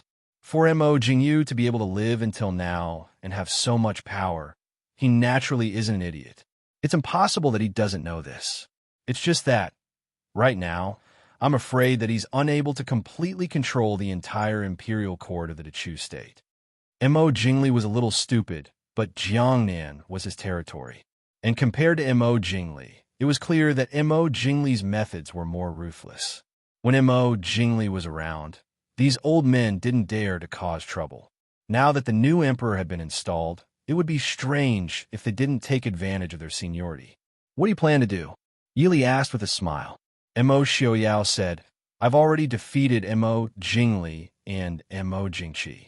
Mo Suiyun is Mo Xiaobao's problem. Otherwise, others might think that I've gone against the imperial family of the Dechu state. They even bullied a teenage child. Later, I'll tell Mo Xiaobao to take a look at Mo Suiyun, lest that brat has nothing better to do and keeps circling around Exa. You're saying, Mo Suiyun? Yili frowned, looking at Mo Xiaoyao in confusion. If Mo Suiyun wasn't worth mentioning, Mo Xiaoyao wouldn't have specially asked Mo Xiaobao to visit him. Mo Xiaoyao chuckled softly. I think that brat might be a smart person. At least, he's smarter than his father and uncle. Yili sighed helplessly. She wasn't born in the imperial family after all. She wasn't worried about the dangers in the open, but she wasn't good at these things in the dark. At least, she didn't see anything strange about Mo Suiyun from their conversation just now. Mo Xiaoyao happily rubbed Yi Li's fragrant hair and smiled. That brat's acting skills aren't bad. If I hadn't met his gaze just now, I would have been fooled by him. When he looked at Ai, he didn't show as much fear as he did. But he's still a child after all. He probably didn't have anyone to teach him since he was young, so he still gave himself away. Yili nodded. It wasn't easy to not give herself away in front of Mo Xiaoyao. That child was probably purposely showing a fearful expression, but he didn't know that going too far was as bad as not going far enough. Mo Xiaobao, if Mo Xiaobao can't even win against him, then he should be taught a lesson by Su Qingchen. Mo Xiaoyao said indifferently. A Prince Ding Mansion's heir who had been carefully taught since young couldn't even win against the little emperor who had just been pushed onto the throne. If this was spread out, as his father, he would feel ashamed for him. Yili looked up and saw the dissatisfaction that flashed across Mo Xiaoyao's face. She could only nod and agree. Understand. I'll let Xiaobao receive Emperor Chu later. But if Mo Xiaobao's performance wasn't good and he was taught a lesson by his father, as his mother, she could only feel sorry for him. Mo Xiaoyao never lacked new ways to teach people a lesson. He didn't hold back when it came to teaching Mo Xiaobao a lesson. So, classmate Mo Xiaobao had to be careful. In the Prince Ding Mansion's backyard, Mo Xiaobao, who had just finished his homework and ran back to his room to visit his sister, suddenly shivered.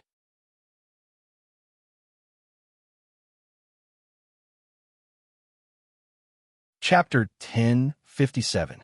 The Prince Ding Mansion arranged for the Dechu State's post house to be located just 2 streets away from the Prince Ding Mansion. For example, Xiling, Northern Army, Southern Army, etc. all had their own embassies in Glass City. However, the Dechu State never had one. Firstly, it was because the relationship between the Dechu State and the Prince Ding Mansion was awkward. Secondly, neither Mo Jingli nor Mo Jingqi were willing to admit that the Prince Ding Mansion was an independent power. Therefore, every time the Dechu State sent an envoy, it was always arranged by the Prince Ding Mansion. However, this time, Mo Jingyu took the initiative to tell Mo Xiaoyao that the Dechu State intended to set up an embassy in Glass City. His intention to show weakness was obvious. In the post house, Mo Suiyun shook off Mo Jingyu and the group of officials and walked into his room. His face, which was originally filled with a trace of cowardice and immaturity, immediately darkened. He walked to the side of the table and sat down, lost in thought. Before ascending the throne, Mo Suiyun never thought that he would one day become the ruler of a country. Just like his royal brother, Mo Suiyun, who had passed away, his mother was just an unremarkable palace maid. Compared to Mo Suiyun, he was even more obviously ignored. Even his name was given by his mother. Or perhaps he was even luckier than Mo Suiyun because he was not chosen by Mo Jingqi to inherit the throne at that time.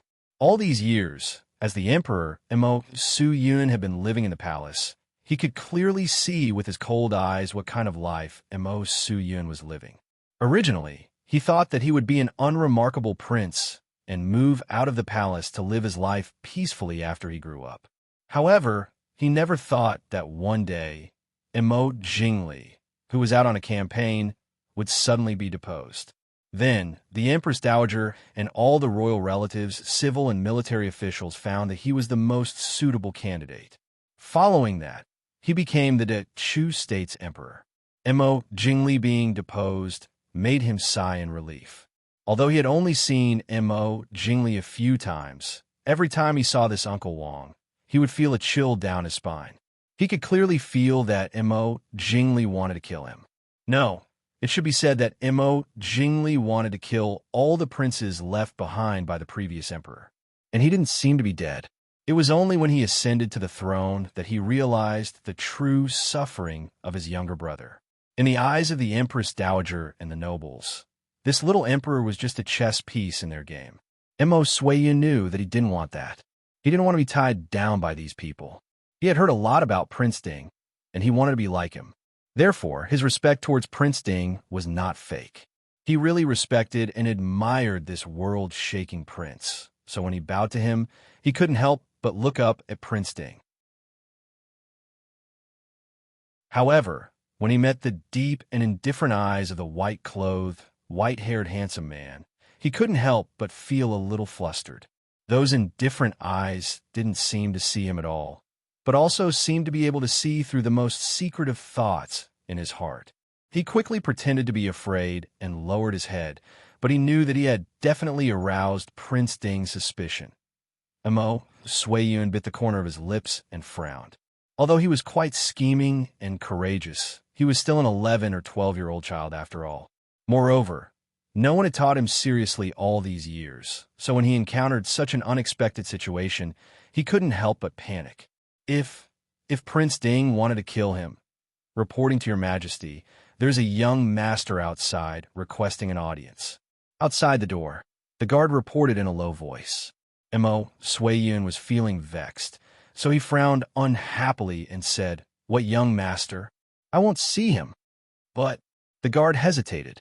Imo Sui-yun said impatiently, "If there's anything, go find Uncle Yu. Don't bother me." Soon, there was no sound outside the door. Imo Sui-yun sneered in his heart. These people didn't even put him, the emperor, in their eyes. It was just a routine report.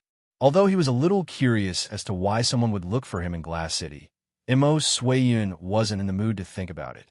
Thud, thud, thud. Just as Imo Sui-yun was about to speak, a light knocking sound came from the window. Imo Sui-yun frowned. Just as he stood up, he saw the window being opened from the outside, and a handsome man poked his head in from the window. Imo Sui-yun frowned slightly and stared at the boy for a while before asking, "You were looking for me just now?" The boy pursed his lips and climbed up from the window. He gently landed on the ground and nodded. "That's right. Why didn't you see me?" Imo Sui-yun couldn't help but roll his eyes. "Do I know you?" After sizing him up again, he realized that the boy was extremely handsome and seemed to be younger than him. He was wearing very ordinary clothes, but it couldn't hide the noble aura he seemed to have been born with. Imo Sui-yun silently calculated in his heart before asking, "You are Imo Yu-chen?" Imo Xiaobao rolled his eyes and grinned as he came to Imo Sui-yun's side to size him up. He smiled and said, "You are indeed very smart. How did you guess my identity?" Imo Sui-yun resisted the urge to roll his eyes. In the entire Glass City, other than the little heir of the Prince Ding mansion, how many people dared to barge into the post house where the emperor of the Chu state was staying? What brings the little heir here? Imo Sui-yun assumed the posture of an emperor and asked solemnly. Imo Xiaobao blinked his eyes and looked at Imo Sui-yun strangely. "What brings me here? Look at me. What brings me here?" He was only 10 years old, okay? Even if he wanted to do something, he had to wait until he had power. Right now, he was only a pitiful child who was brought out by his annoying Lord Father to meet his future enemy. Mo Sui-yun silently looked at Mo Xiaobao, who didn't regard himself as an outsider at all. He sat down and picked up the fruit on the table to wipe it before starting to eat. He only felt a dull pain in his forehead. His intuition from living in the palace for a long time told him that this boy with a pure smile in front of him was very troublesome. Mo Xiaobao looked at Mo Sui-yun, who was standing silently at the side, and waved his hand, "Come and sit." Mo Sui-yun walked to the opposite side of Mo Xiaobao and sat down. Looking at him eating happily, he secretly wondered if Prince Ding never allowed the heir to eat his fill. "What brings you here?" Mo Xiaobao smiled brightly at him and said, "To come and play with you. Lord Father said that I am the host and should take good care of the guests. I was afraid that you would be lonely, so I came to find you to play." Play? Mo Sui-yun was a little confused. It wasn't that Mo Sui-yun didn't know what was good for him as a guest, but he really couldn't understand when he had such a good relationship with the little heir of the Prince Ding mansion that they could go and play together. Mo Xiaobao raised his chin and looked at him proudly. "How is it? Are you going or not?" Meeting Mo Xiaobao's provocative gaze, Mo Sui-yun suddenly gritted his teeth and nodded heavily. "I'll go. I'm also an emperor. Why would I be afraid of you? An heir. So, little emperor, you're certain that Mo Xiaobao won't dare to kill you. So you're going out to play with him? You're tuning in to the Romance Rendezvous YouTube channel. We're so grateful for your support, and don't forget to subscribe to join us on this incredible journey through captivating stories. Your generosity through donations truly makes a world of difference, as it's the primary source of revenue that allows me to expand and enhance this channel for you. Thank you from the bottom of my heart for being a part of this adventure.